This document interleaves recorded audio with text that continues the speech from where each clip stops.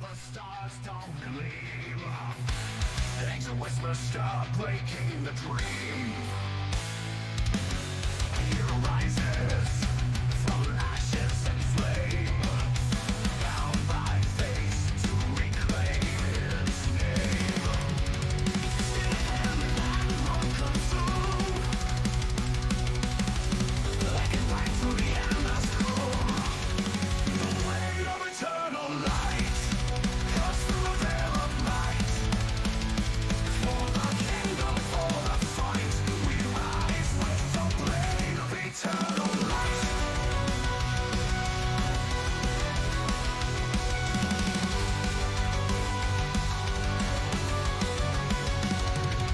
Winds howl veil, cross through the veil of night. For the kingdom, for the fight, we rise with the blade of eternal light. Winds howl fierce, cross the shattered land. Demons tremble at the hero's stand. Through forest deep and mountains high, the fire within will never die. Ancient runes, they guide the way to the dawn of a brighter day. The way of eternal light cuts through the veil of night. For the kingdom, for the fight, we rise with the blade of eternal light.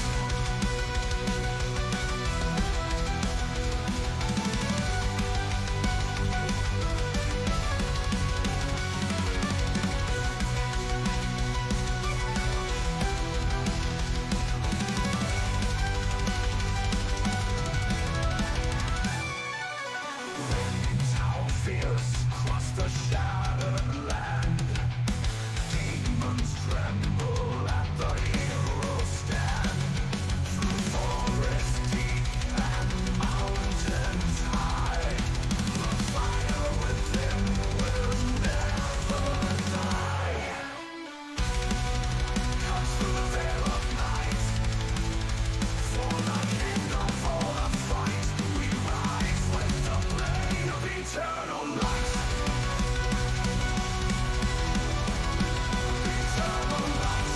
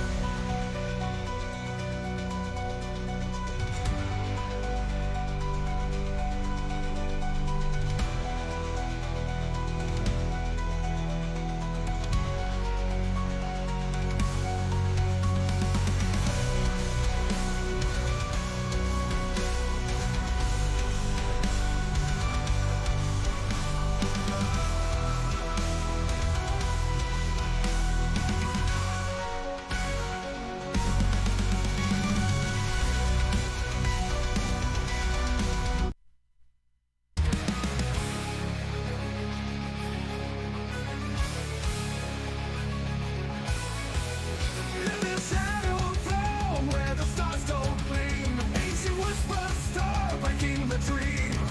The hero rises from ashes and flame, bound by fate to reclaim his name.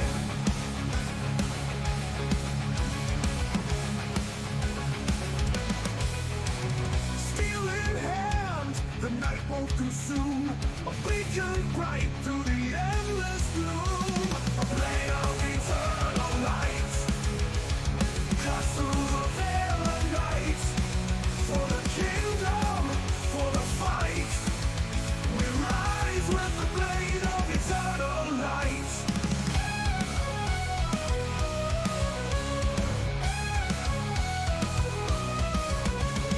Winds howl fierce, cross the shattered land.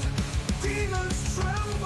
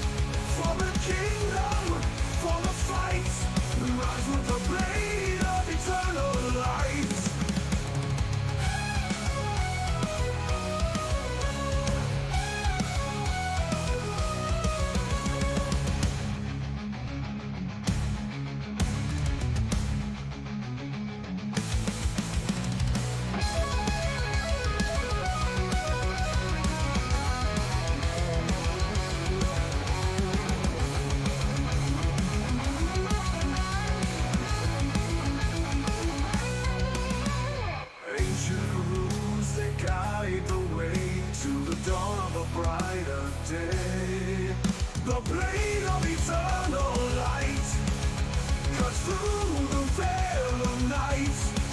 For the kingdom, for the fight. Rise with the blade of eternal light. The blade of eternal light. Cut through the veil of night. For the kingdom, for the fight. We rise with the blade of eternal light.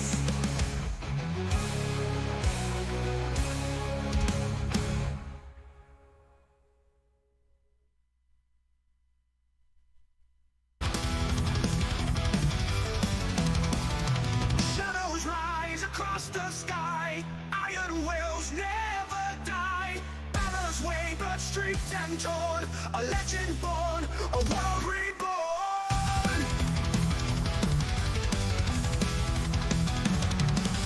Blades collide, the heavens scream. Through fire and steel, we chase the dream.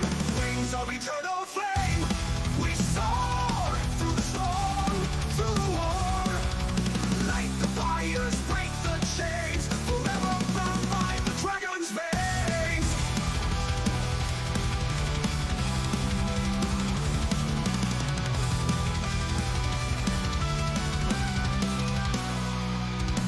Mounts collide, the heavens scream. Through fire and steel, we chase the dream. Wings of eternal flame. We soar through the storm, through the war, through the war. Like the fires, break the chains. Forever bound by the dragon's veins. Mountains quake beneath our stride. Destinies clash, none can hide. Another fire, a vow of steel. The ancient runes, the truth revealed.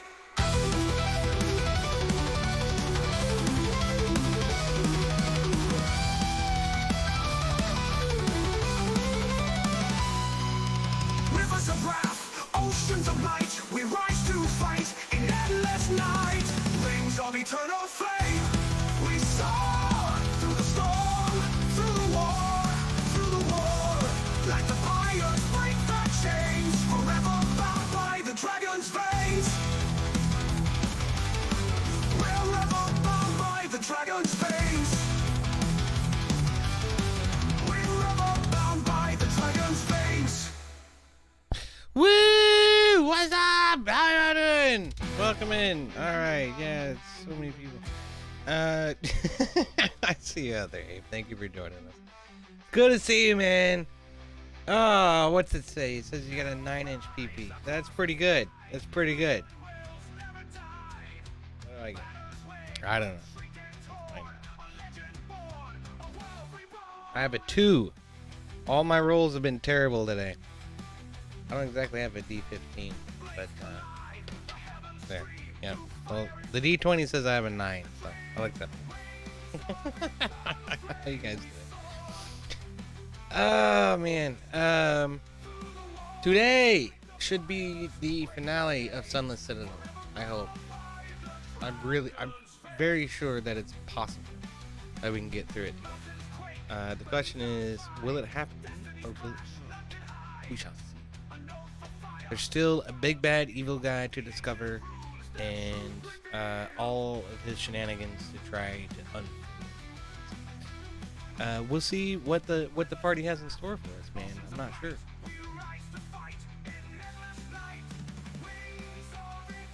Drinking glass bottles today. I hate glass bottles. You know why? It's not because of anything to do with the beer, but they're loud. And then, like, they break in the garbage. It's just a pain. I'd rather not use it. Anyway, it's been an interesting journey so far. You know, like, I went back over the log, and I realized that we're not... I can't find my title on the YouTube streaming interface. I guess I don't get to know what my title is. But, we're only 5 episodes in right now. It seems like it's been a lot longer than that. I don't know. Maybe it's because I'm running 2 different games, but 5 is about right. 5 is about right. This campaign is well, campaign is relatively short. It's really just one big dungeon delve. So, glad that we've made it this far, and that we've had a good time doing it. And it's been a lot of fun. But one thing that I've noticed about this module is that it is very light on the story. There's not a lot of story to it. What's up, Jixer? I see you over on Kick. How you doing, man? Which is fine, you know, there doesn't always have to be. Sometimes it's mainly about the action and the intrigue and the discovery, right?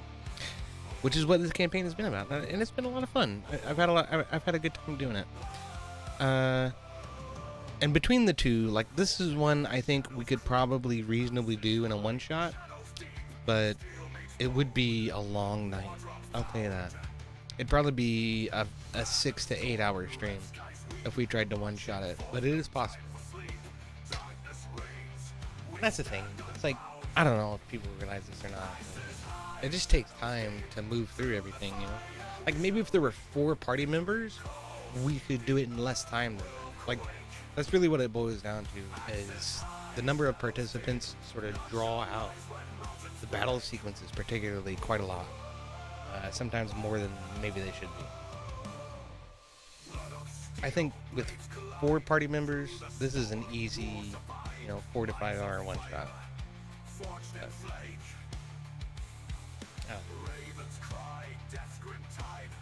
There's a whole collection of them too. I have the entire Sunless Citadel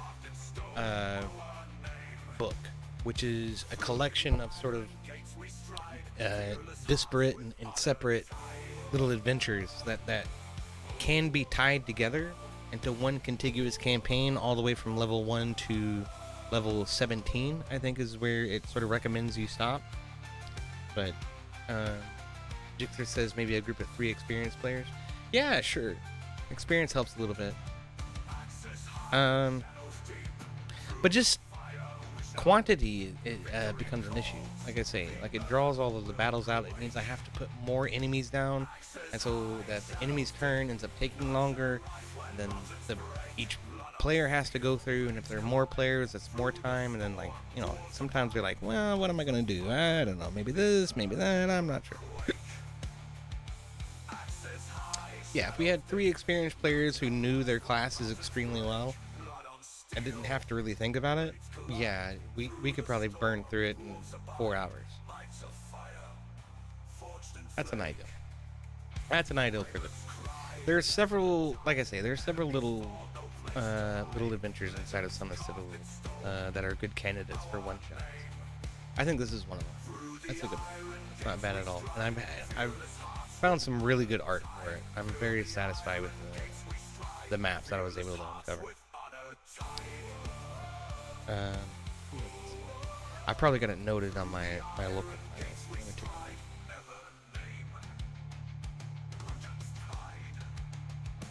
Mountains break. Yeah. Breaking mountains, motherfucker. Alright, sorry. We'll just put that on pause. Another thing I've noticed is, like, I've been watching some other people go over this again, just to make sure I haven't forgotten anything that's important. But some people don't use any background music at all, and I'm like, that is so strange to me. That really seems to music seems to elucidate the emotion involved in the moment, like, quite a bit to me. And maybe that's because I'm not a musician. I don't know. This guy's name is Foundry Atropos on DeviantArt. So,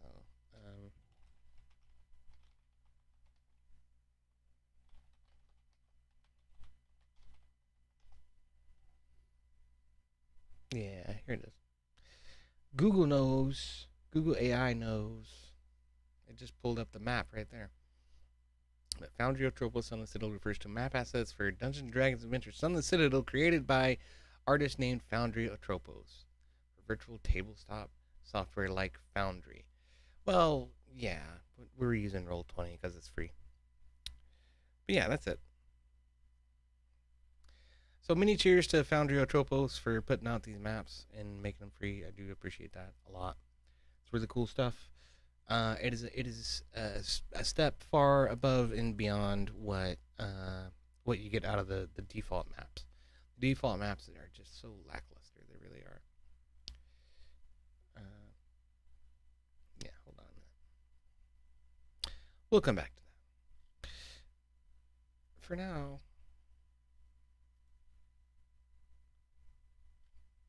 yeah, let me see if I can find it. I was just looking at one a minute ago. Yeah, this guy right here. Joyful, can you see that? Back up a little bit here. I don't want to reveal anything that hasn't been revealed yet. But essentially, these guys are at the same exact point in the adventure that we're at right here. It's the same part of the same map, and you can just tell the art style is it's monochrome. It's much more like parchment like, and I don't know. I'm not a fan of it. Also, don't like what they use for tokens, but you know what? That's just an artistic choice, I guess. You can give me a spot check. They're using Roll-22, by the way. One of the good things about using that old default shit, though, is all the lighting and stuff is actually figured out for you. So, let's see here. I can, zoom in a lot in order to hide all the stuff you're not supposed to see. But if I switch over to my lighting layer here, yeah, you can see this line. I had to draw that all the way around the whole map. I chose not to do this side because I didn't feel like taking the time, but it's a pain. It's literally it took me like an hour and a half, and I'm just sitting here listening to people stream and talk about stuff, and I'm just tracing the map dot for dot for dot. But it's okay, it's the shit you go through as a DM to try to make a memorable and engaging experience for everybody. So I have fun doing it. I really do. I mean, I don't have fun drawing the lines. I have fun running the game. Let me put it that way. Drawing the lines is not fun. But here's an interesting fact for you, is the party did not rest at the end of the last session. So, Erky Timbers is about 50%. Artemis could use a rest. I think everybody could use a rest. Also, one of the things I noticed is we're not yet to level 3, which this upcoming encounter we probably should be. And I'm not sure that we did or did not account for... I'm not sure that we did or did not account for the experience points that were awarded from the goblins that the party met when they came into this area, right? Like up here at the Grove Gate is what this area is called. There were several goblins that we killed. I don't think we accounted for the XP. So those are two things I want to address immediately, right off the bat. So try to convince the party to long rest, and then we'll level up in the same moment. Into level 3. Cause personally, I think it will make the fight more interesting if we are level 3 when we go into it. So, and that's like a bit of contention, right? Like, when is the appropriate time to level up? Is it at the end of the session or at the beginning of the following session? Not sure about that myself. Because you want all of your new shit to be kind of fresh on your mind when you put it into practice. So maybe at the beginning of the following session makes more sense. But also, you kind of want to give people a chance to sort of look over everything that they can do and kind of plan their strategies out when they come back.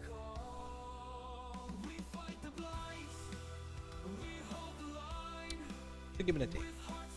Crap, maybe it isn't nice. Yeah, man, all my random rolls in the chat today have been trash. Here, I'm gonna try some. How about just a 20? Rex, can you give me a good roll on a 20? Maybe.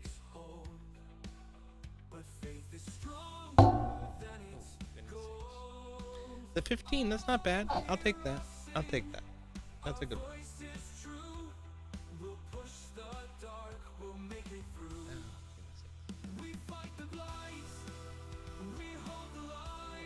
I guess I'll jump in here and wait for people to start showing up.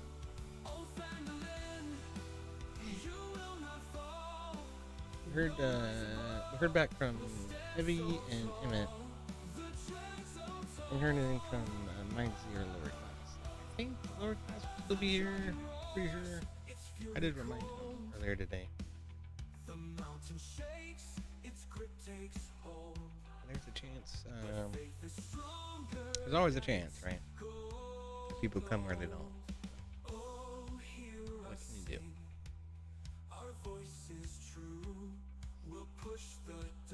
I tell you, man, I've had some fun doing this.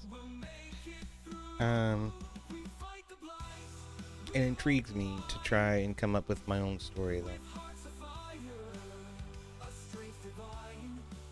I wonder if I could just put some limitations on DnD 5e and then try to build something that is approximate to Middle Earth.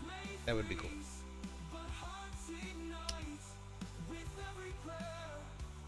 But there's also what the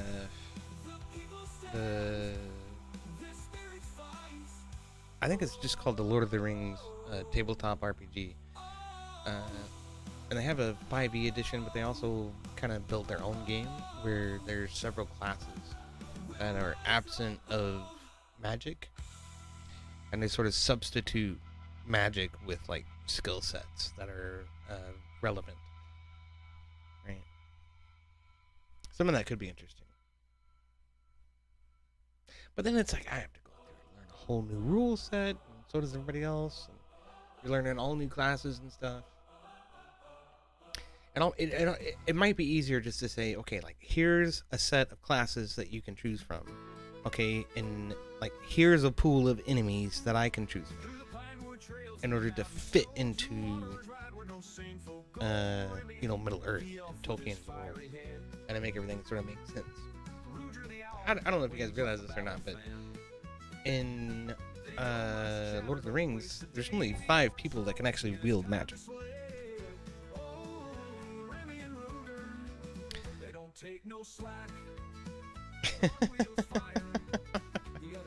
Sixer, that's fair. I'm a fan of pet hard R-word dragons. My goodness sakes, man. Or power to overcome enemies. Okay, like that doesn't work. Pretty sure there are plenty of maps for Lord of the Rings available. Yeah. Yeah. Like I say, okay, here I'll show you this.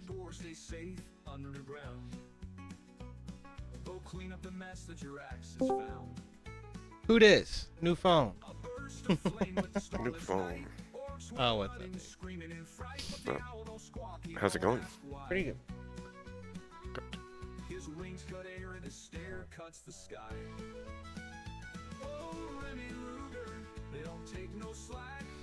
Yeah, this is it. It's from the Free League Publishing Company, and they do lots of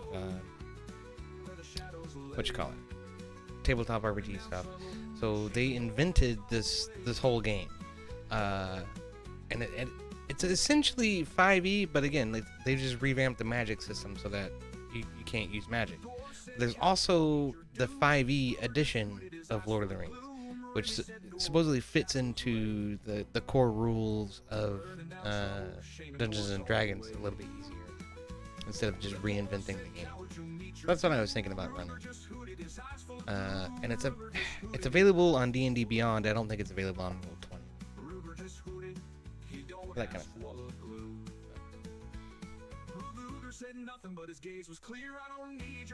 I don't know. I'm talking about running a homebrew, and what would I do? And I'm kind of thinking of making my own version of the Lord of the Rings tabletop. Sounds badass. Sounds like a lot of fun, actually. It could be, yeah. And I'm like, you don't have to reinvent the wheel.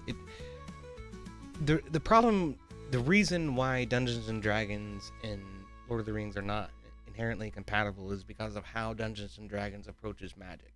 So all you have to do is just eliminate the magic stuff. And it's like, okay, so you can beat all of the physical classes, and I can use all of the physical enemies, and then there's like some limited magic that you might be able to intertwine here or there. And there you go. That's it. That's all you really have to do. And then it's like setting, right, is all that's left. Right? I'm sure there's somewhere out there where they've created a magic system or a basis for like Maiar-based magic. Yeah. There's gotta be something like that. Well, like I was just saying, is there's this game put out by Free League Publishing called Lord of the Rings Tabletop RPG. That's exactly what they do. They completely revamped the magic system into what's called like a skill system instead.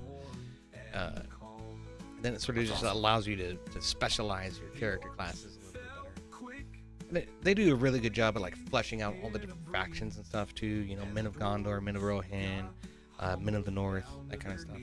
Or, you know, hobbits or elves. And then there's like 3 different factions of elves. And there's a couple of different factions of orcs or goblins from the north.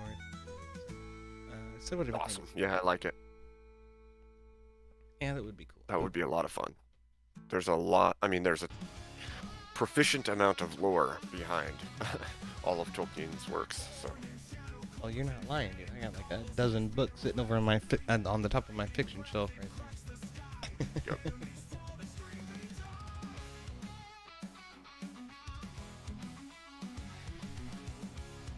Gandalf, his evil mentor, and who are the others? Elves, I assume.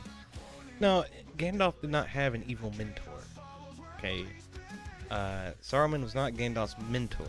It was Gandalf's peer, but he was appointed to a point of authority above Gandalf.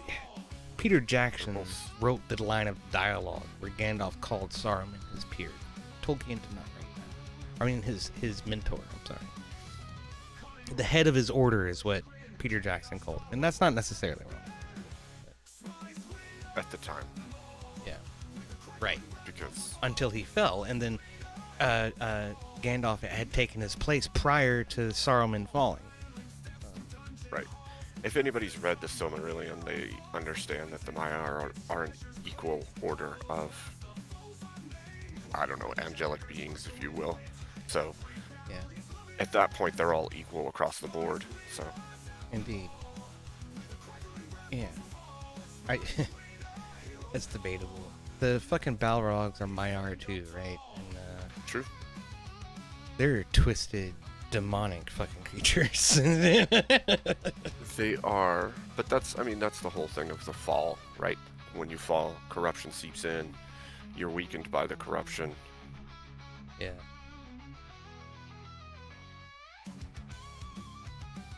And empowered by it in some ways, right? Yeah. So. Yeah. The thing is, people are all like, you know, this is Crucible lore, I guess, but they're saying like Andrew Wilson is Lord Sidious, right? Darth Sidious, and then they want to say, no, he's Sauron, and Rob is the whip guy. I'm like, yeah, you idiots forgot about Melkor. Yeah, Melkor's kind of important in this. Sauron is small beans, okay? Exactly. Melkor's the Valar who fell, and then corrupted all that is corrupted in the world. Including other Valar that he convinced, and loads of Maiar. Like, yeah. He's Satan. Exactly. And Sauron is just an Antichrist, okay? Pretty much. What's up, Heavy? Good to see you. Later. Hello, Heavy. Hey. We were just talking about potentially doing like a Lord of the Rings homebrew. Or maybe trying to run the Lord of the Rings TTRPG game through Roll20. That's possible too, even if they don't completely support it. Cool. The small campaign I'm working on is in replace the magic is kind of going a mechanical, kind of like I suggested. Like fire is technically like flammable material. They're just claiming that, hey, I learned, I'm the master of magic. But yet everything they do is explainable. It's not, Fantastic. mystical or supernatural or whatever. It's literally just physics and science in action. That's cool. So it's like this: any sufficiently advanced technology is indistinguishable from magic idea. Yeah. But advanced man's magic is, or the advanced man's technology is the basic man's magic. Right? What's up, Bill Hicks? It's good to see you. Think along the lines of the rats of Nim. Mm-hmm. There's like no it. humanoids. There's only, basically predators and prey and things of that nature. It's different. That's fun.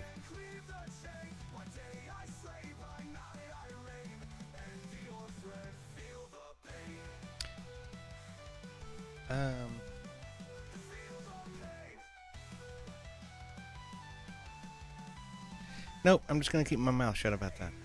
I'm not gonna say anything. I was gonna try to explain why Abe is here, but let it be a mystery.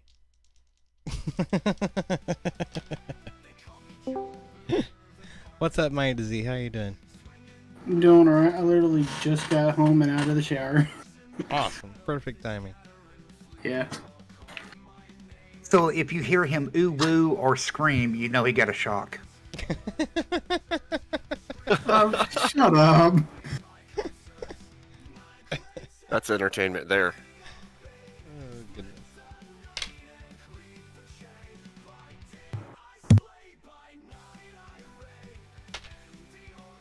Now, how do you roll D4s? These things just do not roll. They just land flat and don't do anything. What do they look like? Triangles. They're like little pyramids. Oh. That's fun. But when you roll It's it, funny. it doesn't roll. It lands on a flat side and slides across the tray. That's weird. Kind of. No, it's funny because I know you guys are gonna hate me for this. I still have TikTok. Mm-hmm. I actually came across something that's actually really cool.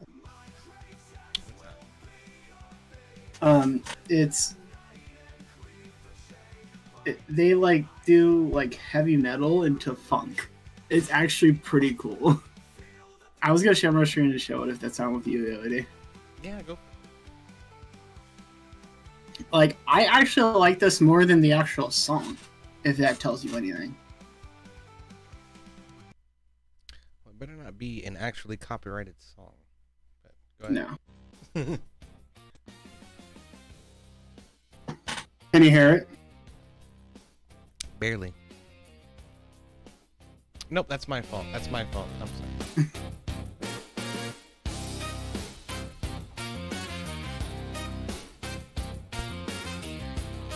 That's not bad. I can do it. I know. Like, this is something that I would actually play with the band. Like, I actually like this version better. I don't. I like the original better. What? I said I don't. I like the original better. But I mean, yes, I like the original too, and I know you'll like this one. Let me see if it actually... See, that shit's all over YouTube too. That's not like that's unique to TikTok. Oh, well, yeah. I mean, it's just cool because, like, it's something that you, like, yes, it's AI, but, like, it's cool because it's different. Like, you know, like... Yeah, I mean, I personally I like it better when people. Okay, so there's this guy named Mac Glocky, and then another one named Anthony Vincent. Anthony Vincent, Matt Glocky, and there's a third one. And these guys have been they've been doing mashups for a long time. They'll take they'll take a song, and then they'll take an artist who did not write that song and then smash them together. Oh, that's cool. Yeah. That's cool. That's actually very, very interesting stuff sometimes. I would just say this. I lower the credibility of how much I like it because it's AI. Mm-hmm. If they did this by hand, well, that's why I bring up Anthony Vincent and Matt Glocke. They do it for real. Like they're out there playing the real instruments and singing and mixing it all themselves. No, yeah, I know. But yeah, it's cool. It's yes, it's you get the yes, it's AI. It's cool, but it's novel. It's I'll have to check them out. Yeah, sure. I wish I could share stuff into the Discord where you guys could hear it, but I don't think I can. But I'll tell you what, Z. I'll send you a link, okay? And then you share it into the Discord, and I'll be able to hear it. Oh, Lord. Oh, Lord. Alright, EOD. This is... So join my stream. This is from Jixer. He sent me this, and he said, I need to play this for you. No, you don't. I've already heard it. Okay, you've already heard it? Uh-huh. He's already sent it to me. Okay. Jixer, nice try. I swear to my And I'm not even going to listen to it, because I don't want to. Yeah, this is a good one. Tear into salt. I mean, it's a good concept. Let me put it that way. Okay, cool. so can you see the side chat and the voice chat that we're in? Yes, I can. Because I actually have... All right. Play that. Alright. Also, check out There I Rented. Check out what? There I Rented. I Right. I ruined it. Ruined it. Yeah. There I ruined it. That's a good one. That is a good one. He does a lot of shit where he'll take something in like a metal song and just turn it into like a soul pop funk song. Yeah, move, bitch, get out of the way, and it's cold outside. Dolly Parton sings Duality with Slipknot. What is it called? Conway Twitty sings In the Club. John Denver sings War Pigs. I'll link it. Oh, let's see what's happening in Portland. No. Play the video I posted in the side chat. Like I said. Oh, stream it? Okay, cool. Yeah. Okay, sorry. I didn't realize that.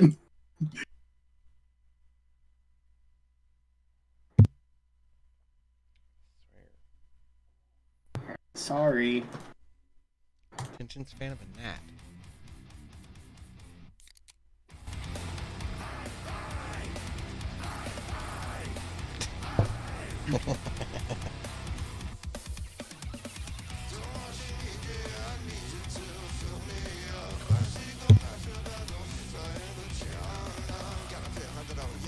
Might help if you recognize the song first, I guess. I don't exactly recognize this one.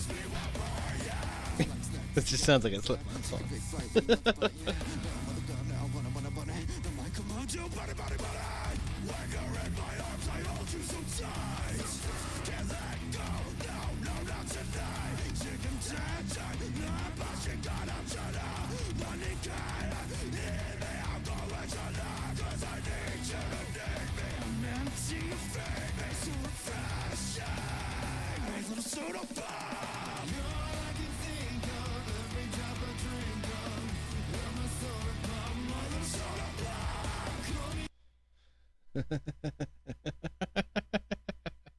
You minimized it. Now we can't hear it. Oh, goodness sakes. Freaking hilarious. That's okay. That's good enough. That gets the point across. But Anthony Vincent's incredibly talented. Matt Glocke is incredibly talented. And there's a third guy that they hang out with sometimes. Anthony Vincent does like Alice in Chains songs with him. He's really good at Lane Staley's vocalization. I forget his fucking name though. That guy's really talented too. So, yeah, I mean, if that's what you're into, I definitely encourage you to seek out people who are actually doing the work. Like There I Ruined It, Bill McClintock. and everybody else have been talking about. Those guys are fucking awesome.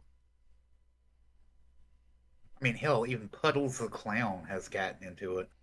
Yeah. No. Puddle's Pity Party. Yeah. Yeah, Puddles the Clown. Right. But his channel is called Puddle's Pity Party. It is funny though. Like he did a, I don't know what you would call it. It's like a Dean Martin kind of cover of Black Sabbath one time. It was really good. So it's funny you say that because I actually have this shirt from Ozzy's final concert. Nice. I haven't worn it, and I probably will never wear it. Should put it in a frame. And it's still in the bag. Or you could auction it maybe. Who knows? What's up, Suzanne Griffith? It's good to see you.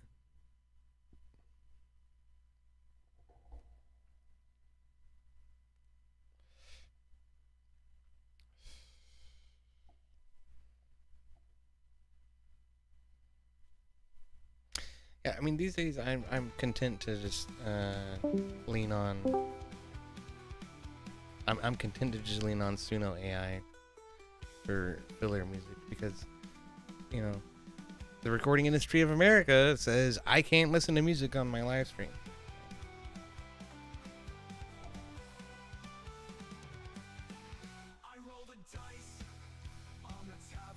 Fine, I'll steal it from the fucking AI.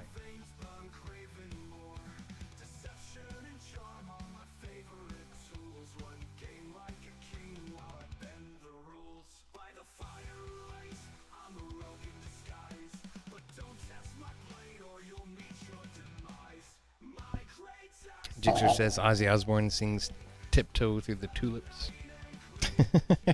That'd be a good one.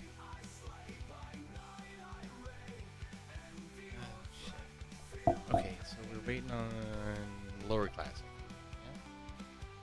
We're probably not going to see Naderhunter tonight because I think he's still healing from his motorcycle.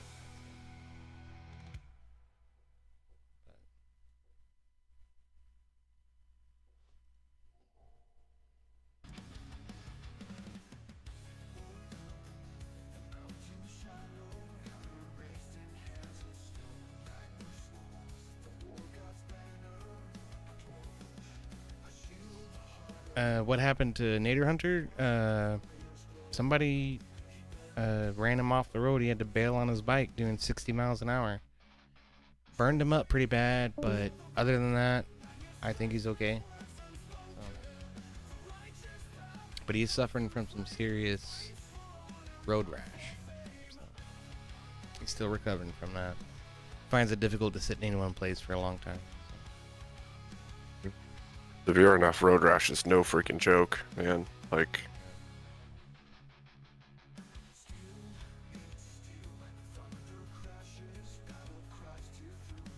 That's true, I definitely don't envy the guy. Suzanne says, I just wanted to say hi. I haven't started my virgin sacrifice journey yet, so I can't weigh in on DnD. Listen, okay, there's no virgin sacrifice in DnD, okay? That's just a bunch of Nancy Reagan fucking bullshit propaganda. Wait, there's not? No. I mean, it could happen in a campaign, to be fair, but Not this one. no, when I was growing up, my parents were anti everything to do with these kinds of games. Magic the Gathering, D&D, everything. It was evil. It was devil stuff, and it's like, as I aged into my adult years, got into the military and started actually playing some of these things, I was like, oh, this is just like video games, but with a tabletop. This is not some wicked crazy thing.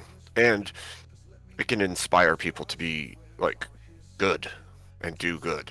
And that's kind of the idea. Indeed.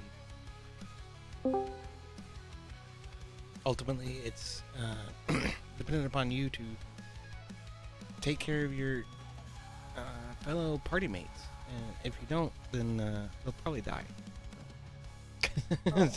Cool. I had to restart my PC for it to finally work. Oh, cool. I like lagged out. Yeah, I saw you having some technical difficulties. I messaged Lowerclass. He doesn't appear to be online. Give him a few minutes, I guess. About 10:30.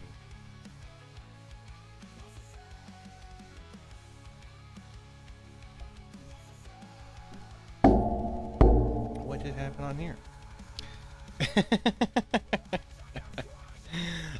Okay, so we just got a PayPal donation from Suzanne Griffith. It says, here's $5 for the mockery. You don't have to do that, Suzanne. I'm just fucking with you, okay? I do appreciate it, though. Thank you so much. Cheers. Who's fucking with whom? Suzanne Griffith is fucking with me.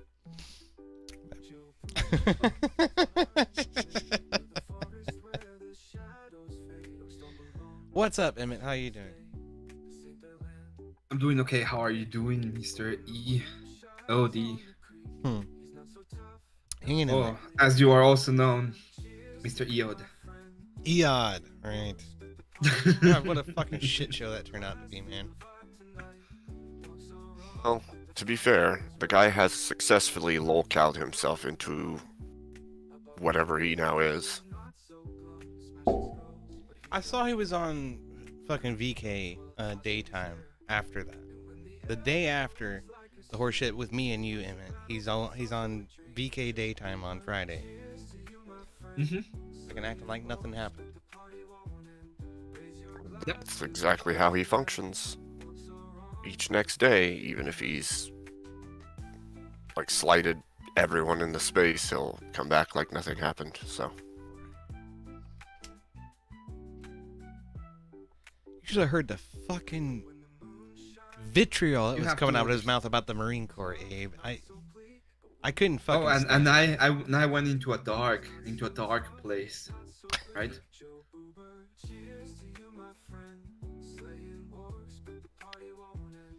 It was not good. The whole point of that was for him to just fucking string Emmett along and get Emmett to look at his fucking content, and then come in and slight me, The first slight part Emmett, of- slight everybody.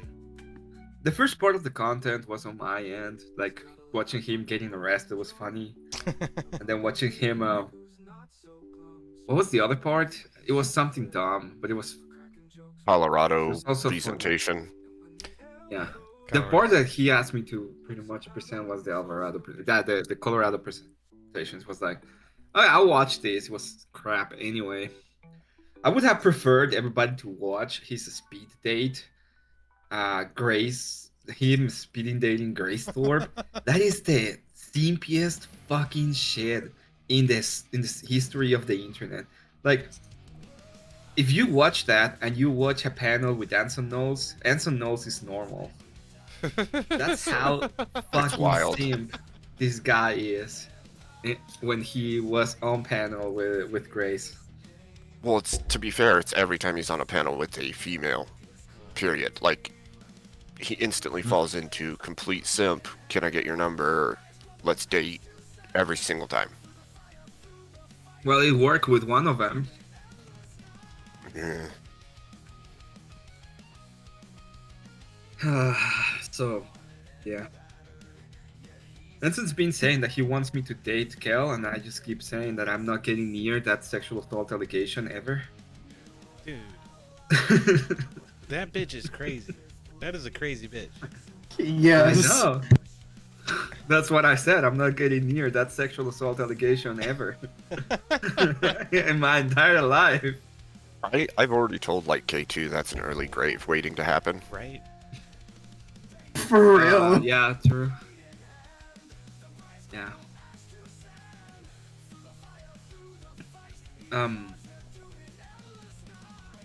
It's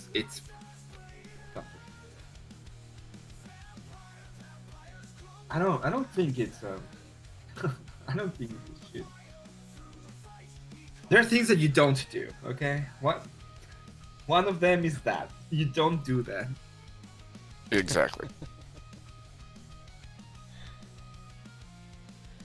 No, Kel is just a little spurt fest waiting to happen. Dude. Every time anybody says anything that's, remotely controvertible, she completely loses her fucking mind, starts screaming at the chat, "You're an idiot and you're a retard. nothing you say matters, and this, that, and the other thing. The bitch wouldn't even Absolutely debate me. Like,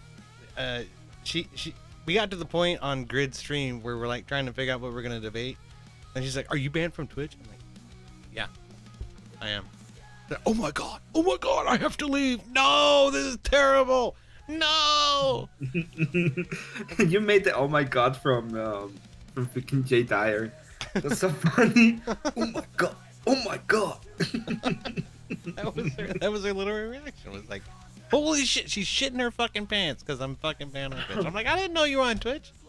If I had known that, I would have said something.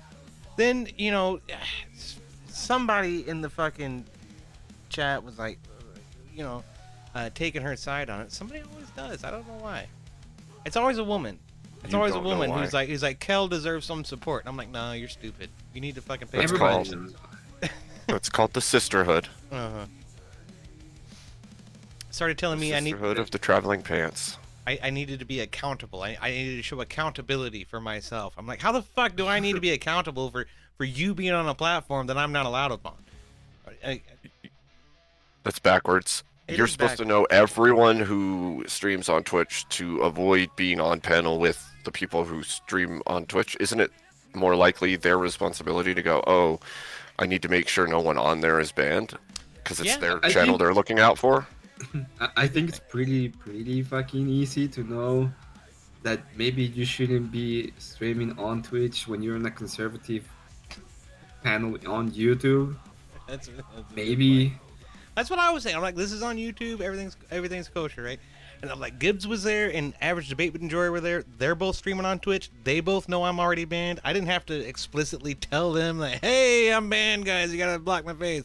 They fucking knew better already, and they expressed that in the fucking conversation. But for Kel, no, it was the worst thing ever that I happened to show up on screen, and she had to look at my beautiful face. Dude, there's overlays and shit for that. Like, you can be pre-ready. You know, you just black dot people and call it good. Pretty much. Well, you ask. Like, you ask at the beginning so you know what to do on your end. Right. Like, oh, I can't show this guy. I have all of this crap I can do and not show him. That's it.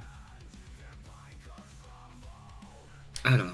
We got Joseph Romano and Magira hanging out with us. How y'all doing? How's it Well, Gira, good to Hello. see you. Good to see you, Romano. And Wagir. Yeah. going? We're just waiting on Lowerclass to get started. Hopefully he turns up. I'm pretty sure he will. But, we'll give I him a don't- few minutes. I was gonna stream and I ended up not streaming today. It's you, Abe. You're contagion agent, making me not stream. How does that work? I don't know. I'm just making shit up so that people don't blame me. We can blame you instead. You're the older That's brother. Yeah, You blame put the Abe. example. Yeah. It's okay. I can harbor the blame. It's fine. I'll handle it. You set the example. You know. I'm just a vampire. I don't know anything. I know nothing. I'm just a vampire.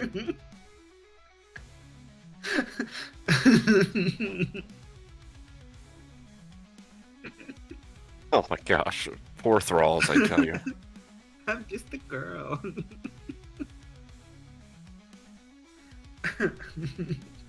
Orthobros, I tell you. Is that what you said? I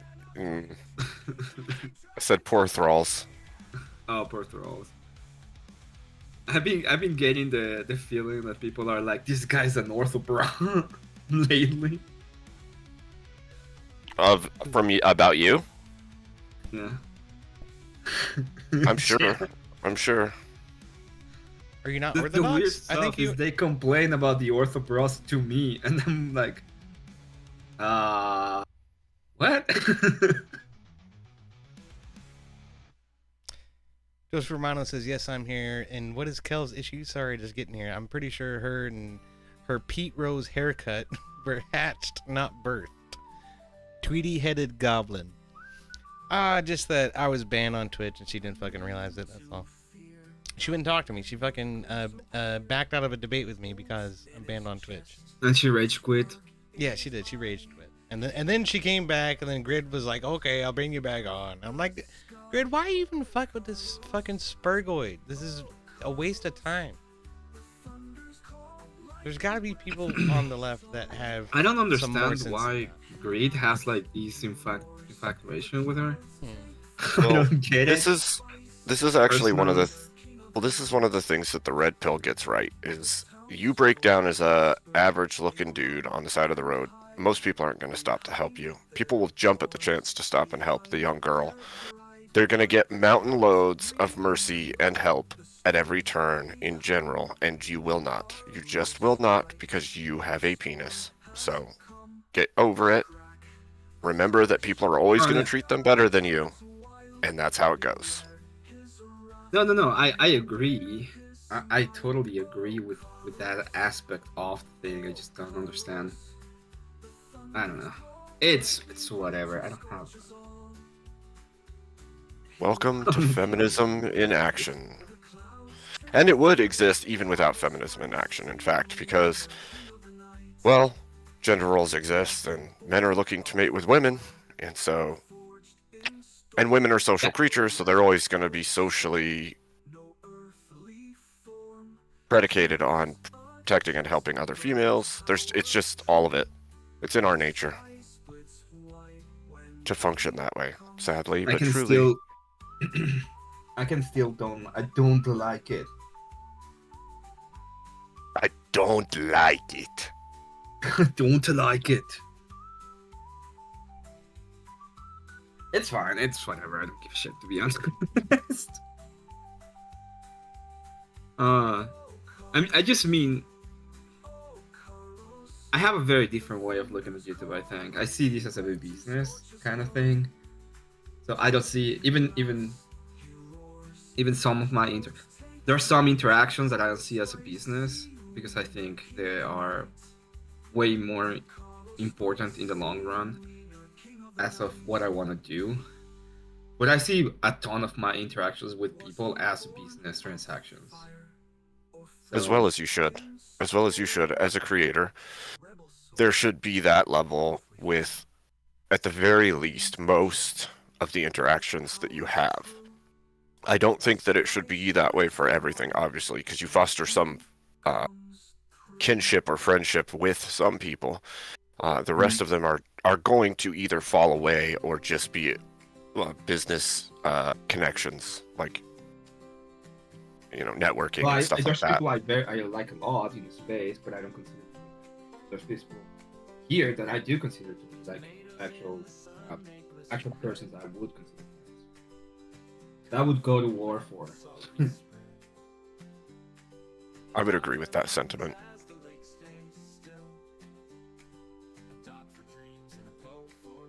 And I see a lot of people that don't see it that way, especially with and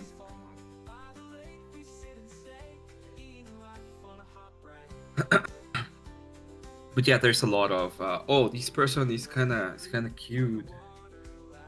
My business is now gonna be like, yeah, I have preferential treatment for some reason, and I don't even know why.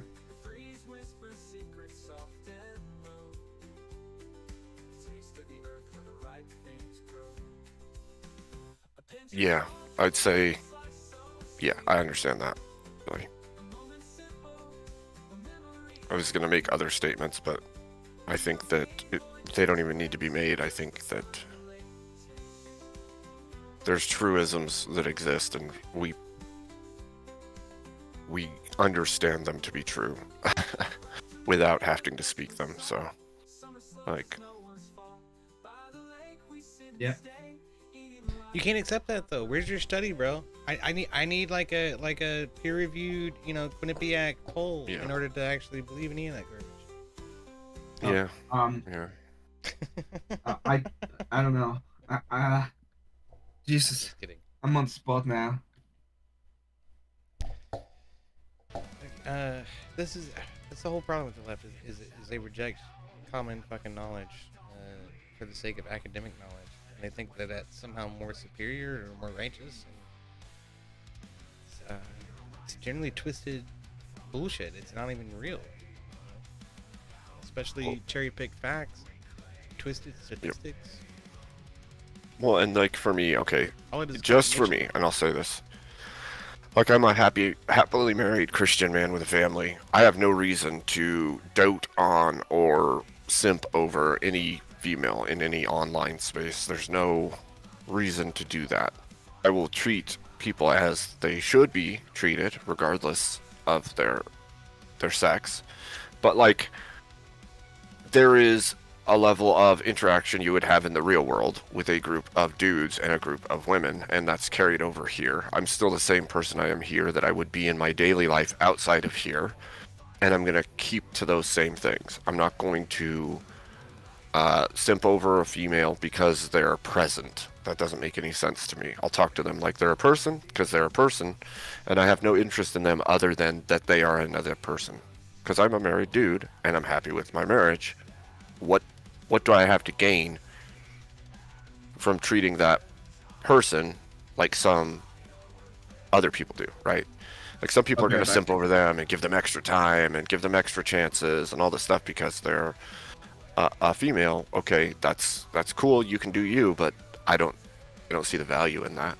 It's odd behavior to me, especially if you know that, like, this is an online space. That person is somewhere else. There's nothing being fostered. You're not actually building something. And if they're interacting with hundreds or even thousands of other people online, then what the heck are you doing simping over them in the first place?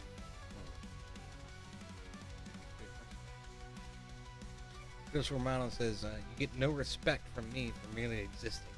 Earn it. Can appreciate that.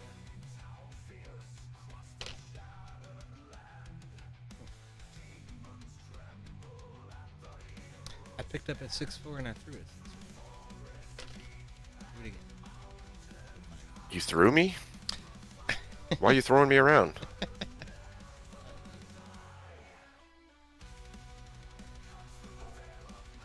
gonna give Lowerclass another 5 minutes.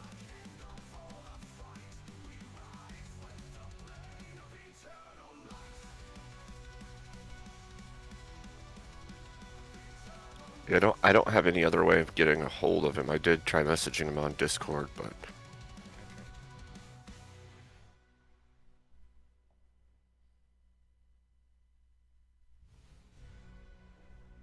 Did you hear him say anything about it in his stream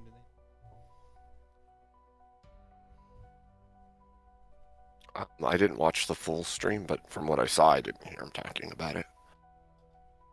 I know he was up pretty early, because I was up super late, and he was getting up for the day, because he went to bed early last night. He was getting up for the day and jumped on panel for a minute, right before I ended, so... So we might be passed the fuck out, is what you're I'm saying it's a possibility. saying. I would hope not, but that was like 5 a.m. or something, so... He's been going all day with the bread.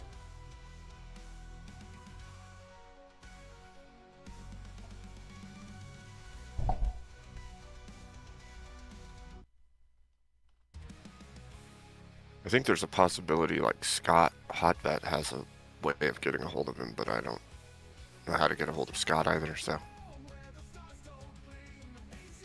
He'd be a good one to be able to get a hold of. I should probably figure out how to do it.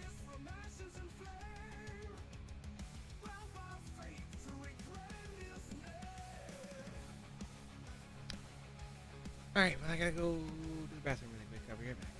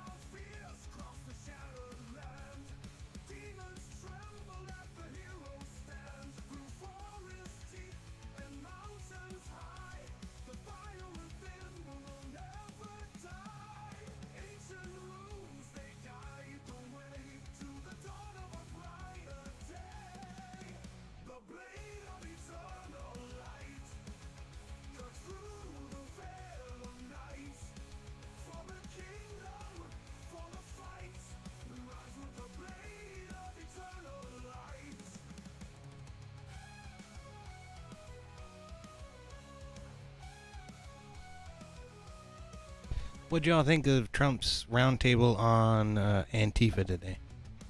Haven't watched it yet. Yeah, I haven't actually had a chance to watch the entirety yet either. I watched most of it. It was them saying these guys are a bunch of crazies and we're gonna go prosecute them, which I think it's fine. There was nothing uber special except the fact they were pretty much saying that they were going to prosecute them and the people that are funding them, and they might actually make them a local and a foreign terrorist organization, because there's a bunch of money coming from outside the US as well. Well, that's absolutely true, because they're posted up in European countries and all over the place, to be fair. Canada. Yep, too. Yeah, I don't care. To be fair, Canada's like Europe adjacent in the first place, so. Yeah, they are. Yeah, they're the socialist leaders of America. That's for damn sure. But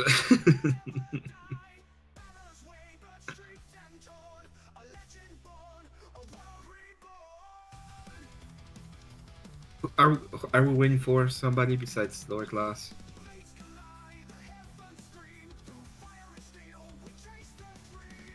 I know I was late, but just didn't remember. No. I don't expect Naderhunter to show up. I think he's still healing. Are we still going to do it, or are we gonna wait, or are you gonna try to reschedule with Lowerclass? No, we're gonna do it. We're gonna do it. Okay. Okay. Let me turn. Are we starting right now, or are we still gonna wait for a little while? What, do you need to make a bathroom trip or get some water or something?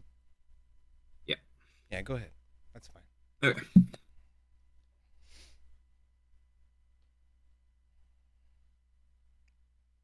All right.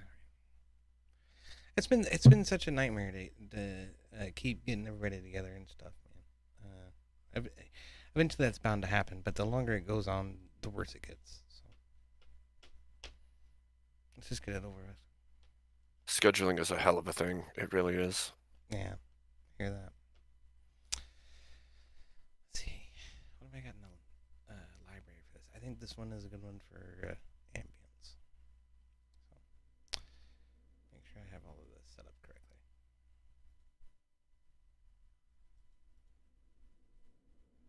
It's going. All right.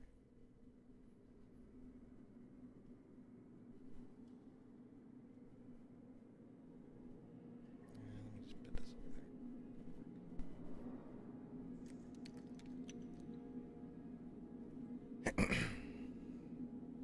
Opera is so good at managing resources that if I'm not focused on it, it won't actually play the music.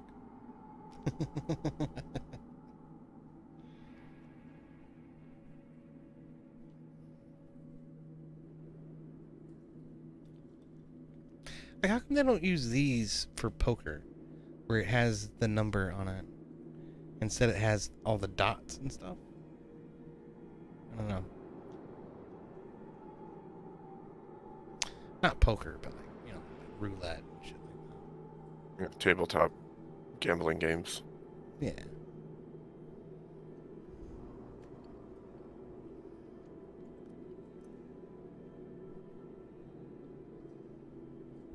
I don't know, maybe it was a matter of literacy back in the 16 and 1700s, right? I guess when these dice were first invented. It's likely. Countable dots is easier than Trying to read a symbol. numerals, yeah.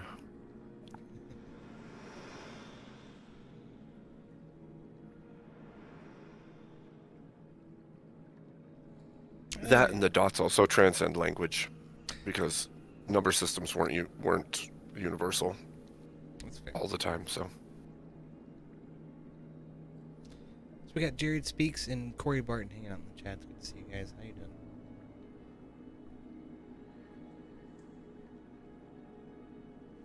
Jared says my RL group meets every 2 weeks, and even then it can be a bitch sometimes for us all to make it. I hear you, man.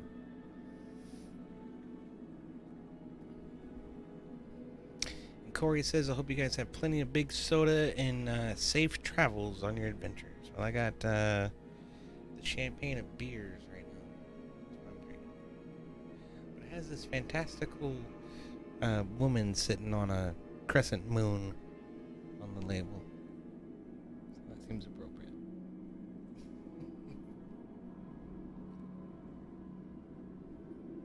Living the high life, says Joseph. That's right. That's what we're doing. I mowed my grass and I cooked out fucking hamburgers and hot dogs today. So that's high life to me.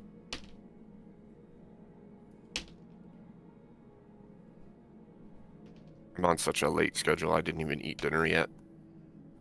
Damn. That's rough. Same.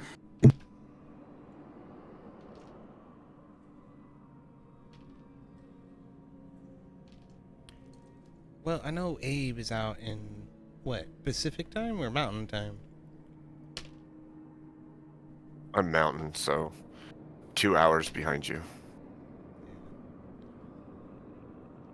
8:30, 9 o'clock's not bad. If you want to go ahead and try to scarf something down, man, that'll be fine. It might be at least 20 or 30 minutes before we actually introduce you.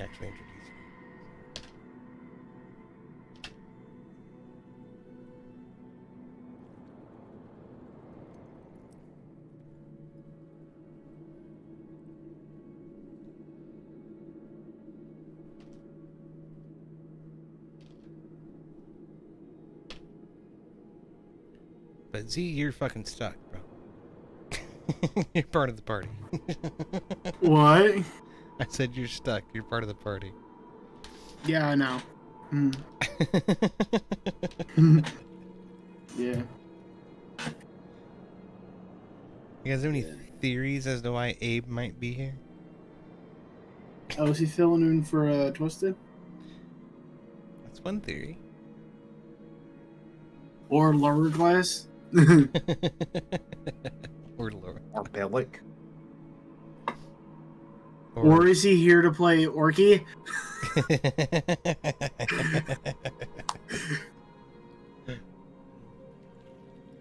I can't answer you. I was just wondering what your theories might be. What's the reason, damn it? You'll find out soon. It'll be obvious.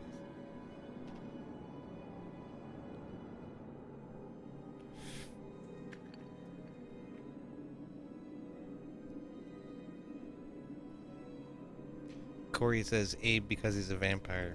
That's another theory.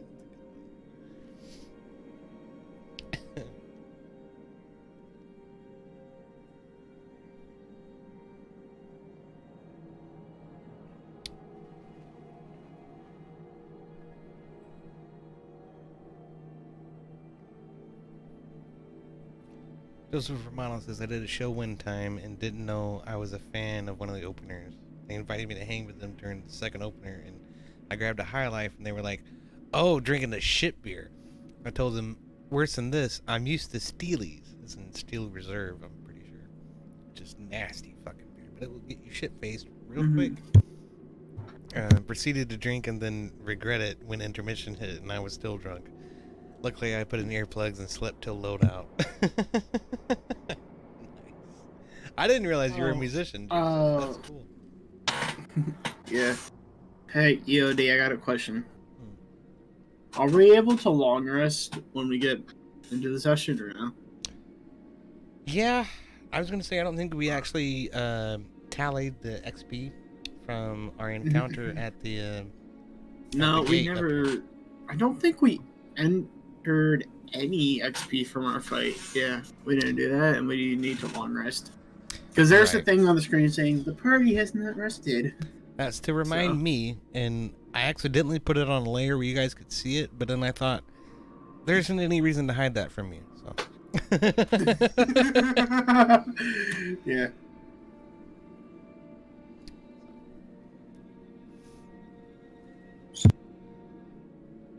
That's what true. was it that we fought? 4 orcs and 4 lights.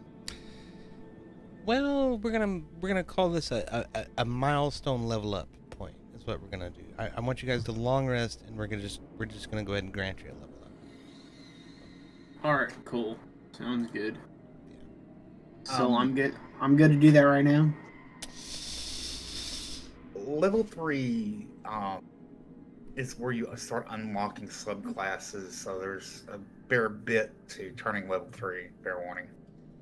Yeah, I know. So because it's my first time, I'm just gonna start doing it right now. If that's fine with you, Yodi. Well, Unless you want me to. no, not yet. I'll wait. Okay, just not yet. Alright, cool. We'll Alright, cool. figure it out here in just a second. As soon as we get Emmet back, and yeah, then we'll do it. Okay. Sorry. I'm impatient, little bastard. It's okay. You all need to move first. You need to move back somewhere safe. There's a room that's very close. Move back there, long rest, and then do it. Yeah. If you long rest here, Bitch, I know you're the not way. you're not gonna get a long rest. Okay.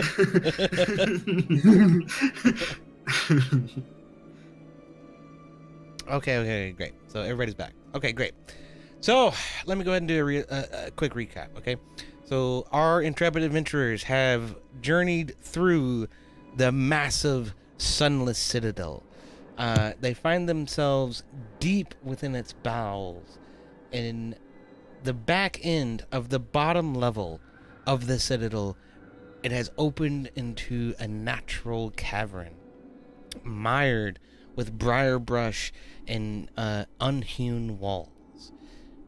Recently just passed through what appeared to be finished parts of the temple and the fortress into what is now just an open cavern, which appears completely natural and unhindered by the will of man. Nobody has rested yet, and you're all pretty wary, okay? And Groot is gonna step up and immediately say, "Hey, we need a long rest. We need to find somewhere safe to go, so that we can long rest before we proceed. I'm certain there's something awful lurking in the shadows beyond our point of view right now. We need to find some place to long rest." What about here? What about in this place? Well, God has forsaken us anyway.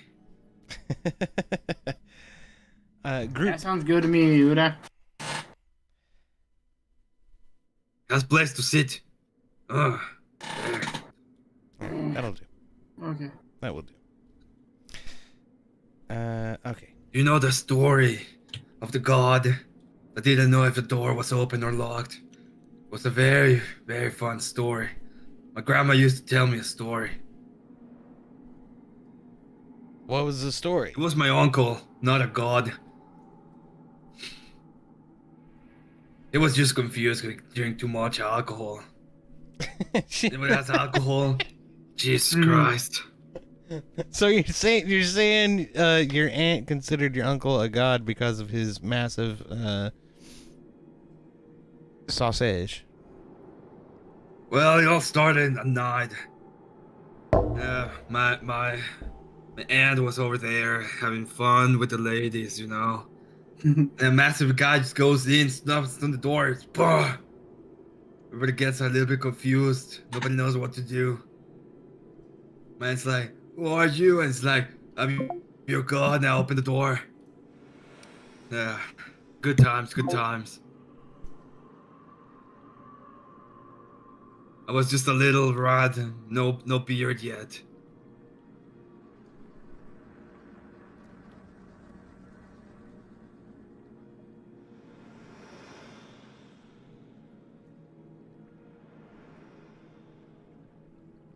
I love how I killed the aura of this town. Makes me happy. Oh, Artemis is bored to fucking tears and sleep, so.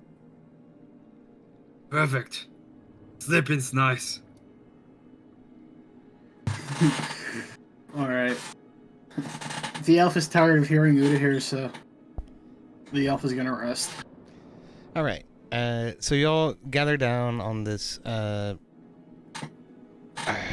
do we call this? It's the remains of a tower, apparently, which has been long destroyed by the cave-in, which ultimately sunk the citadel deep into the ground.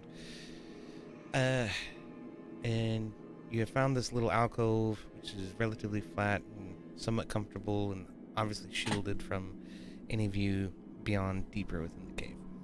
So, yep, y'all are able to get a long rest. So go ahead and get a long rest if you have it. And in the meantime, we're gonna say, yeah, I can't do it for Urki. I don't know why.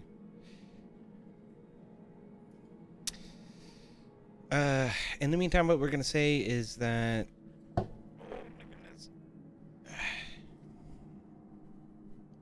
my back has just not been cooperative this past week. I'm gonna tell you that. There it is. All right. Yeah, you guys earned 200 XP for the previous encounter. Okay, so go ahead and add yourself 200 XP and level up to level 3. And yes, this is a milestone for your character development. You will now be able to add feats and traits that will provide some special abilities. And so I wanted this to happen before we got here, but as things have sort of happened, it's just been a little bit haphazard. So here we are. We're gonna do it in the moment. Okay.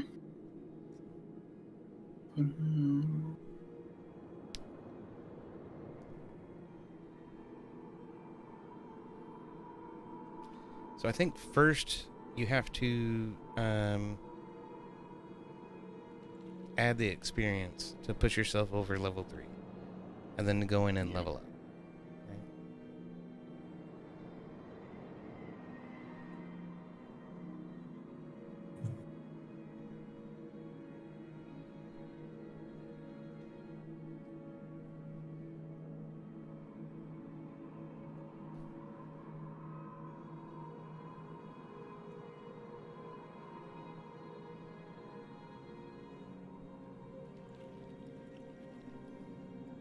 Alright, I'm gonna go through this with Hairy Penis on the stream. Of course, I would pick Hairy Penis first.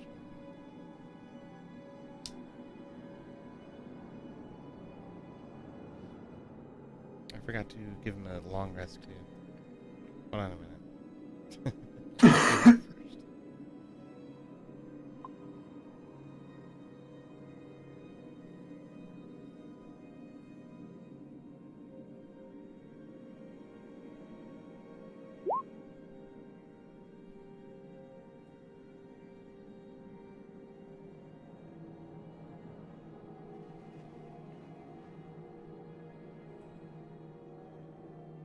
All right, cool. Done. So nobody has any I questions? think what I'm missing is the spells.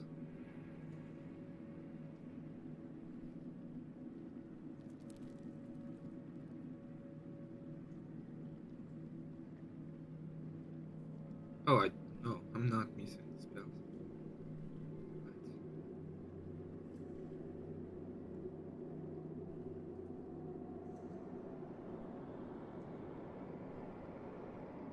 Oh darn.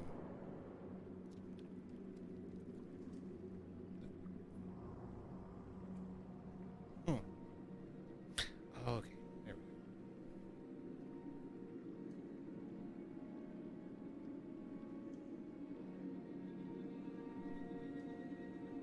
Here. Oh no, this thing is totally freaking out on me.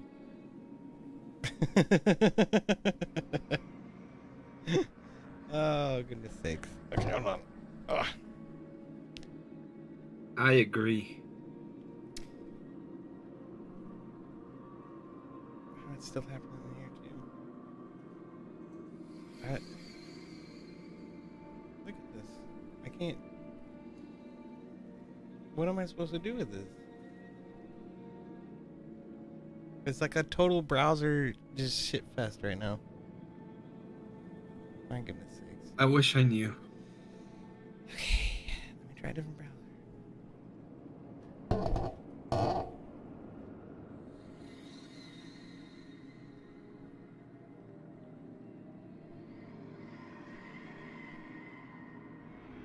I'm sorry.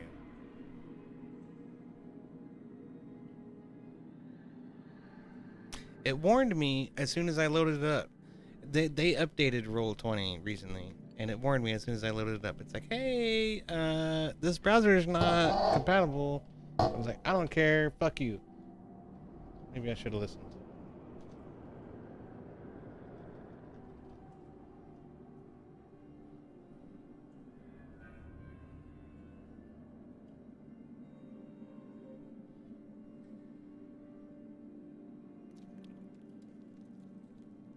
If you only would have listened. If only I would have listened.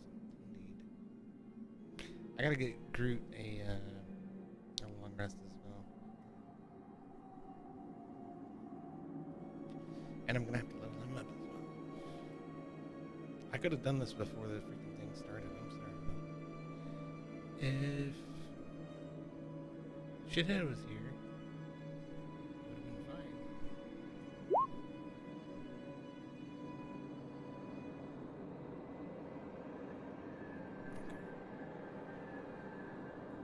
I wouldn't have to do.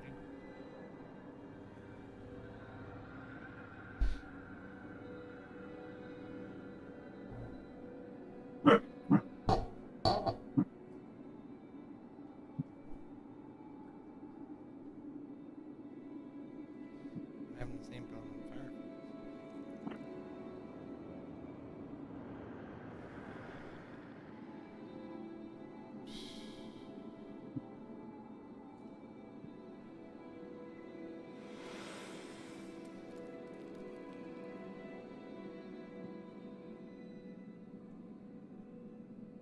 Wow.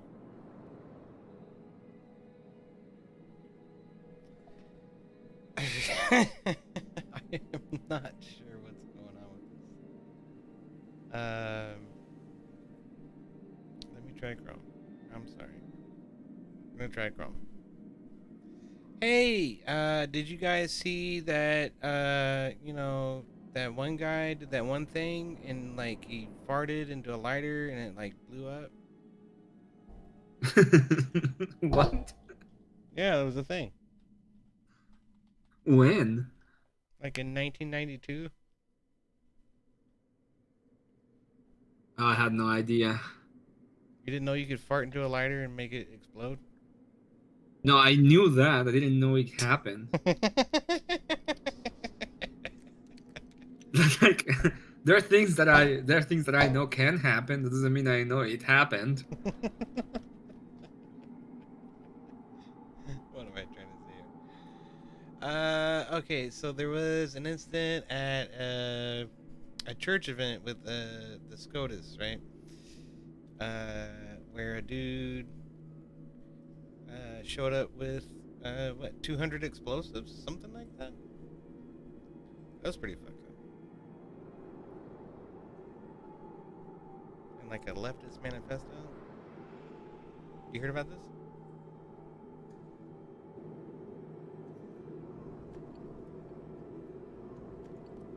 No. You talking about the attempted Fox Crew 1? Yeah.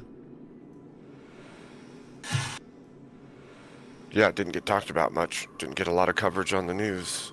I think it was also in Utah. Uh-huh. It happens once in Utah, and every time it's now Utah. I see. Whatever is going on here, I cannot fucking deal with this. I don't know what the problem is. Fucking character shit. I can't select a subclass if this is what the subclass menu is gonna do. What am I supposed to do with Looks it? like it's having a stroke. I know. What am I supposed to fucking do with it? It doesn't matter what browser I pick. Chrome, Firefox, Opera, they're all doing the same shit. I don't know what the fucking problem problem.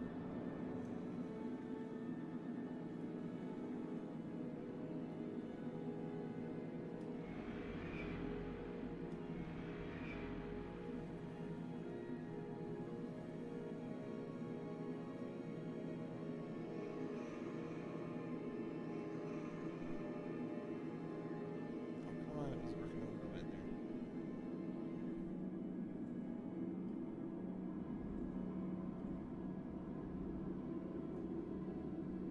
The Berserker.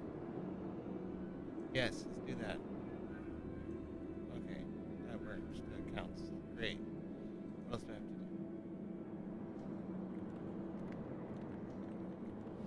Going to do animal handling or nature. That might actually be helpful. Yeah, there. Okay.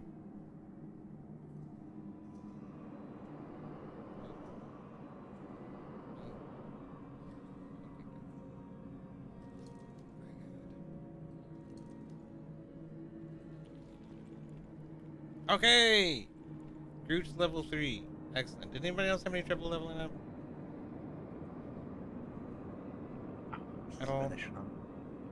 I have questions, but I'm checking them myself.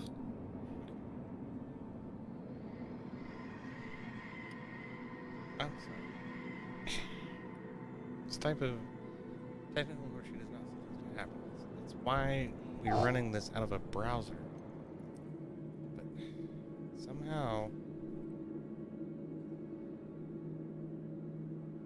still running into problems.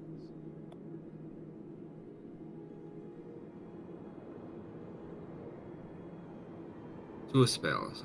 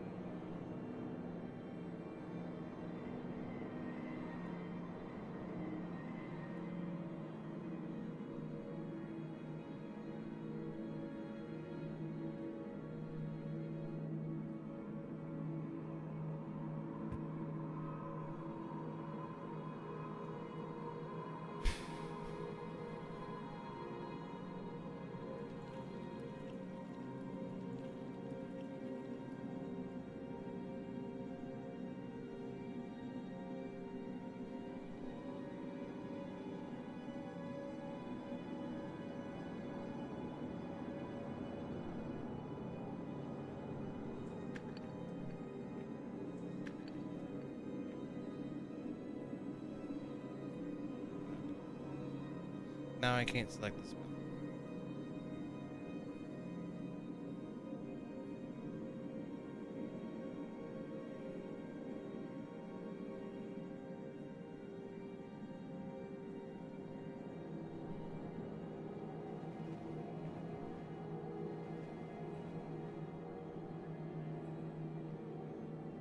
Okay, whatever. Hairy Penis is also level 3 now.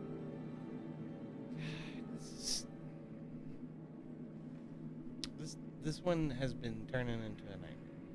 I'll tell you that. Okay, Penis and Groot both got a long rest. That's great. Okay, awesome. Erky Timbers is healed. Great. Awesome. Okay, I'm sorry. Let us continue. Is everybody's level 3, everybody got a long rest, we're ready to go, yeah? Yes. Almost.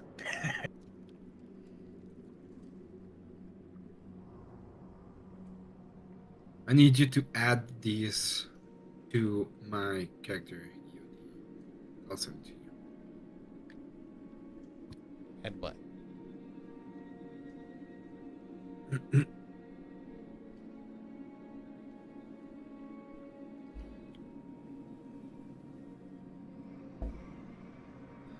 Um,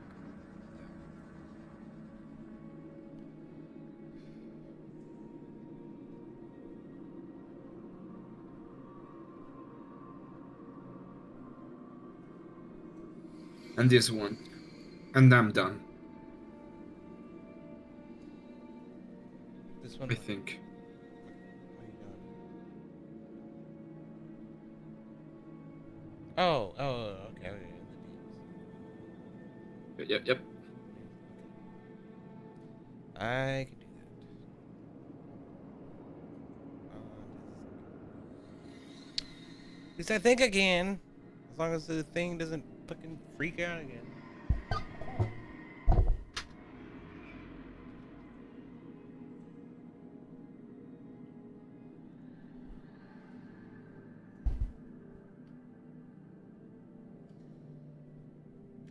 Do you have any level 3 spell slots?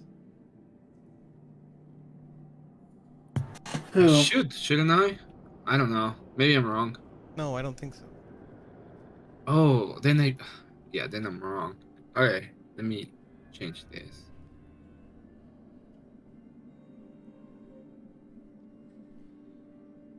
But yeah, I should be getting second level still.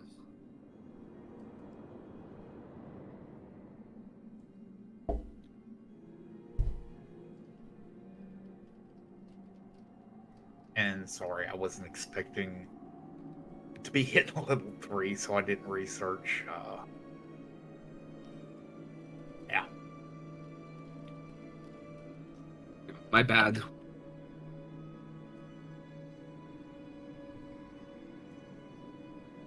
This one.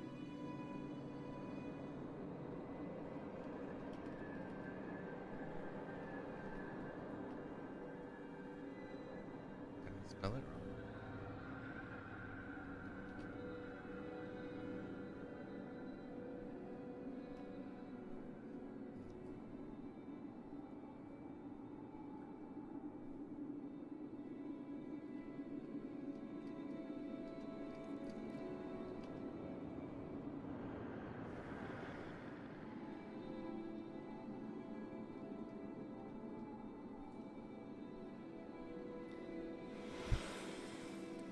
Okay.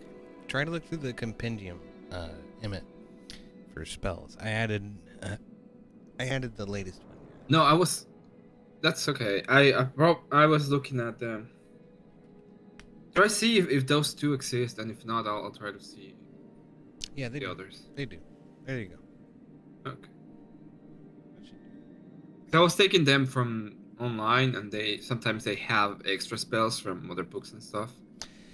Yeah, a lot of times people will aggregate shit from all kinds of different books. They don't necessarily come from the Player's Handbook or the Dungeons Master's Guide or the rule book. So that's what we're working with. It's basically vanilla D&D.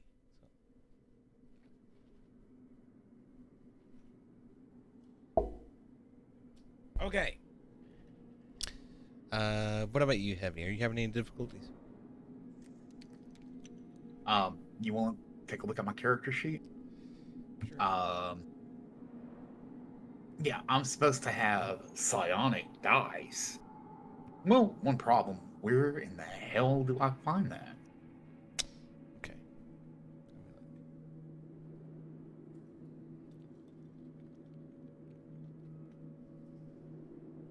How do you spell psionic? PSY? PSIONIC. No why.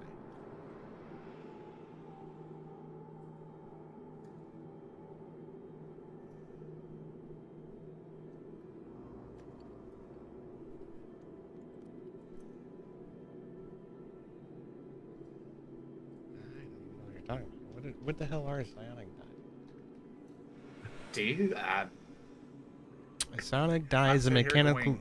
It's a mechanical component in tabletop role-playing games such as D&D that represents a character's internal psionic energy used to fuel and enhance various mental-based abilities and powers.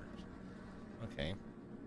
That means whenever you use a psionic power, you have to roll a psionic die. That's what that means. I'm pretty sure. I want to say it's probably a D6, but I don't know. yeah, I'm sorry. I'm listening to stuff as fast as I can right now to. I hear you. I'm sorry, y'all. We probably should have figured this out at the end of last session. That's okay. We're giving lower class more of an opportunity to show up. You still showing up? Yeah. Okay, yeah, I'm looking. It's a D6. I figured.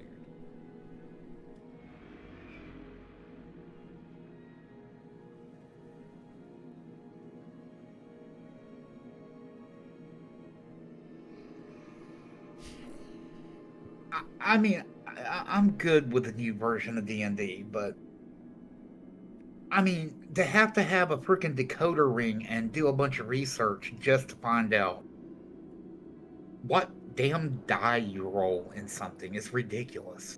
It usually And then default. not having it on the character sheet for Roll20 either. I know, I hear that.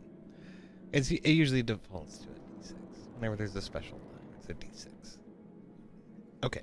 Oh, dude, I had to go digging just to find how many die I get. Nothing is explained. It's just like, here's this option. Good luck.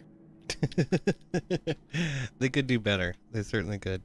I think they worry way too much about what it looks like and not enough about how it works. Okay. Now that we got all that figured out.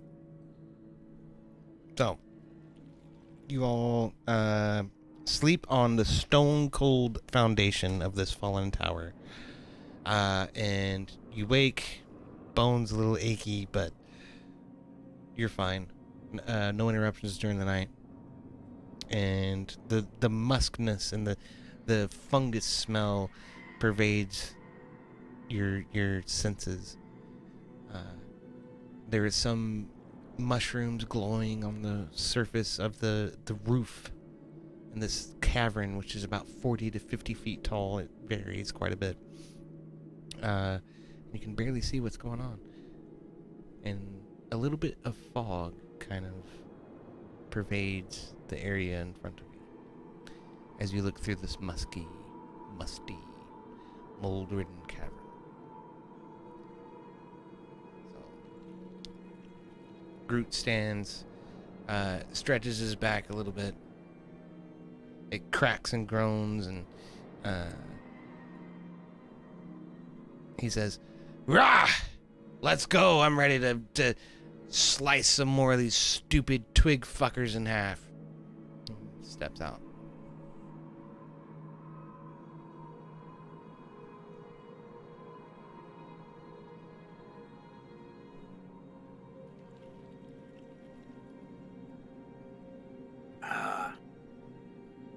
Harry Penis. Smells just like home. Harry Penis grabs Erky Timbers. He says, "You ready for another day of being a human shield?" Slacks him by his neck and swings him around to the other side. Puts him in front. And proceeds to follow Groot. That was a good rest. I guess now we gotta go do some more adventuring for who knows whatever reason. I proceed to follow Groot. Well, Groot says, well, we're here to help the dwarf, and he points at Ur'Dahir, find these two ignoramus humans who got themselves caught down here. That's what we're trying to do. Apparently there's somebody who's been outcast, who's holding them hostage.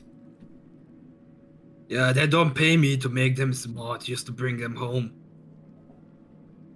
From over in the corner, you're hearing like something getting slapped. Artemis realizes that the whole backside of Zippy is covered in monkey poo. So he's over here spanking Orion, saying, "Bad monkey."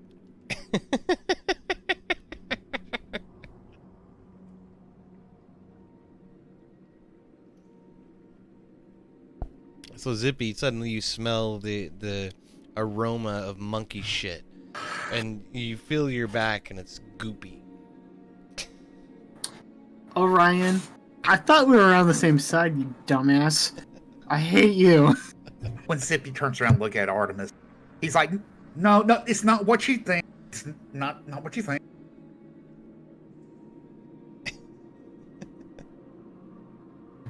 I proceed to move to behind Ur'Dahir, and then I flip off Orion and tell you, "Hey, What?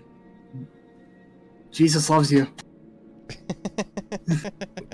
Who is this Jesus you're talking about? He's flipping off the monkey. If Muradin only understood what you're saying, you probably will stop being a pointy ear nuisance. Artemis apologizes to Zippy. He makes Orion apologize too. Apology accepted. Groot's just cracking up. He's just laughing his head off. Like, stupid elf cat covered in monkey poo. Meanwhile, Emmet in real life is Jesus does love you. That's true. Erky Timber says, "Have you heard of the Church of Latter-day Saints? I would like to welcome you to..." I'm kidding. Oh my goodness. Harry Penis just knocks him upside his head. Shut up, you stupid gnome. I think he's a gnome. Yeah, he's a gnome. Okay. That's very fitting given Nader is atheist. Okay, as y'all proceed through the cavern, you notice brambles and brush and rock and debris scatter the ground in front of you. The area ahead is somewhat obscured, but you can see some ruins from the remainder of the castle. And in and amongst them, there is a giant tree, and you can only see part of it at the moment. Its red leaves glowing in the darkness, and its branches blackened and twisted, reaching up towards the ceiling like a skeletal hand. A walled clearing is here among the briars. The walls are about 20 feet high, which is less than half the height of the cavern's ceiling. Several varieties of plant grow around the perimeter of the clearing, including a few suspicious-looking saplings. But their importance pales before that which stands at the courtyard's center. Beneath the fungal light grows an evil tree. Its blackened, twisted limbs reach upward like a skeletal hand clawing its way out of the earth. Before it stand a few twig blights. A heavily armored young human male with a shield and sword. A blonde young human woman in a robe fit for a noble. And a middle-aged, bearded human male wearing a hooded brown robe and armed with a staff and a sickle. The younger humans have black eyes and gray skin with the texture of bark. So y'all continue to approach. Get probably this far. Yeah. And then you're greeted by Belak the Outcast and his threats. So Abe, you want to go ahead? Hold a moment. You know not what you do. I am Belak, called the Outcast.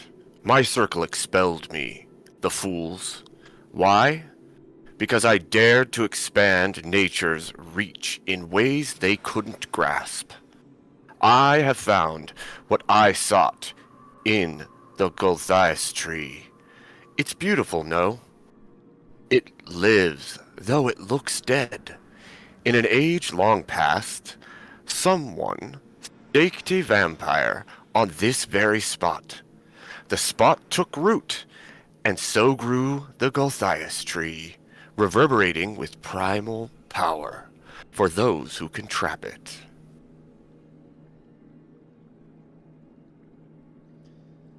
What are you doing with our friends? Says Groot, and he steps forward. Give us back our friends. You and your evilness must end. And your blasphemy. End your blasphemy. You're That's blasphemous. You see my friends here? The twig blights grow from seeds of the tree's fruit. Which is also blasphemy. You made them. Pish tosh. I give fruit to the goblins with orders to disperse their seeds on the surface. Deceitful beings that they are, the goblins barter the fruit, but the seeds are dispersed all the same. My plan for colonizing the surface with the children of Goldias continues.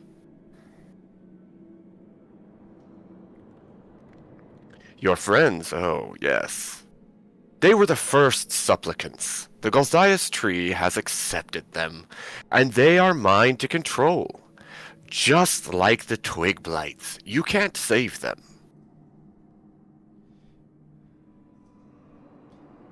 And Hairy Penis sort of comes out to the front a little bit and he says,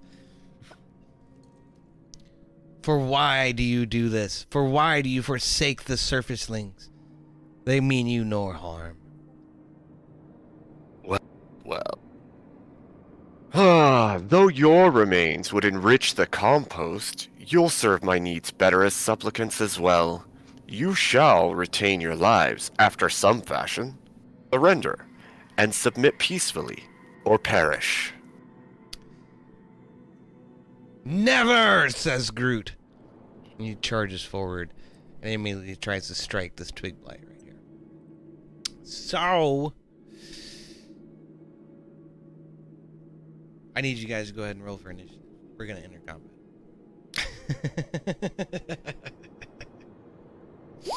I don't know, unless somebody's enticed by his offer to join his what do we call this? Thralldom.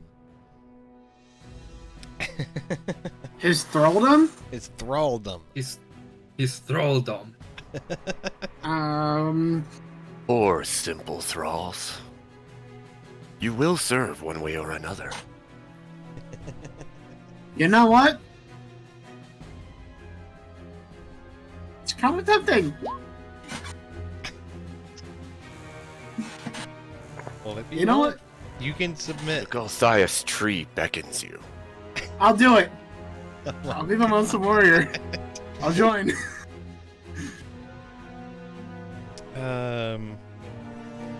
Well, that's unexpected.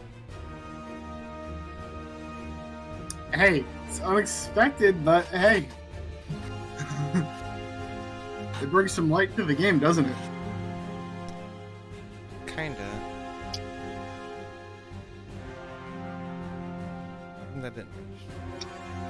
Wonderful. It seems you will condemn your party to their own downfall. Here's what I need you to understand as a player, Z, is if you agree to this, you do not have agency over your character for the remainder of the battle. You realize that? Like, I have to tell you what to do. Artemis Who is the elbows traitor? Zippy. Artemis elbows Zippy and goes, "Hey, see the other guy next to him? Doesn't look like he's himself, now does it?" You know what, team? We've done this all this time. I'll stick with you. Good. For a moment I thought I had chosen wrong. I mean, you're still an elf, but at least you're an honorable one.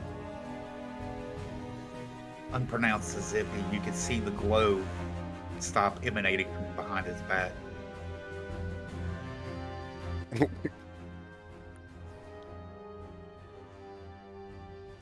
What do you mean glow? Oh, I had a sonic blade to his back.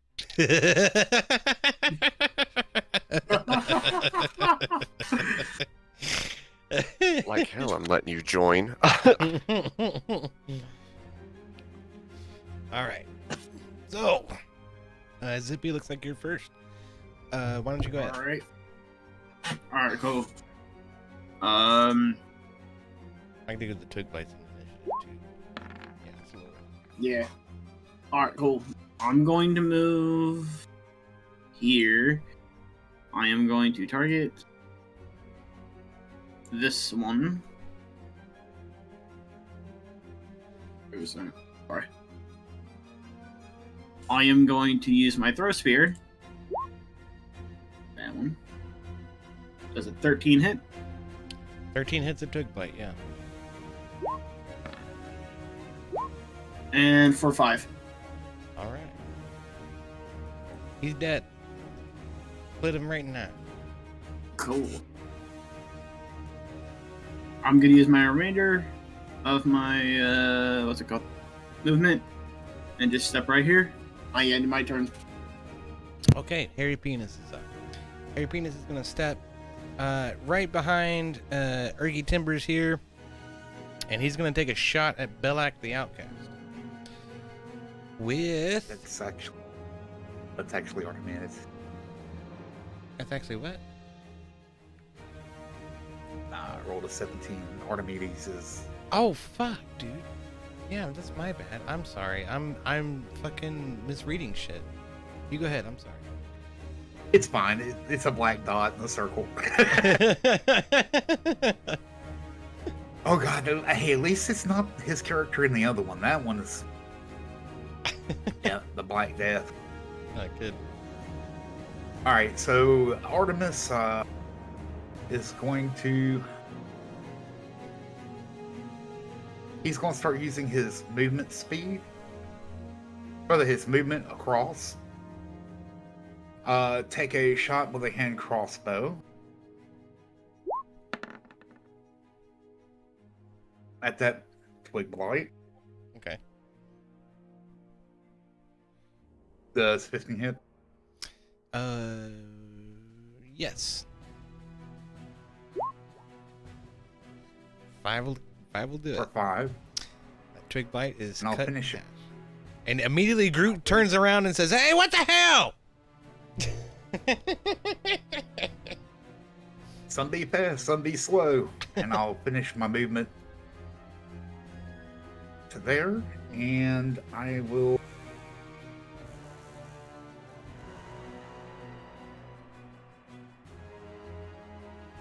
I'm trying to find. Hide, that's a bonus action, right? Yeah, we can call it a bonus action. For you, it is. Yeah, I think it is. Yeah.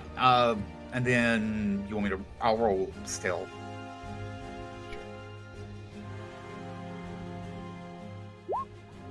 Okay. So, Belak, it's your turn. I cannot see my enemies on the minimap at the moment. Uh-oh. Okay, hold on just a second. I'm blind. Just a little blind. That's Have a you good tried thing. to open your eyes? You can't... I just have a little circle around myself. Oh, as I move, it lightens up. Okay, hold on. I'll fix it. It's your night vision distance is only 5 feet. We'll make that like 80. That should be there. Does that help? Perfect. Yep. Okay. Okay. Now, I am going to cast. I'm going to cast Entangle Who are you casting it on on? the party. Here. Urky Timbers? Yes. Okay. Because it's got a range on it, it should hit. Yeah, it's a 20. What is it? It's a 20-foot radius. That's correct. So Yeah. Right. So everything within that radius. Okay, perfect. It's not. It's popping up when I click it. it's okay. It's okay. All you had to do was one of those. Sorry. Sorry, it's not popping up in my chat. Sorry. That's okay. Okay. That's weird. It did now. It just did. That's weird. Okay, so Hairy Penis, Ur'Dahir, Urky, Groot, and Zippy all have to roll a strength saving throw of 12 or better. Otherwise, you're stuck where you're at. You said strength save? Strength saving throw, that's correct. 15. All right. You can move. Yes! However, this whole area, okay, I should probably just draw a circle around it with like a, yeah, one of these.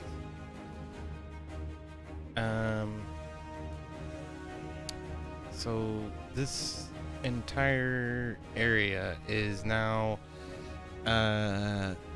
rough terrain. So you have half movement distance in that area. Okay. Okay. So Ur'Dahir, go ahead and roll your strength saving throw. Then I'll do for these guys.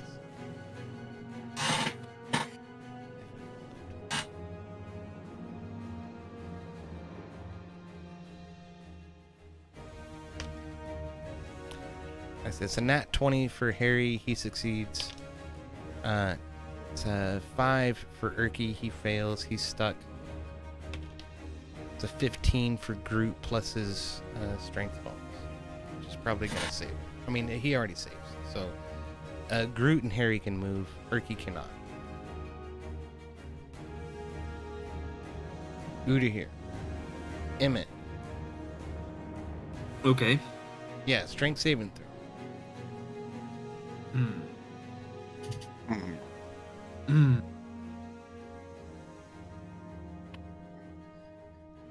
Good luck, you squat. You squat dwarf, you. 15. Okay, so you say. Not squat. You're squat. Okay. Human. You are diddly squat. All right. You're 6'5". In my head. I said that wrong. Yeah, we'll do that. Well, I like the vision of me that you have. Silly dwarf. So it's Harry Penis's turn. He again is gonna try to take a shot at Belak. If I can get his character sheet to actually load. Great. Wow. Nothing is working right now. Like I say, man, they spend so much time trying to make these things look pretty instead of making them work right. It's such a waste. Okay. I can see it. I can see it now. We're making progress. Okay. There. This one. So, 14 to hit. That does. Great. Unless we were previously bark-skinned, that will hit. Good point. I almost forgot about that. I fucking coached you through all this shit. I completely fucking forgot.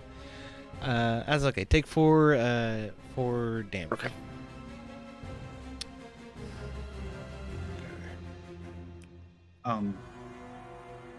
That his spell is a concentration spell. What spell is a concentration spell? Oh, entanglement.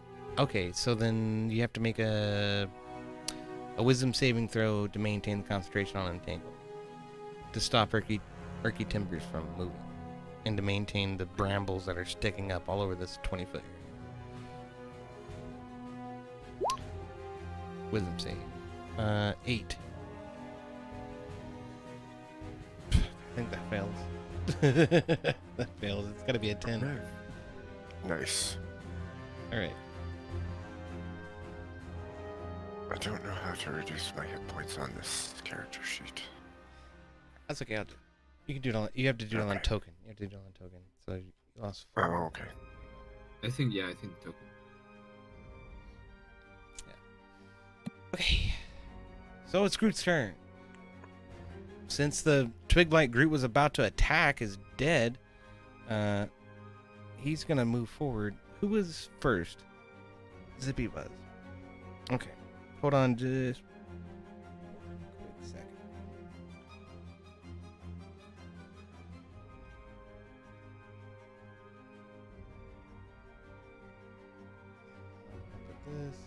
right above Zippy. Okay. The value of 1. All right, great. So, Groot is gonna rush Belak. He's gonna rush into here. He's gonna try to strike him with his great axe. So, 5 to attack. 17. 17 hit? Shit. Yeah, that hits. Excellent. 12 damage. Oof.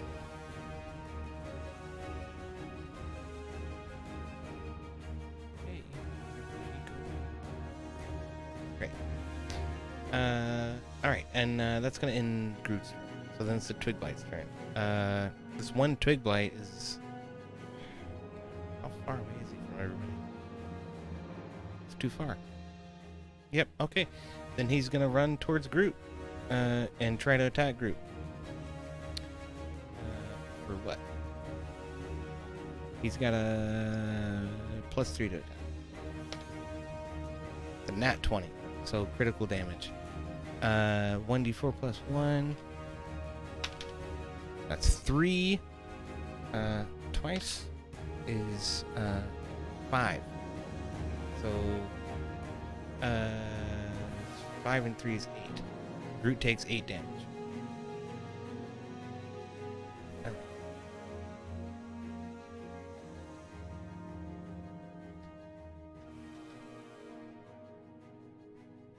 Okay.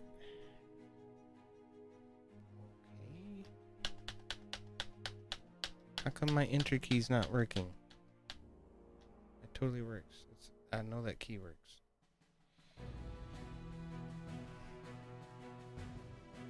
It's 35 minus 8. 27. Okay, there you go. Great. Sorry about that. Alright, there's only one Twig Blight alive right now. Except there's other ones hanging out in the shadows. So Artemis, right next to you, one of the branches starts tweaking and waking up, and it reaches out and it slaps at you.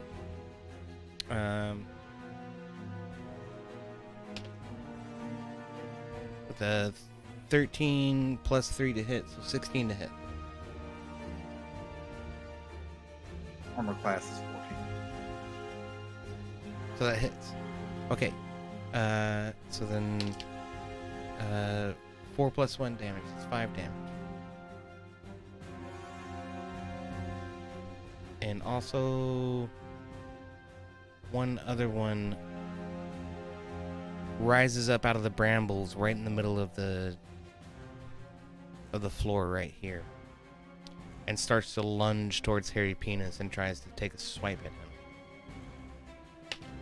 For natural 1, he accidentally swipes at the ground and just kicks up a bunch of dirt. Okay. So, it is Sir Bradford's turn. Alright, so Sir Bradford is a thrall of Belak the Outcast, and so he's going to immediately move towards Groot in order to try to attack him. Groot's AC is 10. Oh. Okay. So he's going to strike him with a one-handed longsword strike. Plus 6 to hit. 5 is 11 for a 1d8.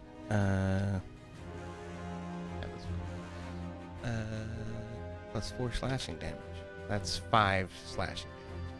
So Sir Bradford comes down, slices across Groot's collarbone, and hits him for 5 damage. Okay. This would be fantastic. Still don't know why my enter key's not working. It's really strange. Great. So let me open up this whole thing. 9, 5 is 22. Great. That ends round 1. So at the end of round 1, a giant frog leaps from the branches of the tree and lands on the floor right in front of you. This is Kolket. The druid's fucking frog. And he is enormous. Haha! Okay. Nice to finally meet you. We've been searching for you this entire time. This is where you've been hiding at this entire time. Haha! And Kolket just ribbits. He's a frog. And in fact, he's medium. I'm sorry, he's not that big. He's only this big. But for a frog, he's a giant. Okay. So Zippy, what are you doing?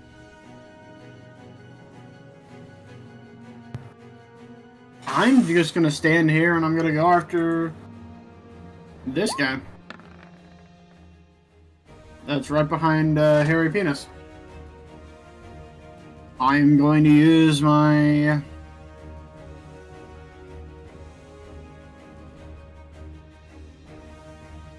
Get him, Kolket. Get him. Yeah, I'm going to use my dagger thrown.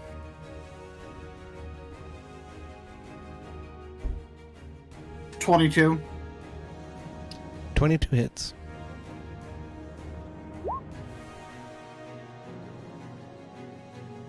5 damage. That's enough to kill him. He's dead. All right, cool. I'm just gonna stay where I am. Okay. I rest the rest of my turn. All right. So now it is Sharwin's turn, and oh no. Okay, that's fine. I'm sorry. It looked really fucked up. I wasn't seeing anything I should be seeing, and it's because the window was too small. That's okay. Okay. So Sharwin is exactly the person you're here to save, but she is possessed. Her eyes are blackened. Her skin is pale and textured like bark. She seems to be under the influence of the tree. But she happens to have this fancy little spell called Magic Missile, and she's gonna launch it at Groot. So, Sharwin launches. Oops. No, it's this one.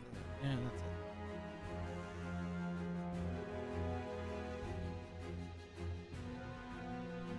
A magic missile straight at Groot. Okay. Sorry. What's it gonna do? You know what? I'm not even sure. Let's find out. Yes. Right, she launches 3 magic missiles. Is that? Do you all see what I'm seeing in the dice roll dialogue right there? Where it says 10. Yep. 10 force. 10 force. 10's what it hits with. Okay. That's the totality of the roll. It's 3, 3, and 1. That's 3. That's 11. Oh wait, no, it's at 13. It's 13. Why is it 10 force? No idea. So confused.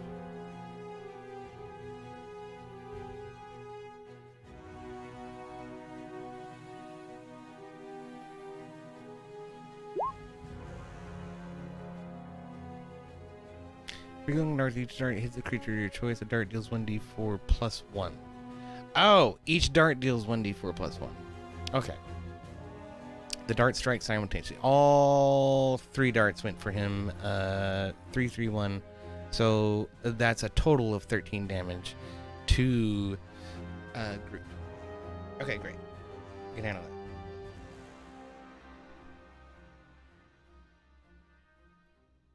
that. Uh-oh. Can we? So 10 is 12, and 3 brings it down to 9. Okay. Groot's not looking so hot, you guys. He's thinking about fleeing. But that's going to end it for Sharwin's turn. Artemis, what are you doing? I guess I gotta deal with the thing in the face, so I'll attack with my rapier. My rapier. 13 It's hits. 13 hit? 13 hits. Just barely. 9 damage. All right, that's enough to kill it. It's dead. Alright. Then I'll take a shot at the frog boy with my offhand crossbow. And seeing that I'm out of sight, let's see. I'll say you're within line of sight from there. You're only halfway covered at worst. Right, but I'm hitting as well. Well, was. Does 12 hit the frog? 12 hits the frog. He's a big frog.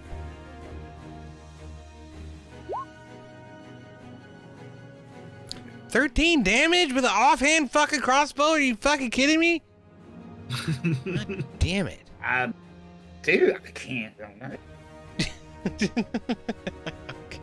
It's just powerful. That good. For shit's sake. Alright. Super high weight hand crossbow, okay? Uh-huh. It's got like some fucking bolts that are made of uranium or something. Alright. And an adamantium string. And I'll use. Sorry, and I'll use my movement to just tuck around the corner a little more. Okay. That's gonna end it for your turn, though. Your offhand is your bonus action. Right. Okay. So, end of turn. Alright. Belak, what are you doing? I am going to cure wounds.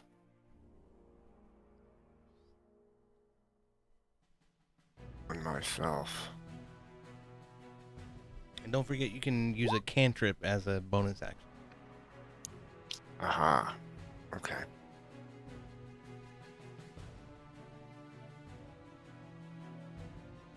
Is that 6 healing? Is that what? Yeah, let's call it 6. Okay. And then I'm going to use poison spray on Groot here. Alright.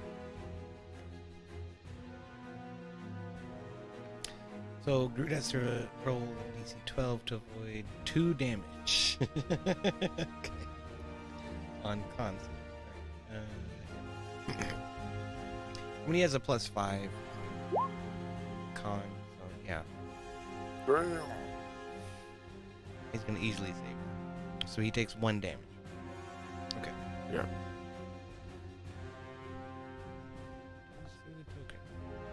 No, I cannot. I don't know why.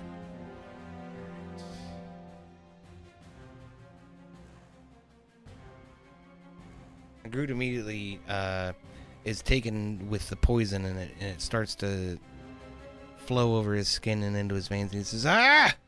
Little help!" Falling back to the party. Anything else, Belak? I think that is it. So Harry Penis is immediately going to look in his inventory and see if he has anything that might be. I don't think he has any healing magic, but there might be a potion in here. Maybe? Could be? Nope.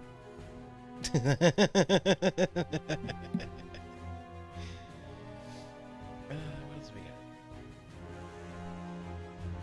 Belak whispers to Groot, "It looks like you will be butt compost, my friend." And Groot just growls back. I wouldn't count on that. I will make you compost, says Groot. And Harry Penis is going to strike at Sir Bradford here with a longbow.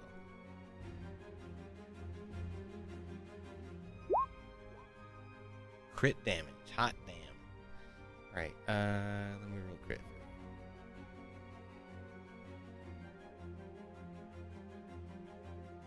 Should totally work from this side. I'm the DM. I should be able to roll a crit damage. Swear to God.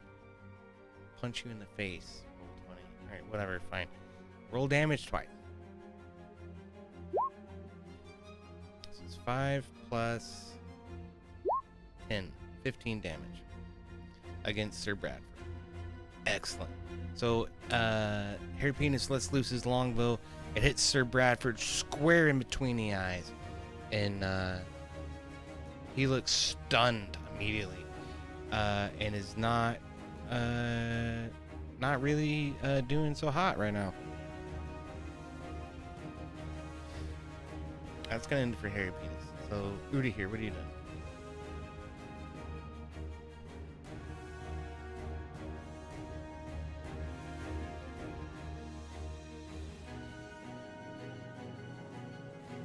And I forget, is Sir Bradford part of your ward? Is that one of the people you're supposed to be here to save? I can't even remember.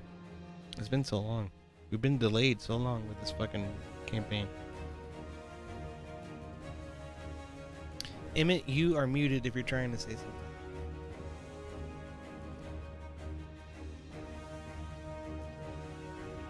Emmet. Sorry, family stuff is happening. That's okay. I'll go ahead, move closer. I will cast Heal Wounds on Groot. And then I will use another stuff.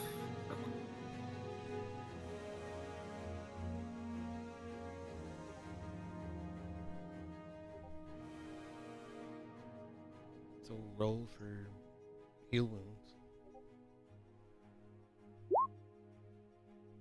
Right. Okay. Groot gains 8 HP. Yeah. Excellent. And then I'm going to do and use Sacred Flame on this one. Okay, bear with me just a moment. Okay. I'm sorry. I think the token for Groot has been corrupted somehow. He was at 8 HP before. Let's set him back to 8 HP. I might need to leave really soon. Okay. And then you healed him for 8. So,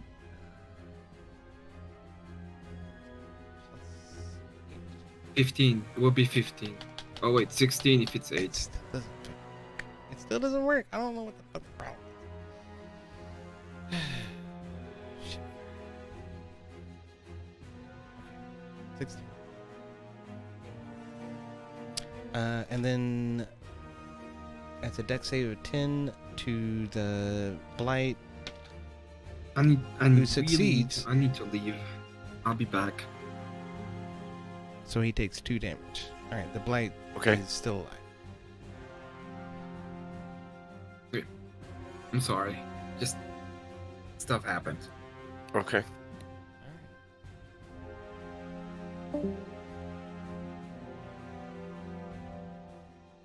Awesome. Alright, so it is actually the frog's turn. So the frog's gonna attack Ur'Dahir. Closest thing. He's gonna reach out with his teeth. He doesn't have any teeth. Jaws, I guess, and try to bite Ur'Dahir. With a +3, so it's 18 to hit. Ur'Dahir's AC is 14, so that hits. For a 1d6 +1. So, 6 damage. Ur'Dahir takes 6 damage.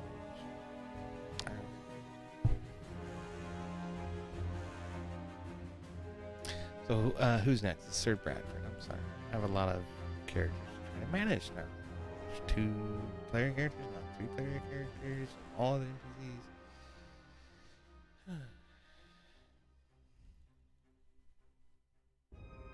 Tell me that worked. Yes. It did. Great. So Sir Bradford is going to try to attack Groot again. And he's going to reach out with his longsword and try to make a melee attack. Or +6, so that's 21 to hit. 21 hits. So, it's a D4. No, it's a D8. I'm sorry. 5 + 4, that's 9 damage. So all the healing that Ur'Dahir just gave Groot, he just lost. It's down to 7.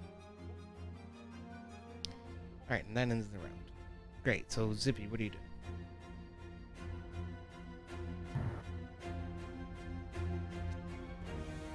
I'm gonna move here. I'm gonna go after the toad again. And we're gonna use my two-handed spear.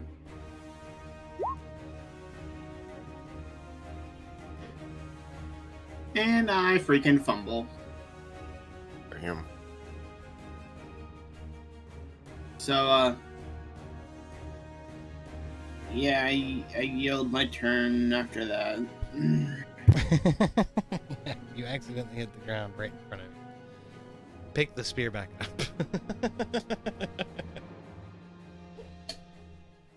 Alright, so Shara and Huckry. Let's see.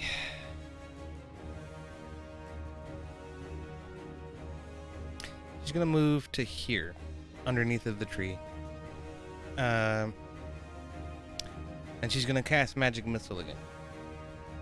2 of them are gonna go after Groot. 1 of them is gonna go after Ur'Dahir. Let's see what we do.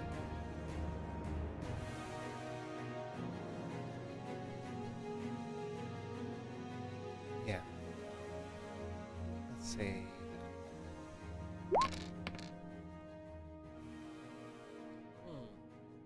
I'm sorry, I cast it at level 2, so there are 4 missiles.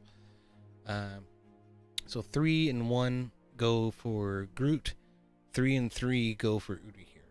So 6 damage to Ur'Dahir, 4 damage to Groot.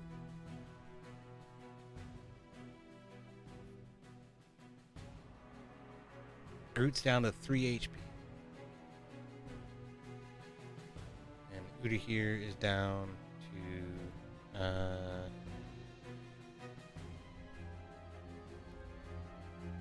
would be 14, but it's +1, so 15. Okay. Great. So Artemis, what do you do? Let's see. I guess I'll peek around the corner. Use my part of my movement to stick around. Take another pot shot at that slimy little bastard in the middle with my crossbow.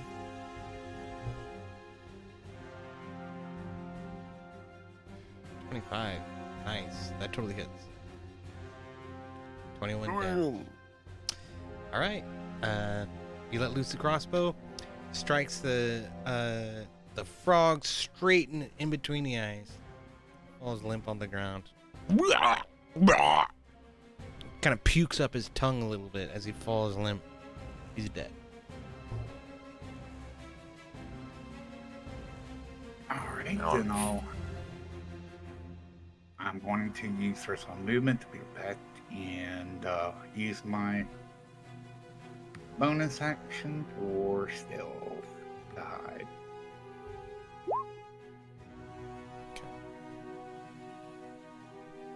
Oh, not that. Alright, so Belak, what do you do? I am going to use Cure Wounds on Sir Bradford.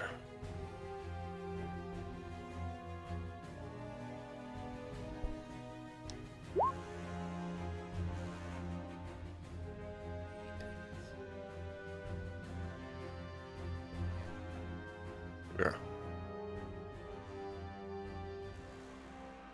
And also, what is this? I was wondering if we were going to see that or not. So you turn your club, your quarterstaff into kind of a club. You cast the cantrip, and a bulbous mass sort of appears at one end of it and becomes much more powerful. I see. Yeah, I think instead I'm just going to spray Groot with poison spray again. Well, you already cast healing. It's a cantrip. You're bad. Oh, poison spray's a cantrip? Fuck. Yep. Mhm. It's a 0 level cantrip. Yeah, that means you can. That's a bonus action. Okay. DC 12. Fucking Groot's gonna die, man. You guys are gonna let Groot die. I swear. Right.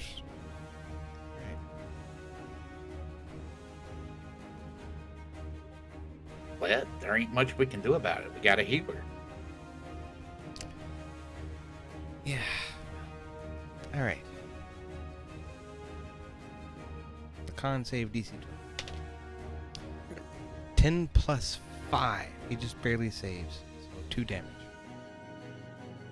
Alright. He's still alive. Just fucking barely hanging on by the seat of his pants.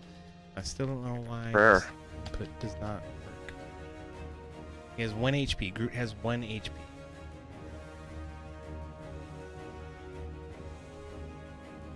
Alright. Hairy Penis. Hairy Penis is going to come around to this side of Erky Timbers. I lost the Twig Blight's turn. Son of a bitch. It's because I deleted. I shouldn't have done that. Okay. Glad I turned to this one and we'll leave him on. What are we gonna make him? I guess 2. And then I'll put him there. Alright. So Hairy Penis is going to take a shot at this Twig Blight right here. And see if he can't kill him. Okay. I'm sorry, y'all. It's been such a fucking clusterfuck tonight. Critical damage. Okay, I have to roll the damage twice.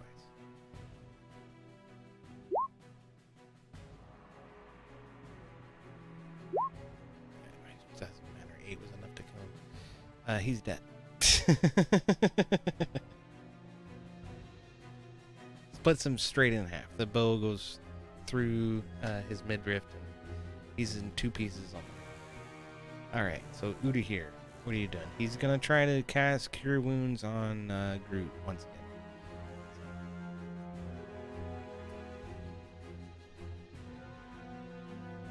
We're gonna try to save Groot.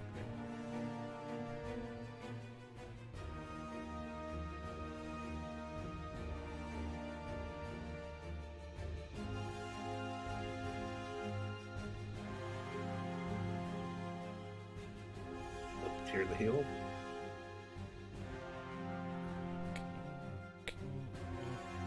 There.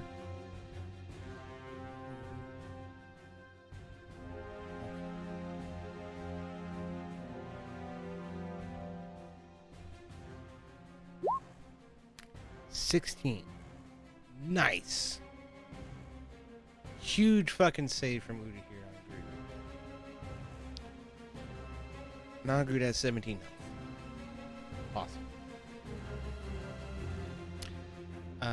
What else can we do? You can do Sacred Flame cantrip. That'll work. Yeah, let's do that. Sacred Flame against Sir Bradford. Yeah, for sure. So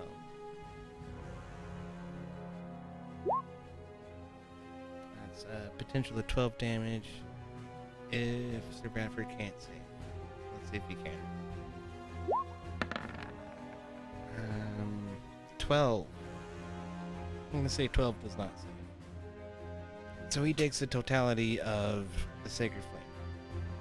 And Sir Bradford is illuminated with holy magic and falls limp on the floor. He's dead. I just placed a light source that I didn't mean to place. That's awesome.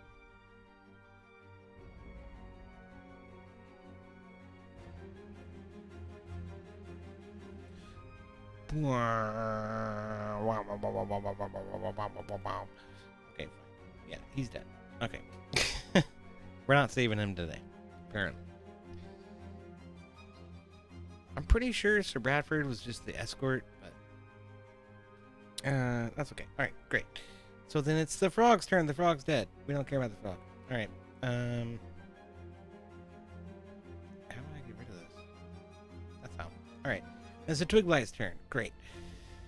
Okay. 2 more Twiglights emerge from the wilderness behind you. Artemis. They appear out of the brush and the brambles and start hulking towards the battle that has become all too apparent to them. One of them doesn't seem to give 2 shits about you and says 20. He's gonna head towards Hairy Penis and try to strike him. For what? +3. On a 1, a natural 1, he misses and hits the ground. The other one is gonna lunge towards you and try the same. For a 15. Does a 15 hit? Yeah. Alright. Great. That's 3 damage. So the Twiglight lunges out with his arms and strikes you, kind of hitting your arm really hard, and it hurts. Sir Bradford's dead. And that's the end of the round.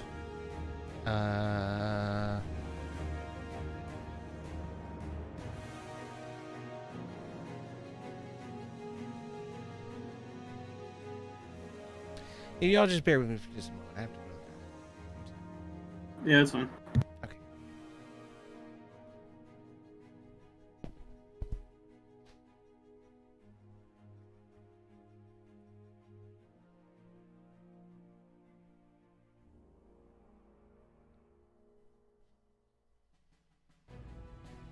I feel like my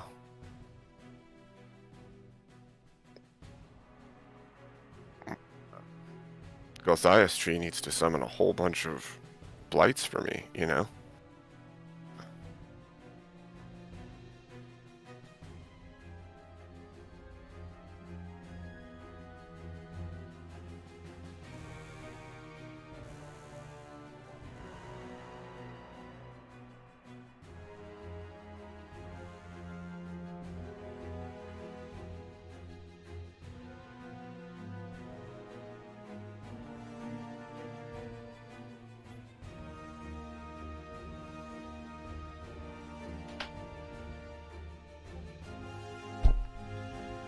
Okay, I'm sorry about that.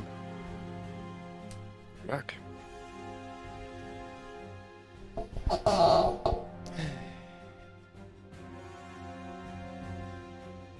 Shit. We lost him in the middle of it. It sucks. I hope everything's okay with him, though. Did you?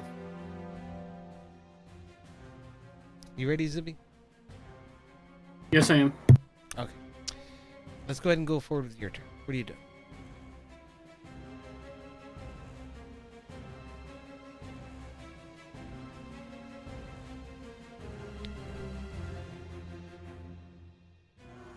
What are you gonna do, Zippy? Oh, my bad. I'm going to move.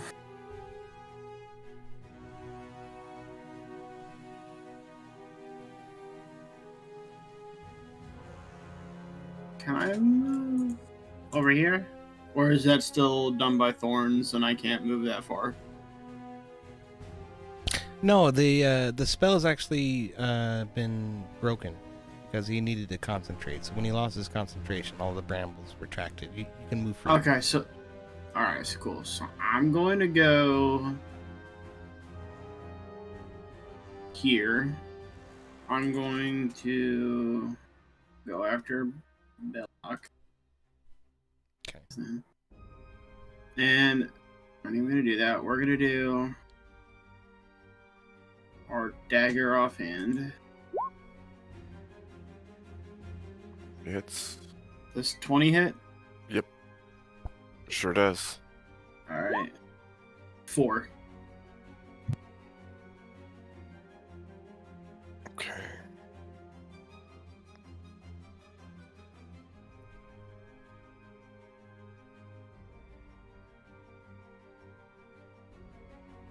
we go.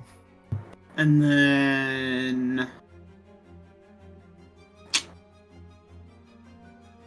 end my turn. Because I don't think I have any movement left. Okay. Sharwin Huckriel is going to move out from under the tree.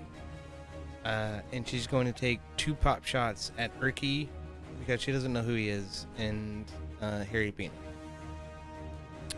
with her magic missile. Here it is. Cast at a level 2, so 2 to each. So 3 and 4 to Hairy Penis, 3 and 1 to Ricky Timbers. 7 Hairy Penis and 4 to Ricky Timbers.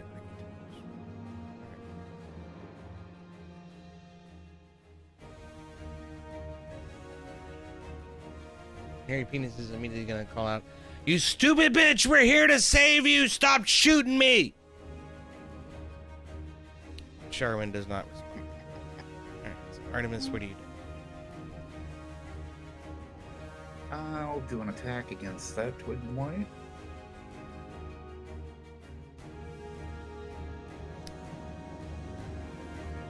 "17 hits. 9 damage. Alright, he's dead. Slice him right in half. Alright. Then I'll pivot and go for a crossbow offhand. For that one. Yep, you can see him. 20 hits. 12 damage. He's also dead. Splits him right in half.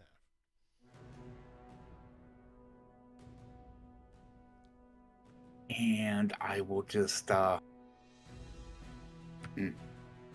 think I'll move over one and end my turn. Harry Penis just kind of waves. Thank you. You stupid dwarf. Yeah, and Orion's like double flipping off to each side of Artemis's head.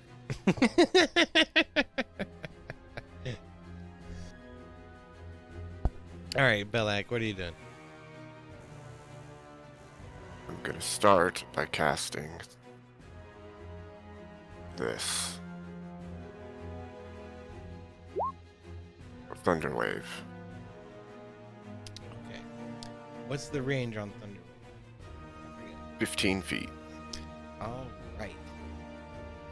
So, actually, let me do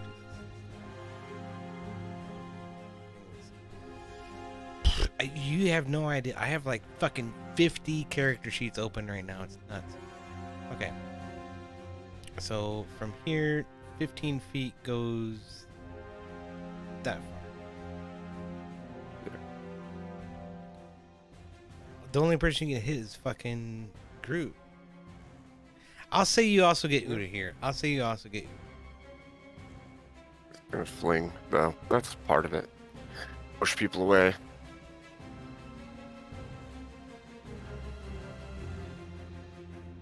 Alright. So, what is it? 6. Right? Alright, great. So a DC 12 for Groot and Ur'Dahir. What is it? A wisdom save? Constitution save. Oh, well, fucking Groot's. He's gonna take half damage. Yeah. Okay. Groot takes half damage. Ur'Dahir. He's probably got. No, he doesn't. Not nearly as good as Groot's. 21. Good lord. How does that work? Damn. I don't know. Whatever. Okay, Sorry. fine. They both take half damage. So it's 3 damage to both. All right. So Ur'Dahir's -3. I believe they're pushed back 10 feet. Oh, right. Okay. 5, 10. Yeah. So he's back 10 feet. 5, 10. He's back 10 feet. Righto. Good fucking call, Abe. Okay. How can I fix this? Okay. Groot's HP is 17. Okay, so then he loses 3. So now he's down to 14. Yes. Ur'Dahir is down, what? An additional 3, so 19. 19. No. 18.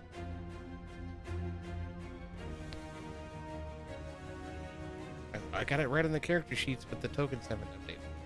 So I don't know what to do about that.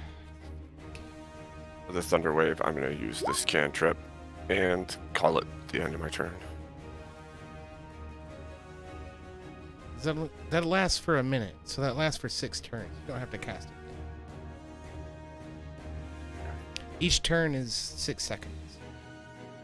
So it's 10 turns. It lasts for 10 turns, actually. 10 rounds. Cool. Yeah. Perfect. Okay, yeah, I think I got the HPs right on this guys. Okay, so great. It's Harry Penis's turn. Where did Groot's turn go? It's because I deleted him. I thought he was first. Fuck.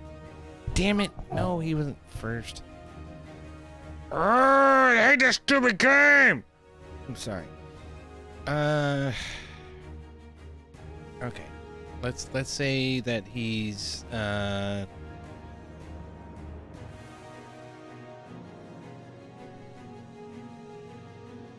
think he was like higher than me in the order. I'm gonna say he's 15, and then he's gonna go after Artemis, or after Harry Penis. Okay. I'm sorry, after Harry Penis.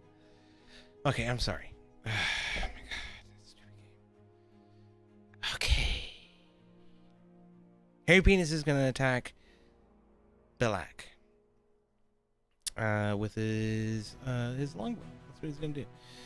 All right, great. What do we get for a shot? 22 hits. For 7 damage. Alright. So let's use the longbow. Hits you right in the shoulder. First like a mother. Not gonna kill him. Hit me.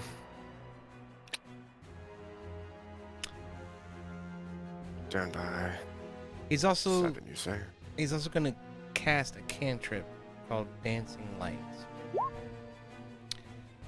on the woman down here to try to distract her and keep her from attacking the party.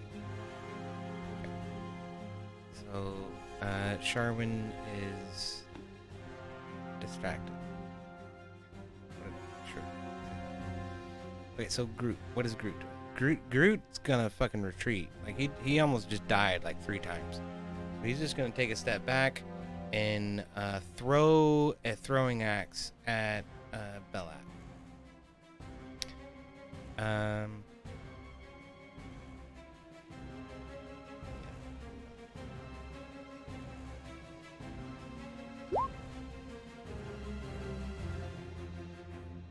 16 hits. I think I should throw that at disadvantage, actually. It's a little too far. Okay, so 16 hits. For 8 damage. Damn.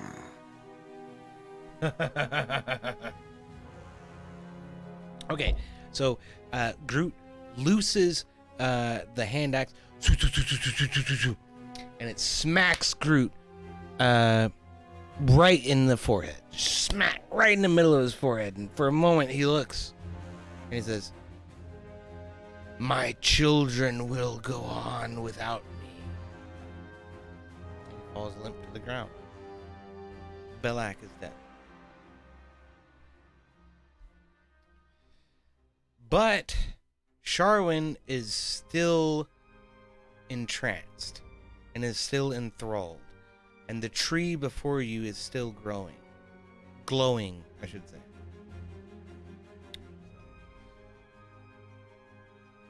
Groot says, "Why hasn't she broken out of it? What's going on?"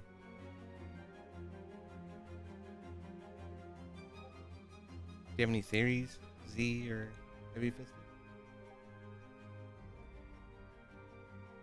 Artemis hears him complaining and going, and just goes kind of like Fantasy Island. It's the tree, boss. It's the tree.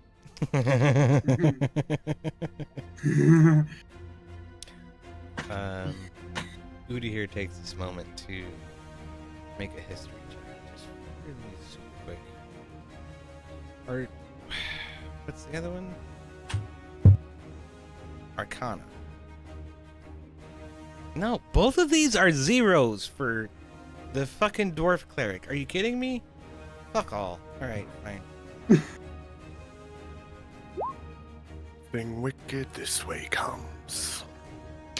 Ur'Dahir has no fucking idea. He says, if you say it's the tree, I guess it's the fucking tree. And so he attacks the tree.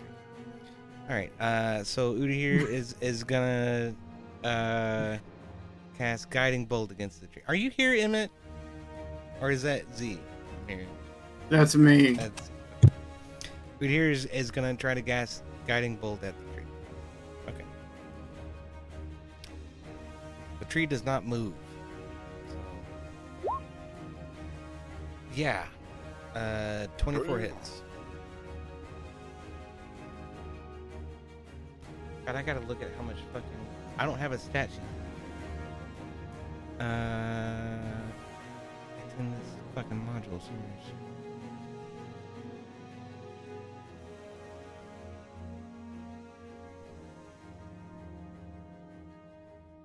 Wait, how much HP does it have? Fuck's sake. Lots and lots. It doesn't have that much. I'm sure of it. 1,000,005. No.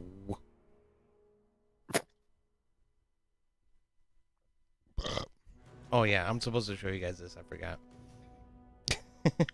It's the cover image. Like, you've already seen it.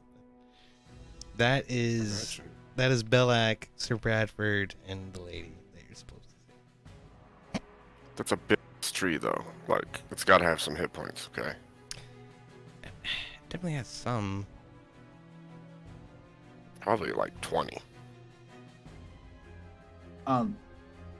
The Guthalis tree has an AC of 10, 35 hit points, is what I'm saying. Why can't I fucking find that? Alright, fine. AC of 10, 35 hit points. I like that. Perfect. Okay. I mean, I can't. Where's it? Why not? 40.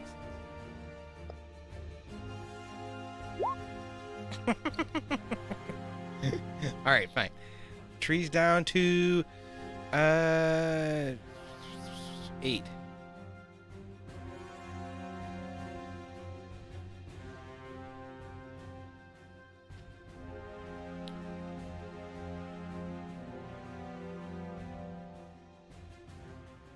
Okay.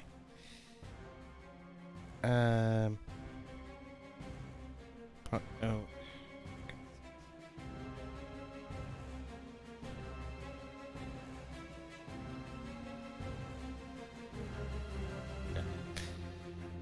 Okay, that's the guiding bolt. That's a cantrip. Ur'Dahir still has movement and action to spend.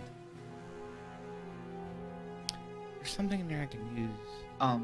Yes. Playing a priest, or playing a cleric. Guiding Bolt's a spell, and Sacred Flame is a cantrip that you can, if you're still looking for a bonus action. Yeah, alright, fine. He's cast Sacred Flame as well.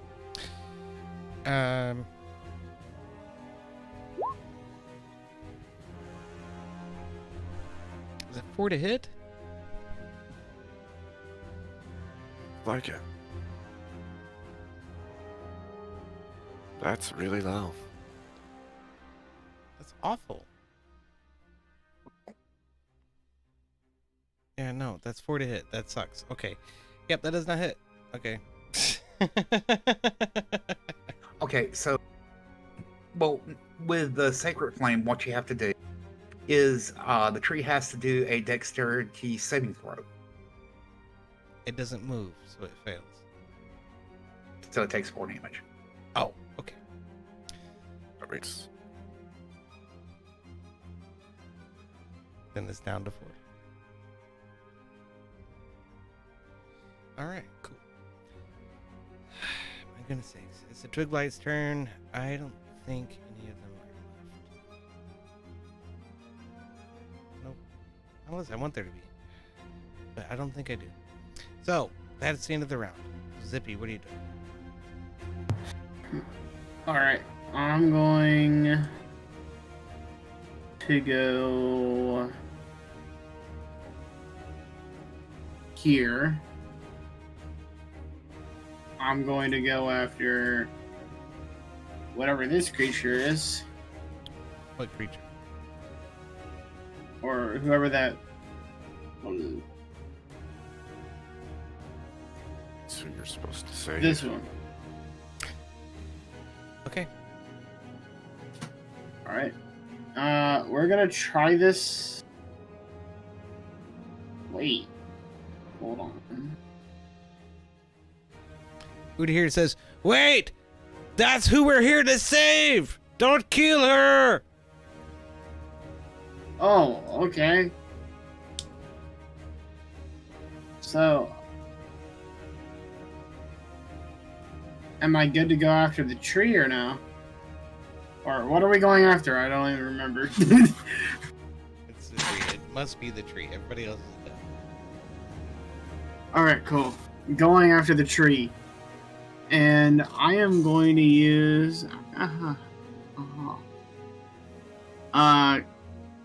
do I even do this? Hold on, I don't even know how to do this. Can I use my oil on this or no? Can you use your blah blah blah blah? What? Can I use my oil on this or no? On the tree? Yeah, you can definitely use your oil on the tree, but you have to get close enough Alright, to cool. use it. You have to be within, what, 10 feet. And so... I think it's... it might be 20 feet. But okay. It's 20 feet for me. 5. 20. So, this square here. You have to be within that square in order to use it. Ah, damn it. Come on, really? Alright. That's within 20 feet of the epicenter of the tree's trunk. I know. I'm trying to think. Because I don't have any movement left. I think I have a couple squares. You haven't moved at all. What are you talking about? You have 30 feet of movement. You can No, totally, I came from behind. I came from behind Groot, didn't I? You just started your turn and you have not yet moved. You have 30 feet of Oh, movement. okay. Alright, so I'm gonna move here then. Or do I need to go in the rectangle? Inside the I need right. to go in the right. Inside the right. Alright, fuck it. I'm going right here, and I'm using my oil. Okay. Now, this is the first time of me doing this, so it says Dex 12 for it. Can't The move. tree does not move. So the tree is Alright, doused in cool. oil. You don't have to worry about that. So I just roll for damage then, right? That's right. Well, okay, so then you also have to use your bonus action to light it. Tinderbox. Yeah. Do I have a...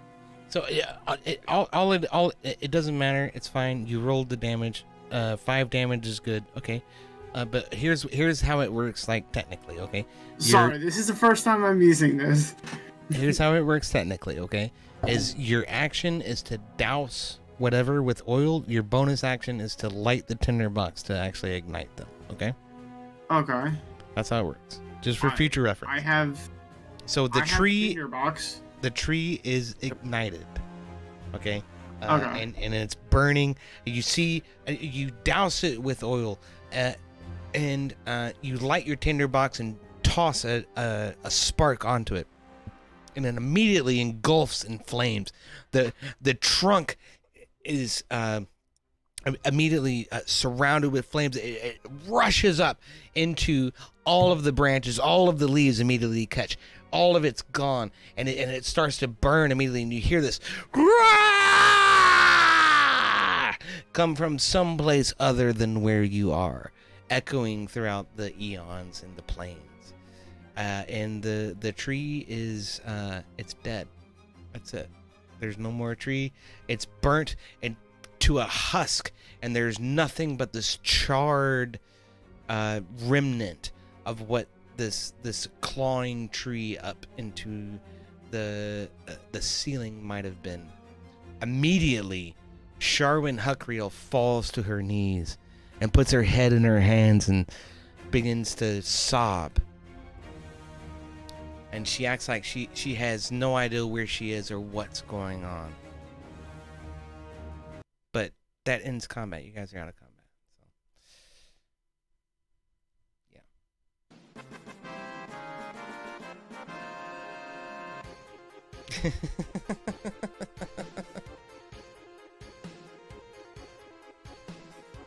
So. So Sharwin sort of looks up from her hands, sitting on her knees, and stares out at the lot of you, sitting there, beaten and broken, and she says, "What has happened? Where am I?" And she looks over and she sees the body of Sir Bradford on the ground. She says, "No! No, Sir Bradford! You can't!" And she picks up his head and holds it in her hands and begins to cry. "You are my greatest servant, my greatest protector. No. What has happened? Where have I gone? Where have I been? What has been happening?" And she looks and she sees the body of Belak, the outcast, and she says, "That monster. That piece of shit." She looks at all of you and she says, You are my saviors. You have released me from the spell of this evil. Thank you so much. How can I ever repay you?" She again falls to her knees.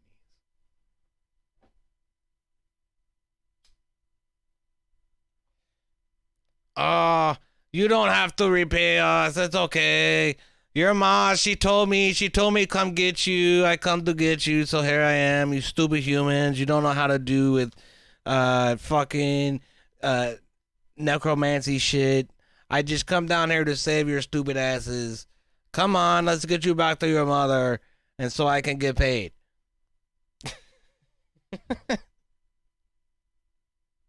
How's that for an Ur'Dahir impression? Very good. I almost thought he was back for a second there.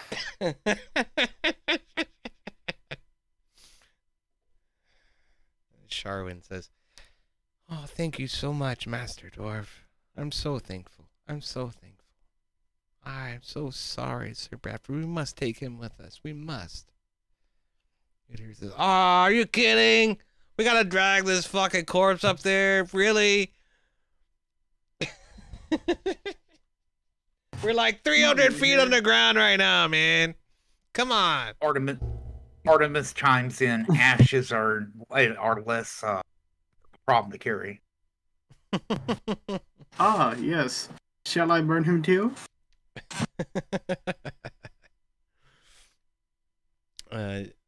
Sharwin says, No, we have to bury him. We have to give him a soldier's honor. He was one of our greatest generals." Where are we burying him then? At my mother's church on the surface in whatever the fuck the name of the town is. I fucking forget because it was like 3 months ago. I'm sorry. Oakhurst. We have to bury him at my mother's church in Oakhurst. Artemis looks at Ur'Dahir. You can make that shield into a litter and pull him since this is your pet project and we're following along. And yo, Twisted Sister, you're going to take all the armor off him and you're going to wear it up because there's not a free ride here. I agree. This is not a free ride. You're gonna take all that armor. And honestly, if you want his body, you can drag it too. I mean, it's real easy. You can just put the armor on and walk with it. Sharwin says, "Well, I guess I could." And she sort of clutches at her robe a little bit, and then, begins to disarmor Sir Bradford and Donnet herself. Here's the thing, you guys. DM to players is that's the end of the module. That's it. There isn't really a conclusion kind of chapter or anything, or how you guys actually get out of here. None of that's really resolved. But, that does it. That okay, is cool. That is the conclusion of fucking the Sunless Citadel. So here's what I'll say for congruency's sake. Okay, let me get all you guys together here, and I'll grab you, and I will take you to one of the chambers you did not find, which was over here. Yeah. So if I drag you this way, and I drag you this way. You're gonna drag us through Hell's Half Acre. Yep, I am. I'm taking you through the whole bottom layer of the dungeon. This is actually where you were supposed to meet Ballsag, but there's this passageway right here. So it's like, okay, like I mean, we could role play all of this, but ultimately you've killed everybody already.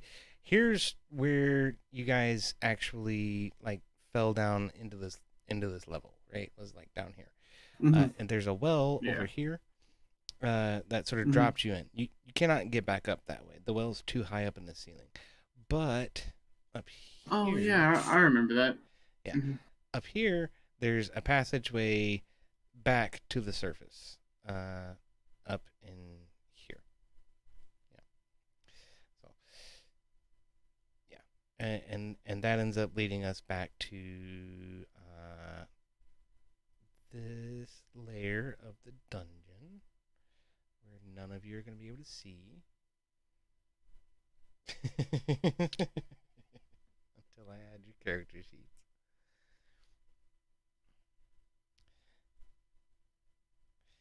And I'm just, everything is just falling apart so holistically. Like I'm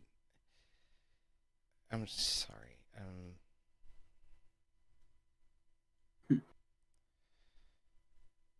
My whole epitome to this. Oh, that's cool. Yeah. Well, let's all be honest. D&D is literally the game of shit happens.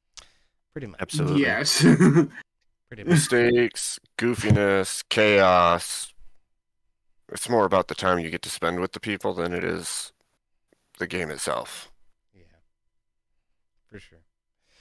So, then this is back in Kobold territory, and you know, y'all meet up with the Kobold King, and then he helps you get back to the surface, and yeah. Y'all live. Oh, he does?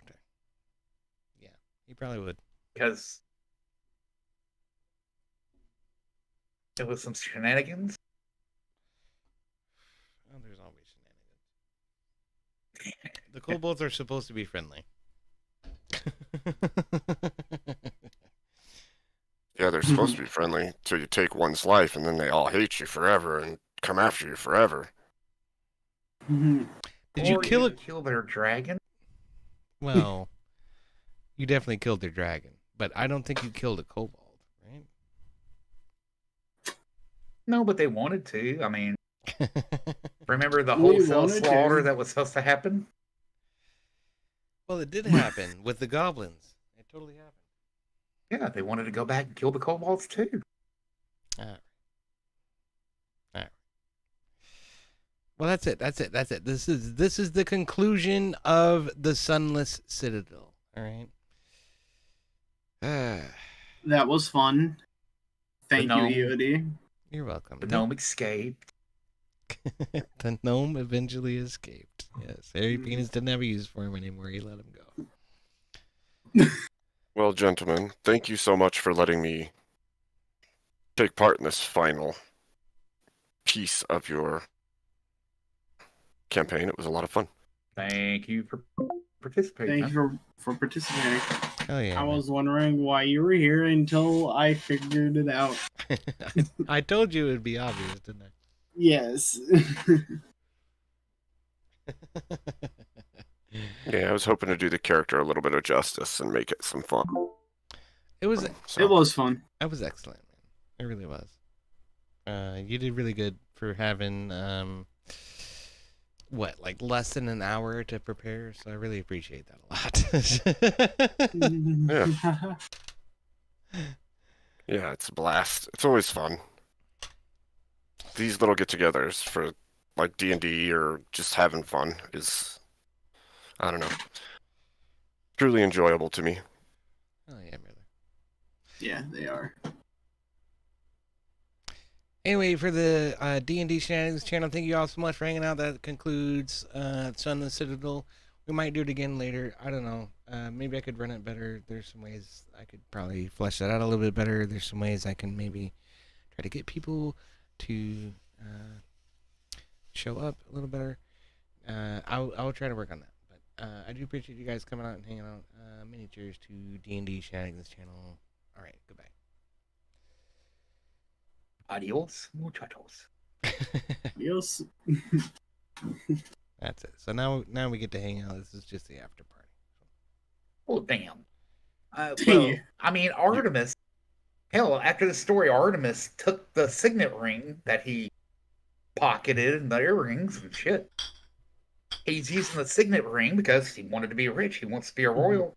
He sells the earrings back to one of the family members or a merchant. Uses that, start using the signet ring, and starts portraying him as some kind of royalty of a certain land.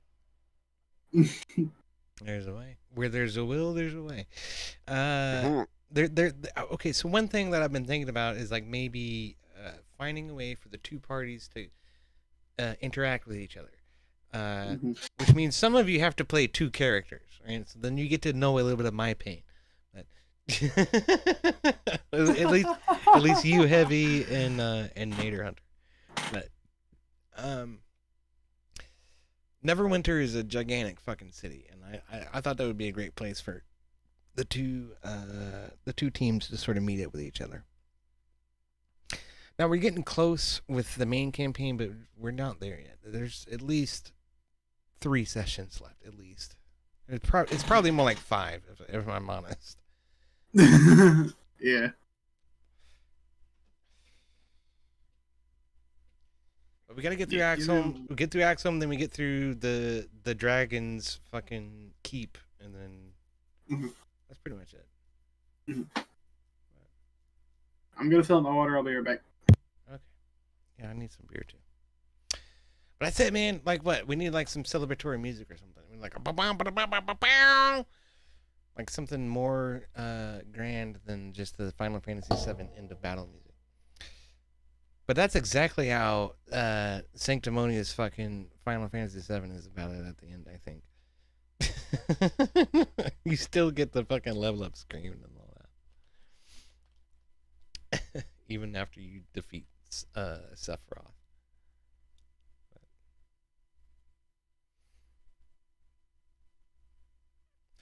I don't know. What did you think, Heavy? Went fine. Yeah. I mean, it was I functional. mean, it is an introductory campaign, so it's kind of short. Yeah. Short, low level. It's meant for like introducing people to how the game functions and stuff. So, I mean, I've played some campaigns where we went like weeks and weeks and weeks, and we were playing a couple days a week, and people getting into like level 10, level 12, like it gets really, really nutty and pretty fun. Oh shit, man. Mr. Bill raided at he raided 5 minutes ago. Thank you so much, Mr. Bill. It's good to see you. Welcome in, Raiders. Thank you so much, Mr. Bill. Cheers.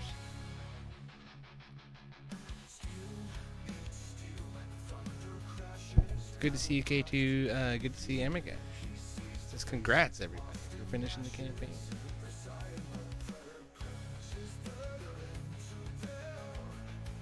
Heck yeah. You guys took me out like I was a old freaking bag of trash. There's nothing to it. I'm telling you, man, I am so disappointed sometimes with the enemies that the module sets up. They're so lackluster.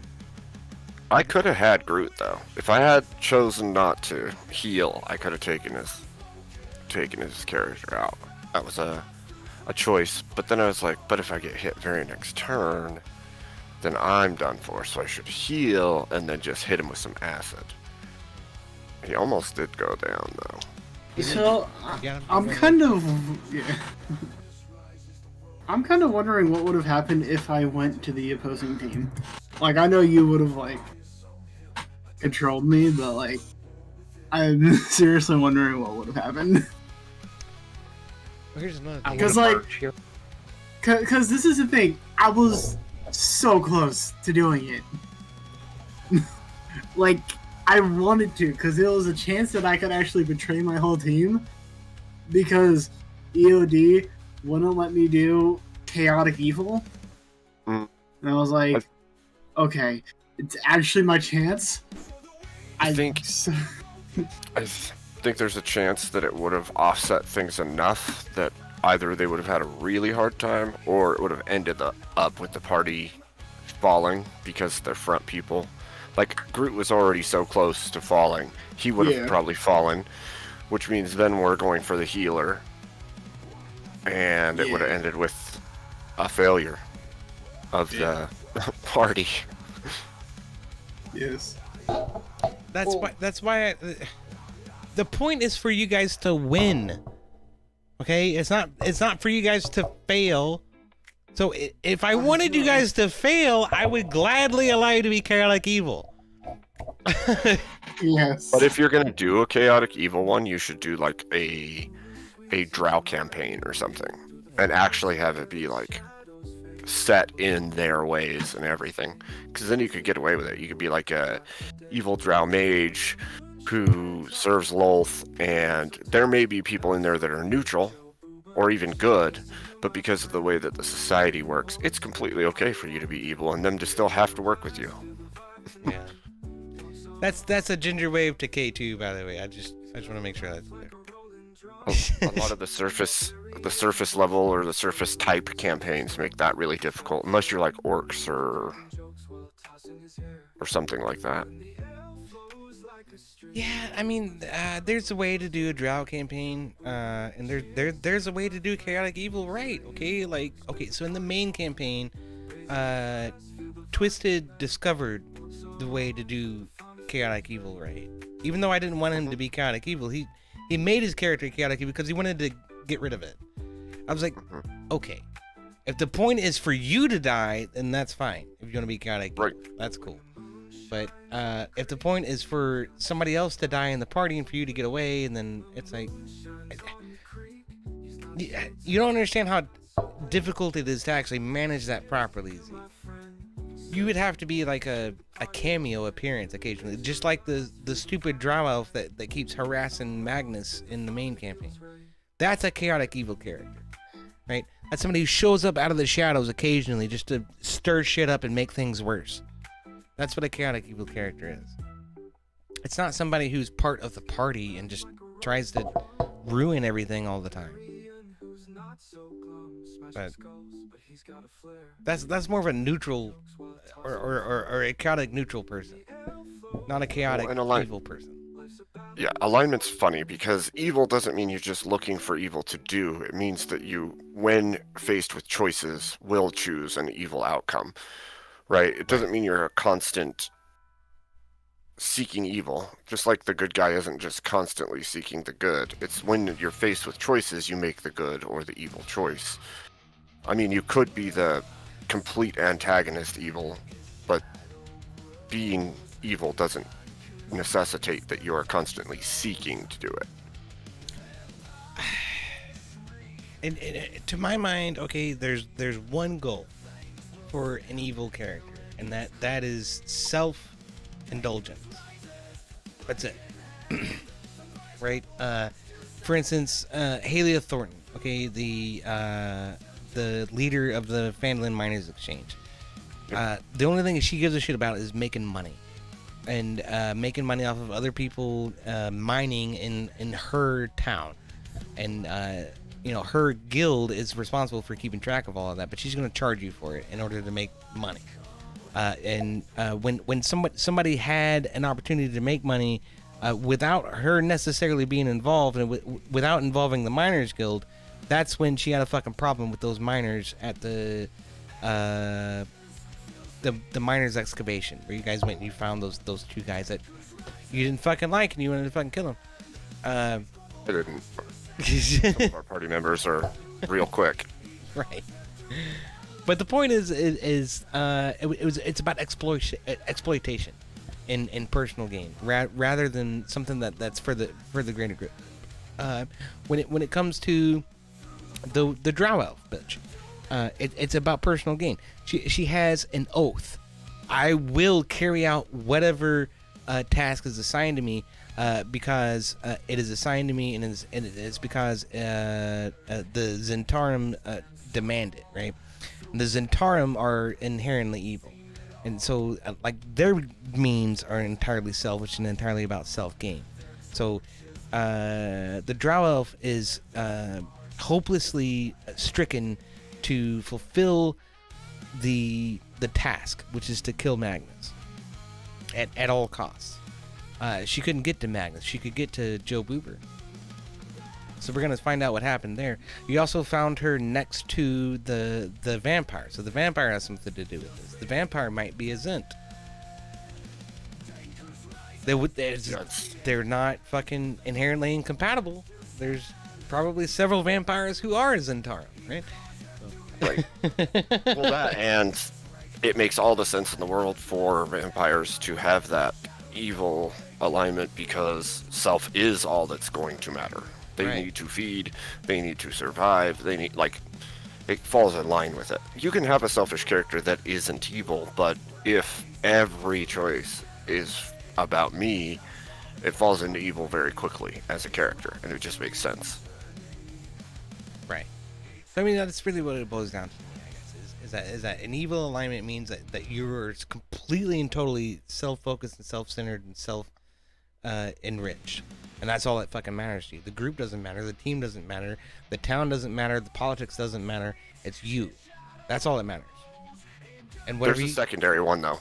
What's that? The secondary one is if you serve like an evil god, right? That's why I said with like the Drow, Lolth is inherently evil. She wants wickedness, she wants destruction, she wants hatred, she wants all those things.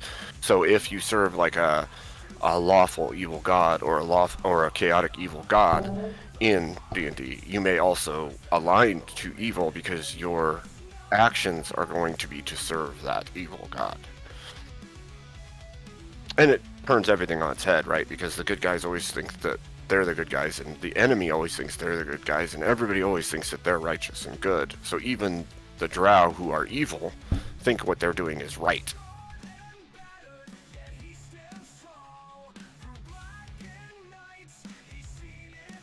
Yeah. It's yeah, I don't know. It's a little weird sometimes. Isn't it?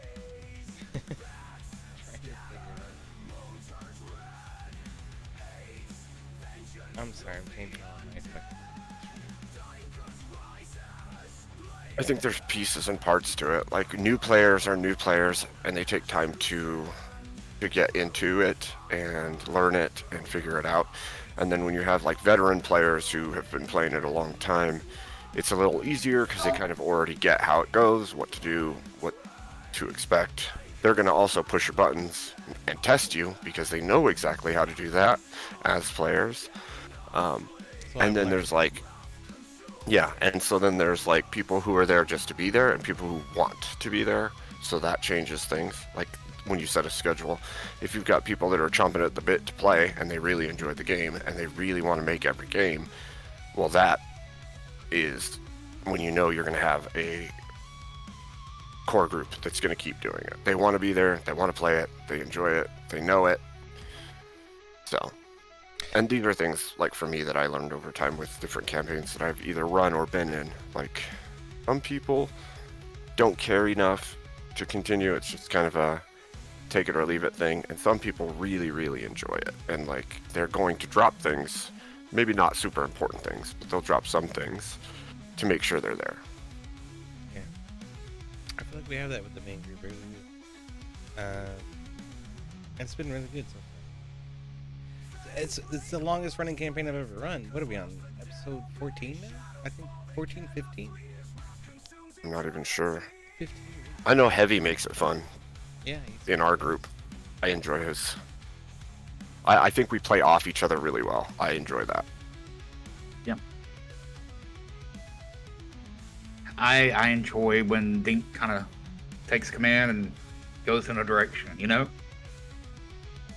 It's I mean, make it easy to play, you know, to do the role play along with it. Yeah, and then I also try to defer because it's like, I know you're also a holy warrior, and I think that good and holy should be leading the party, but I'm not, my character's unsure as to whether or not he should be in a leadership role, so he keeps looking to you while still making the calls, and it's like, I like that play off of it. I really do. Because nobody was like set in place as a leader. You kind of already were leading when Dink stepped in. Yeah, I mean,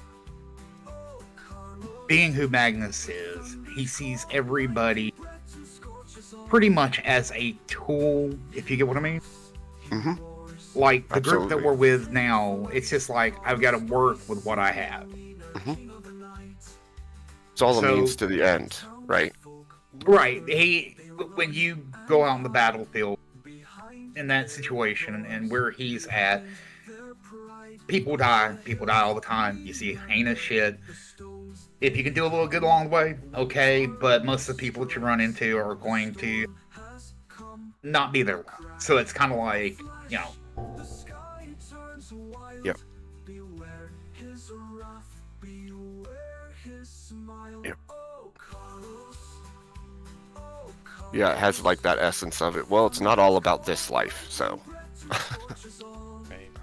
And I mean, that's one of the reasons he gives away everything that he has, is because it's like, it's fleeting. I don't need, you know, worldly things to encumber me because I'm going to Super Valhalla at some point, you know? Right. It makes all the sense. Whenever Lucky Rubber Ducky says the girl from the underworld was pretty awesome. I mean, you mean the poor girl who was under the influence of the vampire tree? Also, K2 says I love you. I'm a little bit perturbed by that. Or she's talking about Kate Beckinsale, one or the other. K2 loves me. He keeps telling me. He tells me all the time now. Ever since I slipped up and left my mic on and told my children, I love you, good night, before they went to bed. Now everybody has to say it to me when they see me. Oh, shit. Especially K2. And Emmet is really funny because Emmet does it all like sweet and compassionately. He comes on panel and he's like, I love you. Oh I'm my like, God. you Just bastard. shut up. It's like, I was kind of hoping that Abe was going to be playing the secondary possible ending and boss in this What's that? because of the other campaign. the vamp. Yeah, the Mordecai. That would have been interesting. It could have been. If I had put some more thought into it, if I thought people were more involved in it, maybe I would have. I figured Mordecai was in the core of the tree. I'll say this much. If EOD continues to run campaigns, I will continue to do bit parts and help for fun, because it's a good time. It really is. I don't plan on. I'm sorry, stopping. EOD. It's okay, man. It's okay. I understand shit happens sometimes. You don't have to tell us what's going on if you don't want to. We are still streaming live right now. It's a dumb. No, I can tell you, it's very dumb. It's just pretty much what happened is, I was here and I pretty much received a. My mom comes up and he's like, you know that there's a car outside, and I was like, oh, I didn't know. So we had to go pick up the keys for that car, otherwise it's gonna be towed, and we don't want to deal with that. So it's better to just take an hour, go get the keys. come back, move the car, than to pay like $400 for to get the car out of the pound. And yeah, it's dumb, it's a dumb rule in the HOA. Yeah.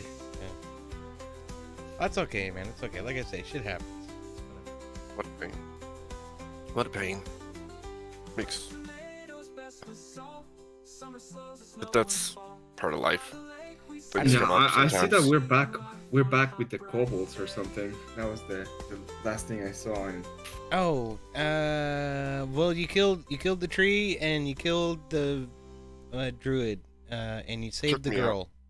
You did not save Sir Bradford. Sir Bradford's dead, so that's a bit of a failure. But you did save the girl.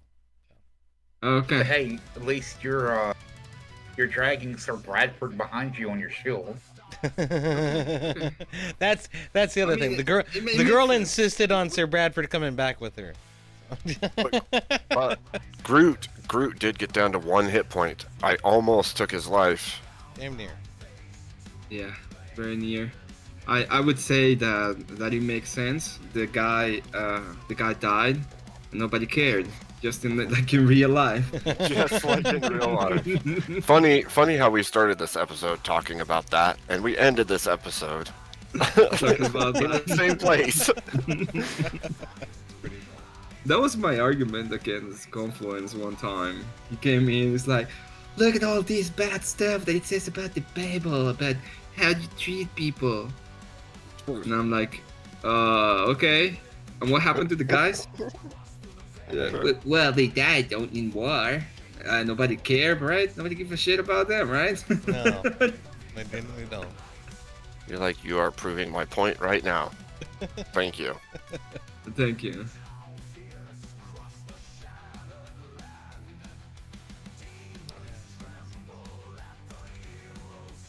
Well, what do you think, Emmet? If I do another campaign, you gonna be around?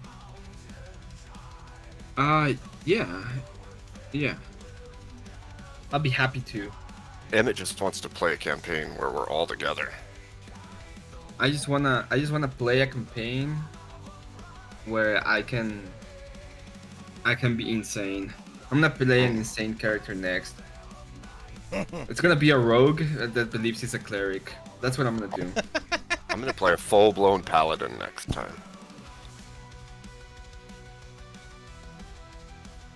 Just saying. I think that Like, suits when you it- quite well. He's like, I'm gonna cast a knock, and instead of casting a spell, he's gonna like open the door with his tools. I cast 4 traps, and instead of casting like a spell, he's gonna look for traps. Shit Okay. like that. I have a question for you, Emmet.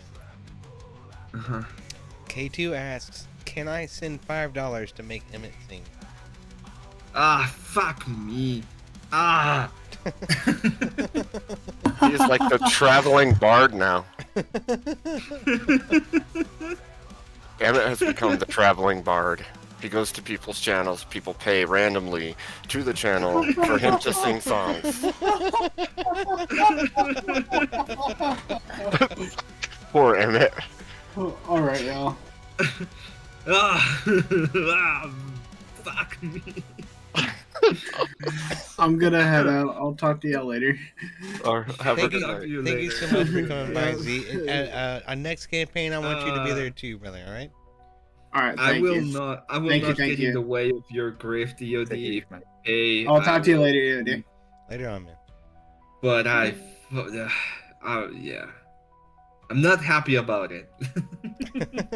Just be careful, EOD, because this happened on my channel last night, and we were singing songs for the next hour. I mean, we made good grift. Money came in. It was a lot of fun. There's a lot of bad clips of me and my falsetto now, but you know what? It was fun. It is what it is. People complimenting my falsetto, you know. You have the best falsetto in all of YouTube. You have you're falsetto. Are you kidding me? I There's no can way. Yeah. falsetto. There's He no has a way. falsetto. Yeah. Oh my God. Fucking race car was telling me you should have been there on Abe's last night, dude. I'm like, I don't like karaoke. He's like, dude, I fucked that shit up. It was crazy. It was funny. It was funny. Like, People were paying for gay songs, basically, making us say Yeah, we like being women. I'm not gonna say anything because it's your chat, and I don't want to say anything. It's your chat. But my chat was kind of weird. Okay, maybe doubt that these people like. What he's No, trying to say is I'm not gonna say anything. I'm still What he not was gonna trying say to anything. what he's trying to say is they were a little gay. That's what he's trying to say. Pink dragons and rainbows. Some Skittles were involved, I'm sure. And they're like, no, you're asking for the songs. It's not on me. But I digress. I'm not gonna go there because K2 gets mad at me when I say it. Shit, you should hear some of the songs that military guys sing at freaking karaoke bars. Mm-hmm. Well, I know it gets out of hand. Nothing new. We used to go to pool bars, billiard bars. Like I said, I don't like karaoke. I don't like going on stage and making an ass of myself. I cannot sing. I cannot sing for shit. I know this. If I do karaoke, I usually sing a rap song because it doesn't involve singing. There's nothing new, though. There's nothing new. Let me tell you a secret. I don't do it because I know how to sing. I do it because I'm a clown. That's what I do it. That's the only reason why. People love it. They're like, I want to pay you for this shit. And I'm like, I'll make an ass of myself. I'll do it for you. I'll do it for you. That's exactly why I don't want to do it. I don't know. If I'm getting paid for it, that's a little bit of motivation, I guess. It's a big motivation. I'll tell you that. It's a big bug. But I know it's not for everybody because some of the songs are like, Jesus, my God, where did they get this kind of? Where were they born? What kind of trailer park is this?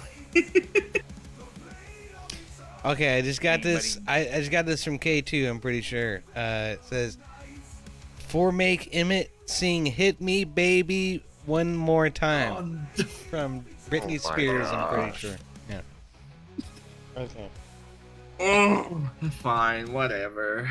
At least there's one song that I will never mention. That it's a lot worse, and I will not say which one. And I that's all I'm gonna say when it comes to that. There's one song that is a lot worse. Okay, so it can't be a lot worse. You got Barbie Girl, Ram Ranch, No Square. No. I mean, there's a lot of them. No. It's a specific. It's on. I can't go into it because people will try to find it, and I don't want to. So I'm just gonna say that there's one song that could be a lot worse. Hey, check your Cash App. I did. I just told him. I just told him. Hit me, baby, one more time from Britney Spears. Yeah, I saw him in the waiting room. I was like, he's got to have a front row seat to this. K2, you should have perms to this. Jump straight in, brother. I'm pretty sure. Yeah, you do. I don't. You do. I don't even know how you're my friend, K2. After this, you know what? We're gonna have a problem. Oh shit! No, we're in DnD comms. I'm sorry. You don't even see this fucking channel. My bad.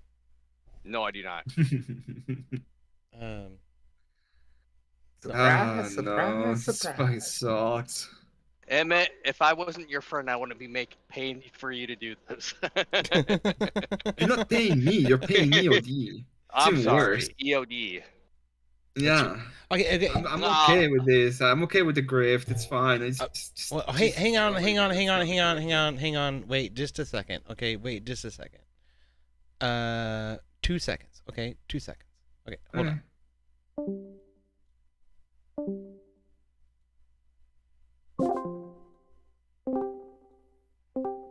Okay.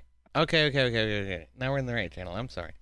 Okay, let me mute my other shit because I am weird and I have other stuff on.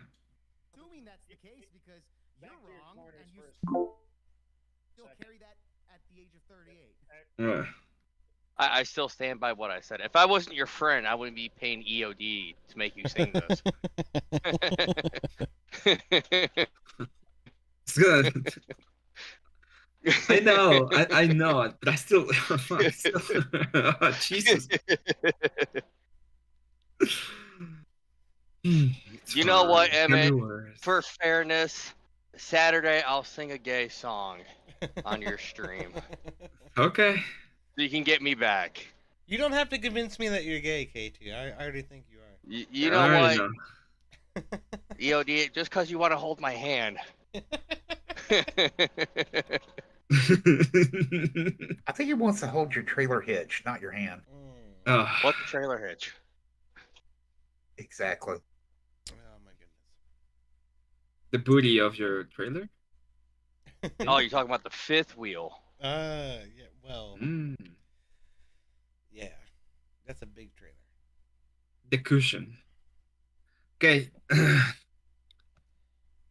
Are you ready, EOD? I don't know. Ready. I'm ready. Are you ready? No, but I'm not doing it. Let me know if you can listen to it first.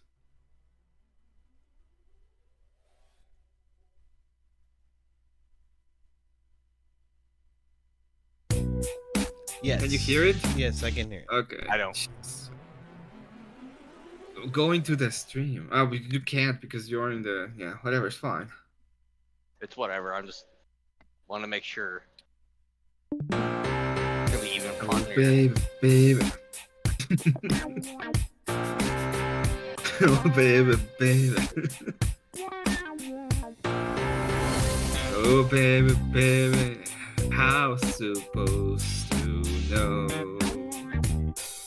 that something wasn't right here? Oh, baby, baby. I shouldn't have let you go. And now you're out of sight, yeah. Show me how you want it to be. Tell me, baby, 'cause I need to know now. Because my loneliness is killing me. I must confess, I still believe. When I'm not with you, I lose my mind. Give me a sign. Hit me, baby, one more time.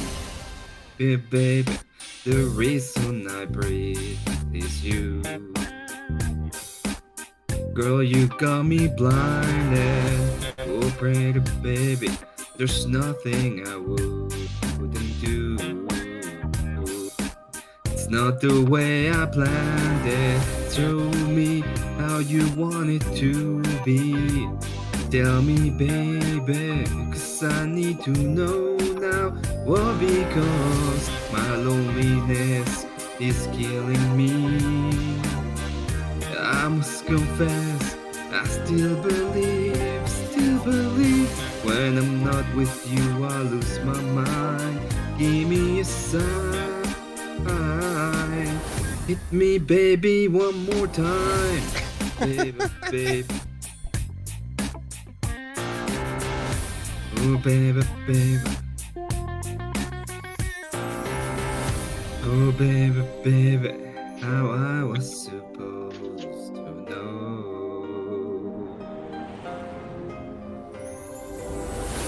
Oh, pretty baby, I shouldn't have let you go.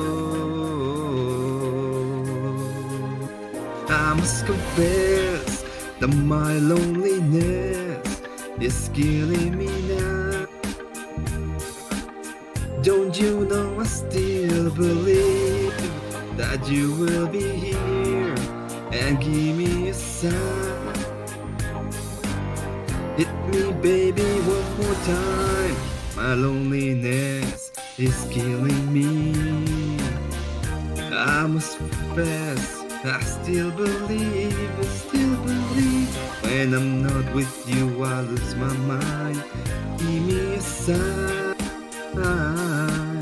Hit me, baby. I must confess, it's killing me now. Don't you know I still believe that you will be here and give me a sign. Hit me, baby, one more time. Ugh. What do you think she means by that? Like hit her, like smack her upside the face, or like I how think I it's just you know? Smack her in her listen. ass. I had a debate the other day about what is it called? What was it?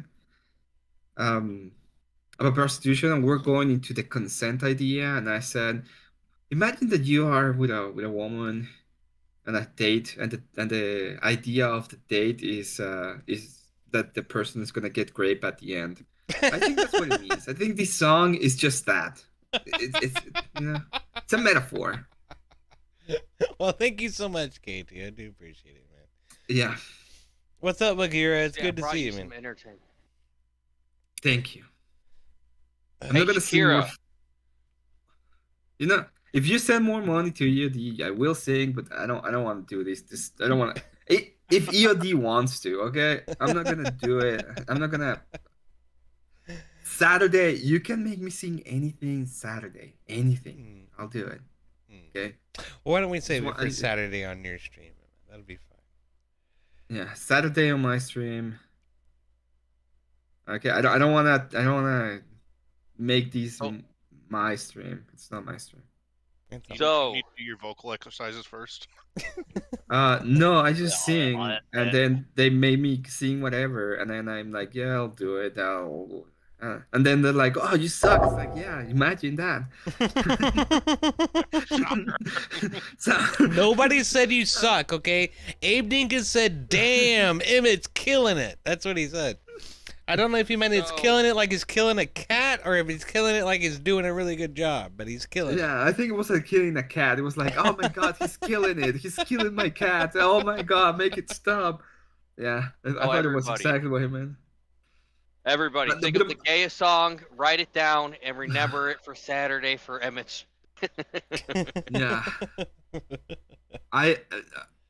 Jeez, it can't get worse. Like there's I know of a song that if somebody asks for it, I'm gonna just end my stream.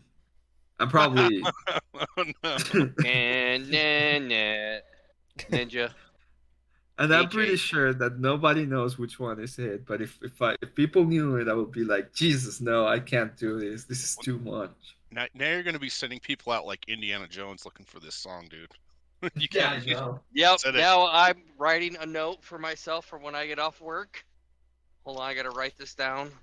Look for The funny gayest part is songs. that I'm gonna have like a bunch of people listening to the gayest songs possible. Oh, you know I and, then, will. and then pretending they're like, I didn't listen to it. I didn't do it. No, I'm Indy already and his meaning to. clan, they searched high and dry for this song. Oh, Shakira, you gotta go to Kieran's video and comment hashtag Bud Light sponsor Kieran. Oh my gosh! Again. I'm doing that to all his videos. After he's done with his streams, I'm doing that. I'm gonna start doing it too. And the last the- video, I'm like hashtag this guy makes me want to have a beer, and then I put sponsor this guy. The hashtag Bud Light. Oh my God. Hashtag Bud Light sponsor this guy. Yeah. Hells yeah. You know what? If they'll sponsor Dylan Mulvaney, they'll sponsor you, Emmett. They certainly will. Oh my gosh! I got it. But Emmett doesn't have the gay stream. That's Kieran. Oh, well, you know, if he keeps singing Britney Spears, he will have a gay stream. So. Oh, Well, we gee. all know he's doing it for the grift. There's different motives. Kieran's not gay. He has a wife and 2 daughters. Or at least one. Me and Shakira would disagree with that. I don't know. I looped out for a second. I was putting a Zen in. Aww. Who dis? New phone, who dis?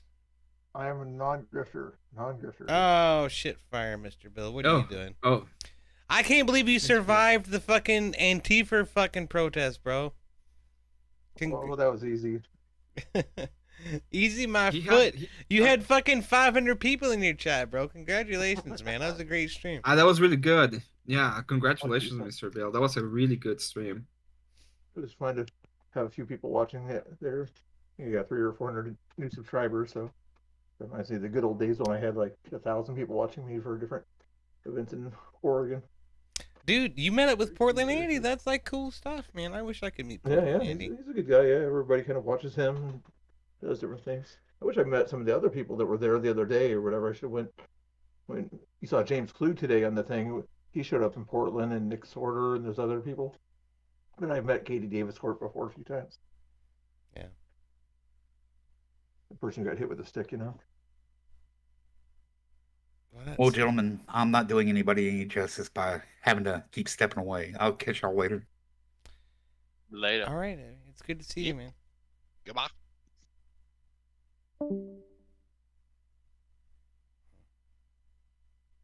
Now, what's this about my reverse psychology K2? I do not know anything of what you say to get That is things like that. false statement right there. Your statement is false. I do not grift at all. I educate my channel about different where things are at and things like that.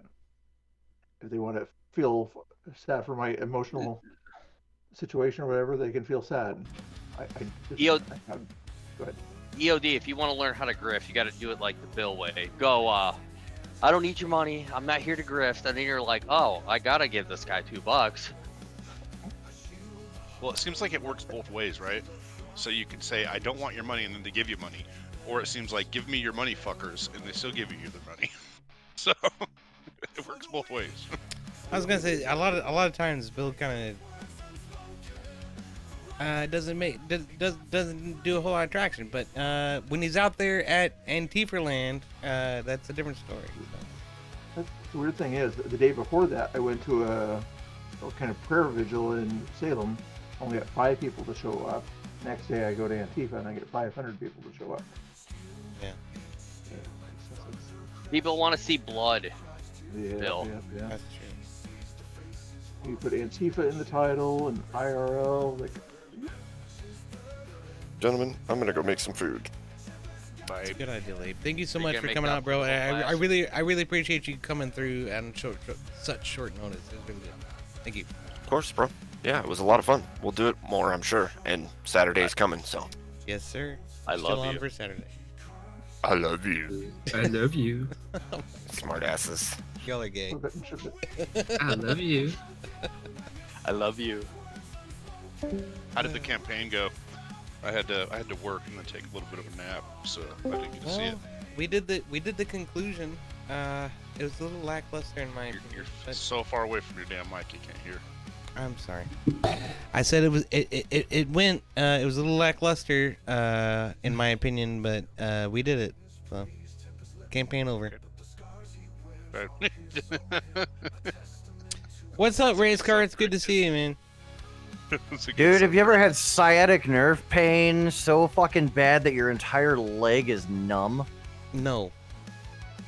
Yeah, it sucks. No, I had it where I couldn't get out of my seat.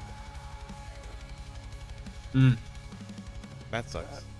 My toes are numb, and it feels like I'm being stabbed in the side of my left leg right now. It's fucking awesome. That sounds terrible. What are you talking about?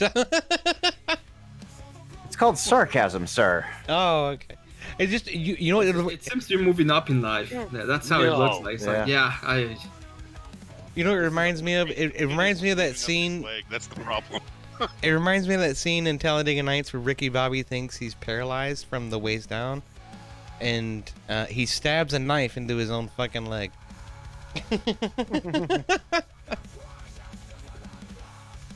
That movie is so tardily stupid.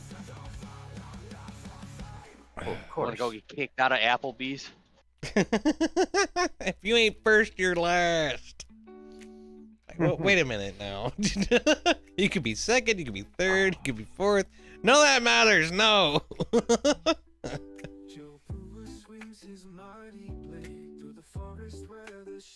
Oh my goodness sakes.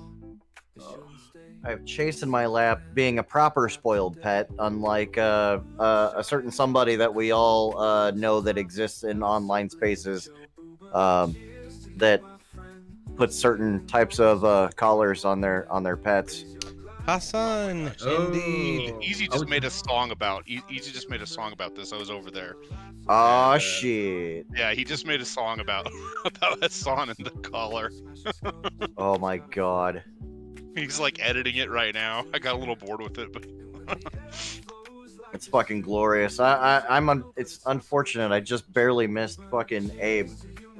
Cause you know, I started a trend last night that I didn't think was gonna spiral out of control like that, and I thought it was absolutely fucking hilarious.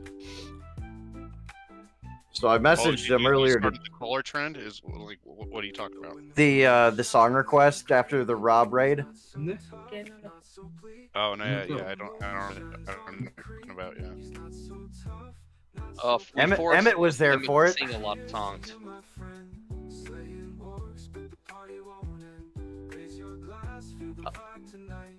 Yeah, no. Yeah, we just you told me about happened to raid in right at the like beautiful moment of them talking about doing karaoke to like "It's Raining Men" and other like kind of unethical songs if you're a straight white male or just a straight male in general.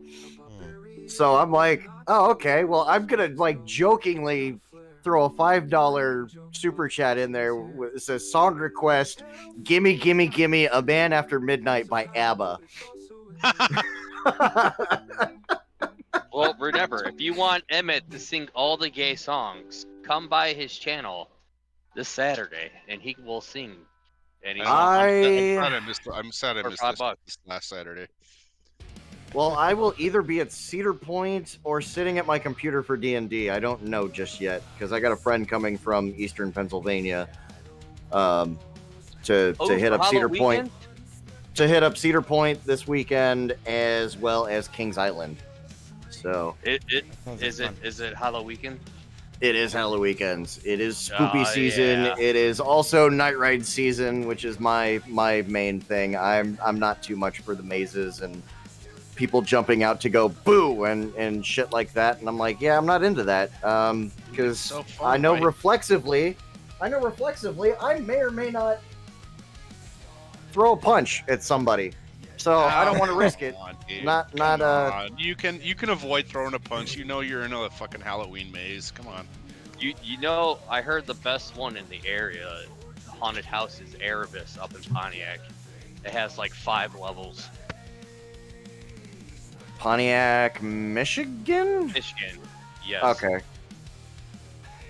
Yeah, that's a bit out of the way because that means I got to drive past Cedar Point to go do that, and I'm just honestly, I just would prefer to just ride roller coasters in the dark because that's fun. I don't know what would be on the other side of Ohio. I'm more in the Toledo area. Okay, I'm in Cleveland, and or actually, I'm even better. I'm in Elyria, and I'm like, my house is like a quarter mile away from the Circle K where the dude got the dog shit slapped out of him with a Twisted Tea can a few years ago. I'm sure everybody's seen that video on the internet by now, I would hope. That started a whole bunch of memes with teeth. Yes, it did. Talk about marketing. I mean, I own a shirt from Awesome Shit My Drill Sergeant Said that has a Twisted Tea can on it, and it says, "Stay strapped or get slapped." Wait a minute, is Awesome Shit My Drill Sergeant Said a company that makes t-shirts? Yes. Yeah, they're kind of like grunt style, their own flavor of grunt style. But yeah, they're also the same shirt manufacturer that made my I Love Waterboarding children shirt. Go figure. Go fucking figure. Yes. I don't remember who, but somebody fucking dared me to wear that shirt to Cedar Point, and I said, hold my fucking beer. That's a proper response. So I wore it to fucking Cedar Point, and I took a selfie in it just for photographic evidence. Who's going to be challenging you on that? This is like, I always like wonder about this. I guess it's just dishonesty, but like, I'm like, The really who's funny challenging you thing on is- these photographs. The really funny thing is like, I was walking past like like right by like the drink stall right where Raptor is, and I've got this lady walking at me, and she is straight up like fully like fixed on what my shirt says, and she like committed. She did the head tilt and everything, like the oh my god, does your shirt really say that? Like look on her face. And I just had the biggest smile as I just walked past her going the other way, and I was just laughing. I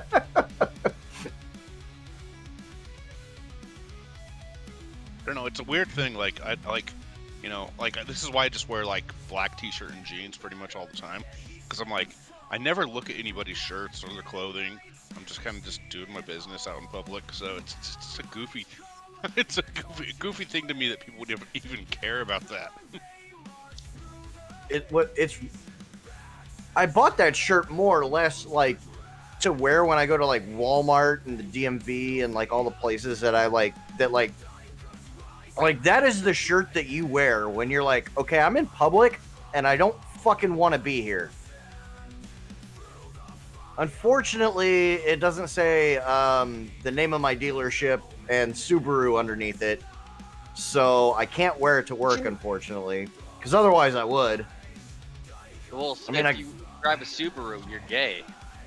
I can confirm I am a lesbian, yes, as well as I sell. Hang on. You can't be calling Subarus gay. Okay? Wait. You can't be calling Subarus gay. I live in I got a Utah. whole bunch of memes. Subaru's like the best car here to have. Nah, you're a lesbian, dude. Nah, dude, it's got the 4-wheel drive, right? I'm saying the best car. Subaru, You could get a truck I mean, too. they all have do that. they all have all-wheel drive except for the BRZ. Right. So like it's a great car for all-around seasons. I've been waiting to save this meme, but now I'm gonna have to drop it in Funny Bones, in Abe's Funny Bones section. We'll do that when I get a minute. I'm gonna leave EOD. Hope you have an excellent rest of your night. Thanks. Alright, Emmet. Yep. Sorry I It's had to my leave. fault. I'm sorry. Pretty dumb. Like you left and then you came back and then now you're leaving again. Yeah. I made you $5 at least. There's that.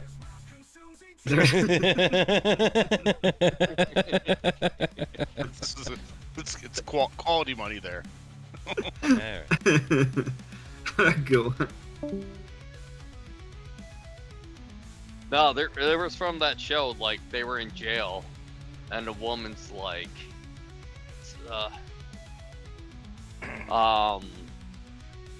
you drive a I don't remember, I just remember from the meme, she's like, something about a Subaru, and then she goes, then the dyke-looking woman goes, I drive a Subaru because I'm gay. I did see a clip of a stand-up comedian who just so happened to be a lesbian, and she did the bit, and she's like, yes, I do drive a Subaru, and for the record, yes, it is, and this is absolute peak lesbian energy. It has to be the Crystal White Pearl Subaru Outback. Yeah, that is. I mean, yeah. If you gotta define the color, it's definitely lesbian energy. Yeah. Or as she called it, Stormtrooper White. Oh no, that's confusing now. Now it's confusing. You've got a lesbian referring to the stormtroopers.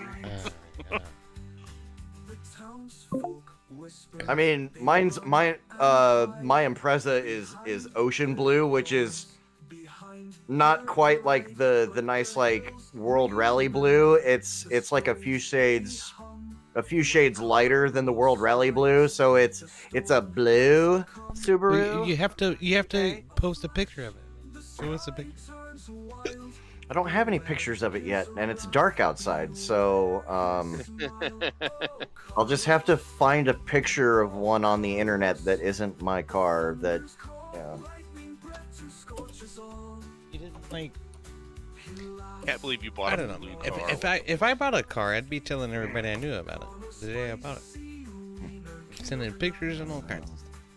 I don't know. I think it's better than that like maroon color than you get like the fake chrome.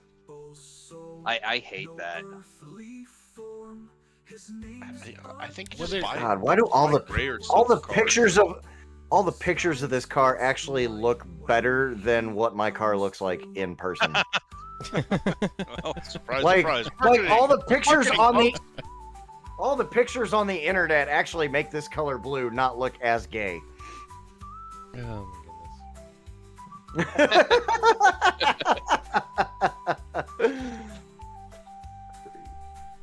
I drive a Well, I mean, you got filters for chick spaces, you got filters for cars too. Honestly, I despise the Boxer engine. Just so don't ask the internet to Photoshop it to be black.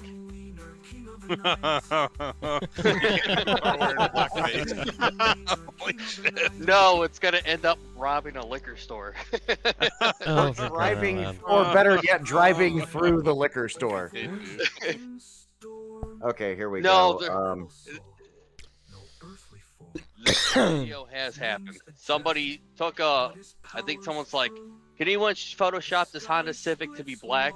It was a white Honda Civic, and then they put it up, put a do-rag on it, a gold chain, and Y'all are awful. Oh, no. Y'all are awful. You're awful people, I swear. There you go. I'm not awful. I bought it because it was actually the only manual car in our entire inventory. I miss my manual. Wait, what? Like, okay, what's your problem with, like, because again, like, I've drove manual transmissions before, but automatic's just so much easier, dude. How old are you? No, dude, you get way better control. 38 as of next Sunday. Okay, so both my cars are manuals. The other one is an RX-7, which is way cooler than a Subaru. Oh, dude, yeah, dude. Actually, I had a buddy. He had an RX-7. It was pretty fun. I can't. That's actually me at the track in grid. For my profile picture there. So. I gotta agree with Powder Blue guy. A manual transmission is like, you like got way more control. I'm just saying.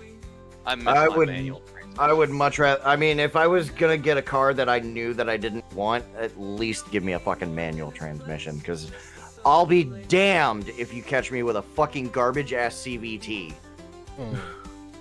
I'm a pickup guy. I need to find like some old '80s truck. No, Yeah, eventually like, I need to. Eventually, I do need like to look into getting a race car hauler. I drove an old Chevy like S1 for a long time. It was dope. It was dope to drive. I can't lie. And even in the Here's trucks the are thing. better when you get a fucking 10 speed or more. You mean like a I just fucking like semi having truck? control. Like, you're not even talking about a pickup truck anymore. You're talking about like a No, freight I was vehicle. talking about a pickup truck. I was talking about how it sucks that they took all our 10 speeds out of the fleet, because I liked it because you had more control. In a pickup truck, a 10-speed in the pickup truck. No, I was talking about our company's fleet. So They a got rid of commercial truck, like a freight vehicle. Yeah, that's what I was talking I about. was talking about a pickup truck, and then I went over to the semi. Oh, okay. But here's the thing, okay? It's like when you're running a manual, it's like it's literally more of a pain in the ass, okay?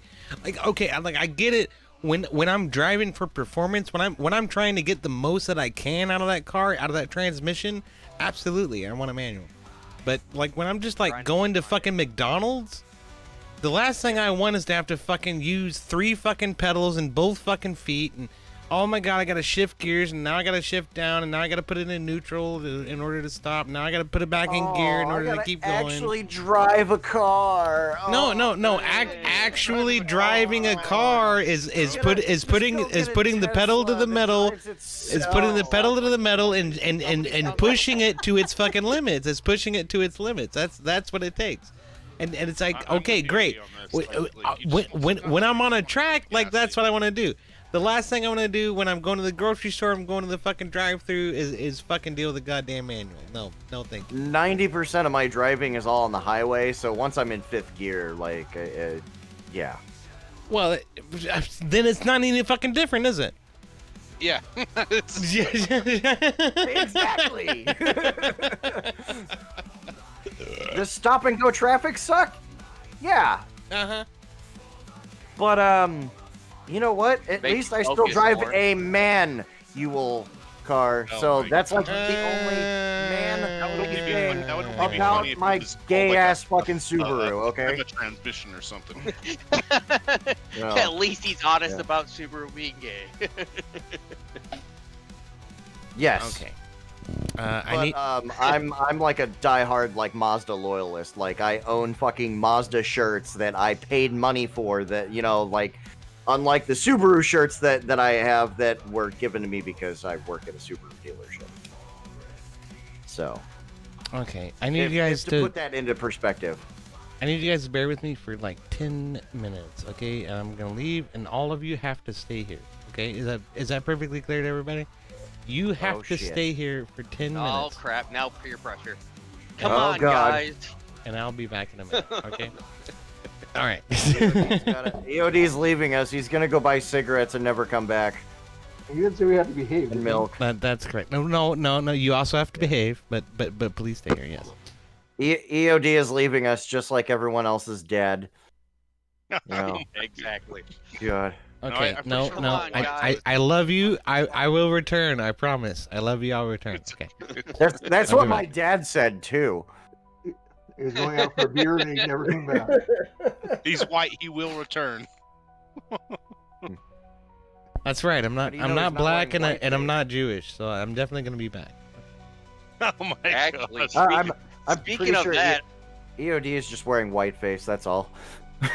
I've seen a Uno reverse where there was a black woman holding a baby, and then it said, "The dude white left me," and it was like a light skinned baby. So some dude did a Uno reverse.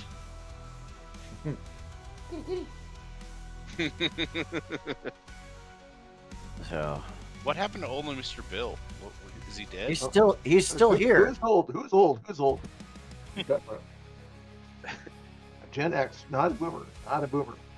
British Army. I don't know. I think you're Boomer Jason. That's pretty close. No. The near Gen Z is adjacent. So. I'm not Gen Saying Z.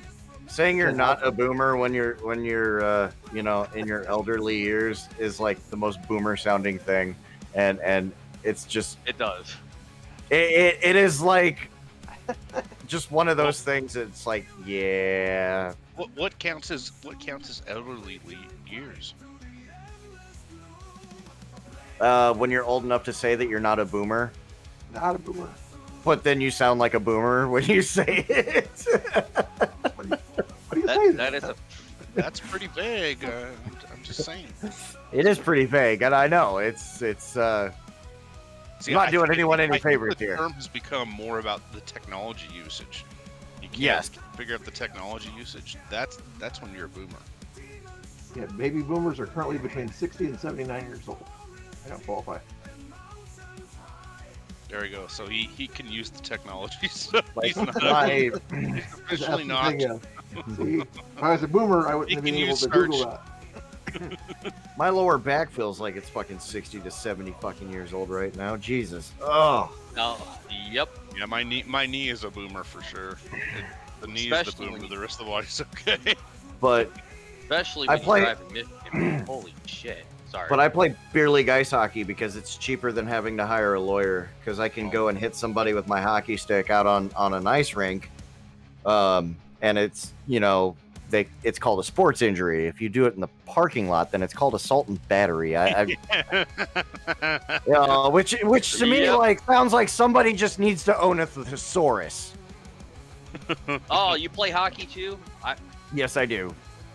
I played ice and roller. Like I there was didn't more start fighting playing- in roller. Man. I didn't Wait, actually start you're playing saying the there was more league until fights I. Hang on. You're saying there's more fights in roller hockey than ice hockey? For me, yeah. In the beer leagues. We're talking about beer league.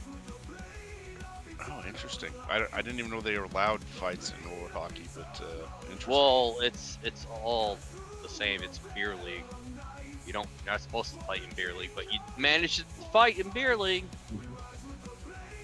So this is basically just a bunch of dudes being cool if you get in a fight, like so they're not pressing charges or doing anything like that, right? Yeah. I just stopped playing because of my back pain. Just 2 years ago, or no, a year and a half ago. I played ice hockey as a kid, and it was a lot more aggressive than I expected. It was fun though. Still, I was talking about adult beer league. No, I know. I got it. Yeah, not. Yeah. Sorry to derail that. I didn't actually start playing like actual organized hockey until I moved up here, which is pretty cool for me, I guess. All roads lead to beer league, so yay. I've been skating since I was 3, playing after that. Or something like that, and then I had to stop at like 33.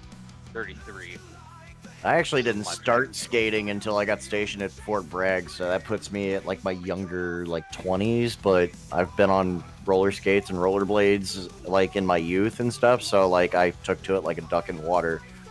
So that was cool. Yeah, it does transition. Like, cause I was a rollerblader, it does transition over to the ice pretty well. It is way easier, and I learned this the hard way because once I got used to ice skating, and then we deployed to UAE, and we had like a basketball court that we actually had like goals and stuff for playing like floor hockey. So I got like rollerblades and all my safety equipment and everything, because that way my chain of command would be like, oh, okay, yeah, he's just out there rollerblading and doing some stuff, some off-season training, I guess, is what I would call it. I think I could imagine though why like it would be brutal to like, because like you're on the ice, like it's not as easy to fight on the ice, right? Like I never did that when I played hockey. But I could imagine how it would be worse when you're on inline skates, and you just look like fuck it. Yeah. I could imagine that. I never had that experience, but I went to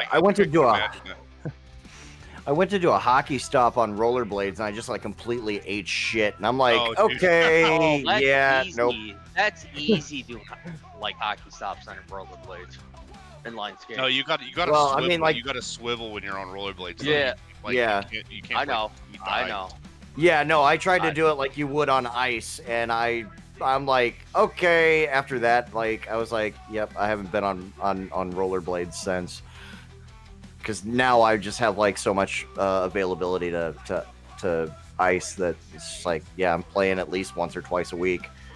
So actually, there is a adult league. It's like a tournament. They do it in each city for roller hockey. It's, I believe, Midwest Roller Hockey League, and they allow fighting in that. These are like amateur people. It is so much easier to stop. Like if you have like speed, it's so much easier to stop on ice than it is with rollerblades, though.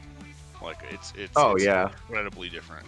Like you got to basically you got to basically pull a 360 on rollerblades to get your momentum to slow down.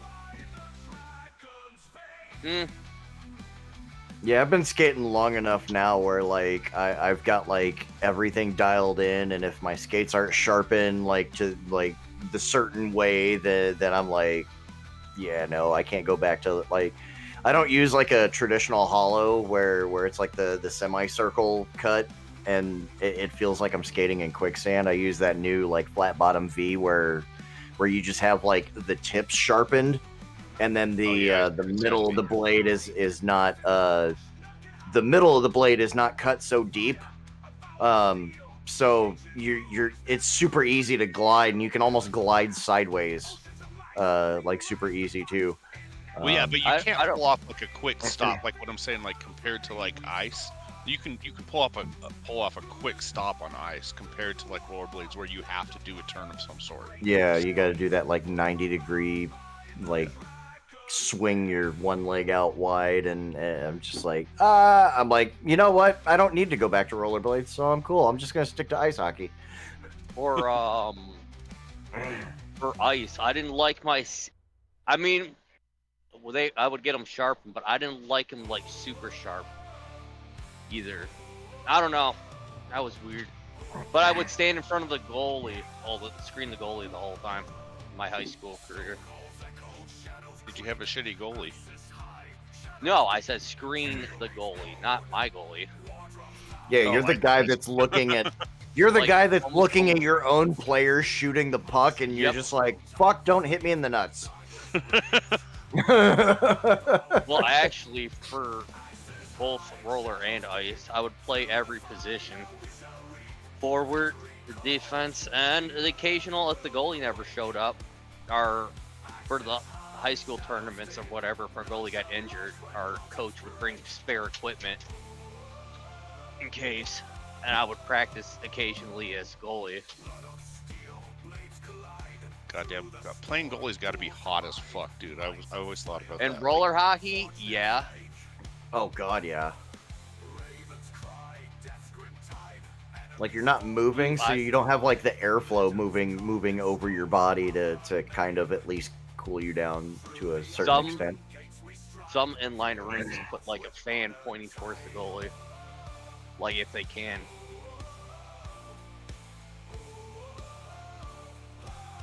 Like it's either mounted up. What was that one? Is it JCC up in Bloomfield Hills? No. I think it might be that one where they put like two little fans like from the stands, so it gets some type of airflow. Or from the back of the net or whatever. I can't think. It's been a while. Yep. But my favorite skates, Power. Yeah, I sat out last season because I wasn't sure when my hip surgery was gonna get scheduled. So I didn't play last season, but the season prior, I just bought a brand new set of the Bauer X5 Pros, which were like not the top of the line model. They were the one just underneath the Hyperlight 2s, and I'm like, yeah, I'm not gonna justify spending $1,300 for a pair of skates. Yeah, that's dude. Actually, after what the fuck? Actually, after high school, I got into roller hockey from these guys. To play that more, so I would get the cheap pair of ice skates because I was only skating during winter or whenever Ottawa Park was open. It's an outdoor rink. I know, pretty sure Cleveland has that type of stuff. But so I would get like your basics change out skates. So I went to roller. I like the I can't think of the model, but I always get the incline. So you got like 80 millimeter on the back with like a 70 or 80. Is it 75 or an 80 in the front or 85 in the back? I can't remember. Oh yeah, so that way you're kind of with the smaller wheels in front, that puts more weight on your toes. Yeah. Yep. So I had this idea, right? So like, you guys know what soaps are? Like those old shoes. No. Oh, Do fuck. explain. Okay, this is gonna die. Oh, I put a funny Subaru video in the back. Yeah, EOD to play that when we get back. Okay, but soaps were these like, and I just had this like weird idea that like, so soaps were these shoes. They had like grind. They had a like a kind of cylindrical shaped grind elements that were built into the shoes. Okay, so you'd have those. They called them soaps because you would use soap to make them slippery, so you could like run. It was kind of like parkour a little bit. You could do this, jump on like a pole and kind of grind the pole just with your shoes, right? and I thought like, oh man, it would be cool to combine soaps with hurling. Like, do you know what hurling is? We're not talking about the kind of hurling where you drink too much and then you throws up, right? No, That's the only type of hurling I'm aware of. Like an Irish sport, like so. No, you hurl discuses. That's what you mean is discus, right? DnD, there's a video in the back to play for everybody. All right. God, that died on the run. What the fuck? It was a nickname because you drive a Subaru. Just, it's gonna go to Subaru because I'm gay. after. It was a nickname. That's funny. I thought it was a nickname because you drive a Subaru. No, I drive a Subaru because I'm gay. Subaru because I'm gay.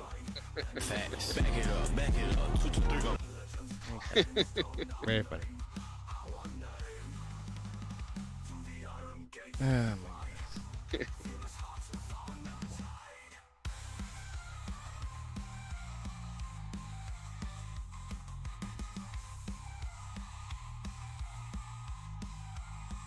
Oh my god, I got this guy in fucking Rob Nora's Discord claiming that he's 41 and he's clearly fucking 15.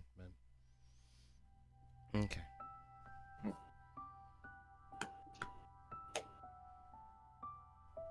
Well, there's an easy way how to do that because most teenagers can't. Ask them, how do you drive a manual?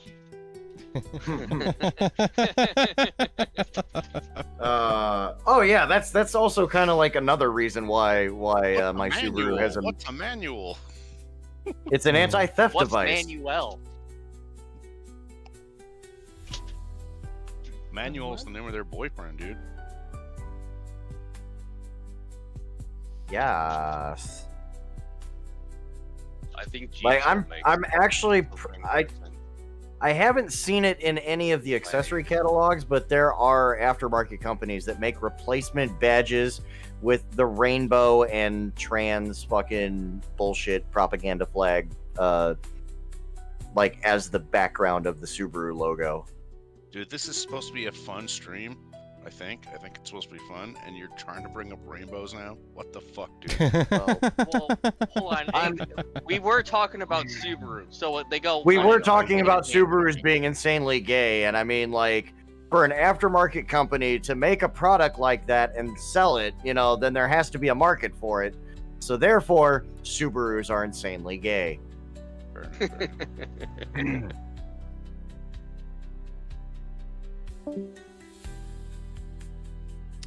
Oh.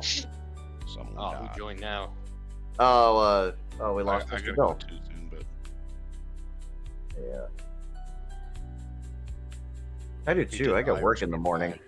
Did the Irish goodbye. It's all right. Salute. I have to work in the morning, but tomorrow is my last day of work before I have 4 days off for my birthday, so Hell yeah. yeah. I am definitely going to be paying my chiropractor a visit on Friday. Because holy fuck me, Jesus. Fucking these Libras always got to go get their back points. What's going on, dude?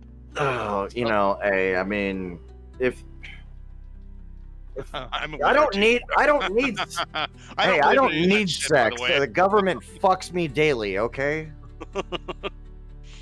I had a back X-ray for my back issues, and then we couldn't find anything. But couldn't. One time I drove home from work, I literally had to sit in my car for 2 minutes because it was freaking painful to get upright. Yeah, I do have mild scoliosis. I do have mild scoliosis, but I also have a slip disc in between my L4 and L5. And then there's like a knot that will trigger some nasty sciatic nerve pain, like off and on. So that's definitely not the scoliosis. That's something else. Dude, that's and when, does it shoot down your leg? Yes. Is that yeah. My toes and on my left foot are like have been like going in and out, like where they're like just completely numb. Yeah. Mine starts out like my lower back, and then it goes down to my knee, and that's where it's more painful.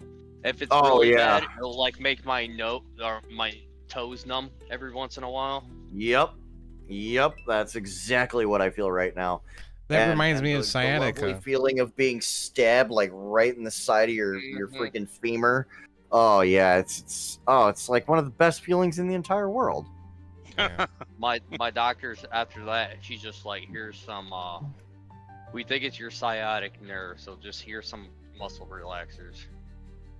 That's all they can do. It's your nerve gets pinched between your muscles and your bones.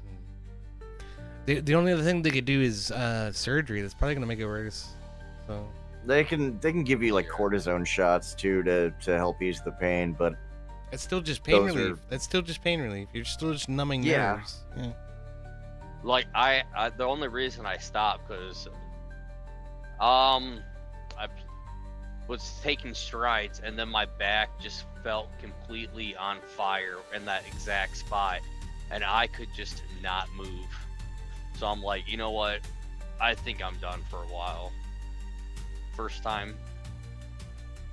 I miss hockey. I really do. I am only still playing because I want to get my fucking money's worth out of my like near $800-ish knife shoes. So yes, no, I completely understand. I completely understand. I absolutely bought these skates with the absolute intention of like, these are the last pair of skates I'm ever going to have to buy. And they're fucking amazing. I don't like Bauer switched up their sizing. I used to be like a 10R. Then I bought like these new pair of inline skates, and then they were like fucking big on me. I'm like, what the fuck happened? Oh yeah, they have like the 3 different tier system now. Yeah, it used to be a 10R. It used to be a 10R. Just a 10 regular. Yeah, it was like a, what was it, like 8D or something? Because like the numbers were weird. Yeah. These a wider foot, I believe. My foot is narrow enough to fit up your ass. I'm like, how about that? That's gay. All right, gents, I gotta drop. Have a good night. All right. Well, see, EOD had to bring foot fetishes up, and now like, people are leaving. The foot up the ass was too much. That was what it was. That's what did it. Oh my goodness sakes. What am I gonna do? What am I gonna do? All that I can. You could just be normal and not have foot fetishes. I don't have foot fetishes. Yeah. Well, you just said you just said that you wanted to put your foot up someone's ass. I said, well, okay. You're gonna tell me that I prefer to do it with at least a boot on, so that way I don't get somebody else's shit on my feet. I was gonna say, you're gonna tell me you never threatened to put your foot up somebody else's ass? Apparently you did. No, I've threatened to put my boot up someone's ass, but not my feet. Well, that implies that your foot is in the boot, yeah. Yeah, but my yeah, foot yeah. So then your foot is in the boot, and then the boot is going up the ass. So your foot is also going up the ass, even if it is protected by the boot. I agree with gay car guy here. It's better to clarify the boot instead of your own foot. Y'all are just apt to attack the streamer. Is really what it is. That's what's going on. Ay. That's probably the first and only time I've ever been referred to as gay car guy, and I didn't actually like immediately get pissed off. Your car is pretty gay though. I mean, it's got like 125 horsepower. It's a little piece of shit. It doesn't do anything. I know. I'm not gonna lie. Which is why I flat out came out and said it before you guys could beat me to the punch. I mean, there's even a picture of what that color blue looks like in the side chat. No fucking It's the way. blue Subaru. Did you know that the opening scenes to the 1988 Monaco Grand Prix broadcast included scenes from the Kentucky Derby. I'm sorry, that just popped up on my fucking feed right now on YouTube. Was the 1988 Monaco Grand Prix broadcast, and it's like the very first thing they show is the twin spires of Churchill Downs and the fucking Kentucky Derby. That's Wow. cool. Wow. Wow. Wow. I'm sorry, y'all. Somebody has to have pride in the state, okay? I do. Well, I heard something positive out of Kentucky. I heard that the divorce rates are down because in 2018 they lowered alimony. I'm Or sorry. something like that. Did you say that the horse rates are down because they lowered aluminium?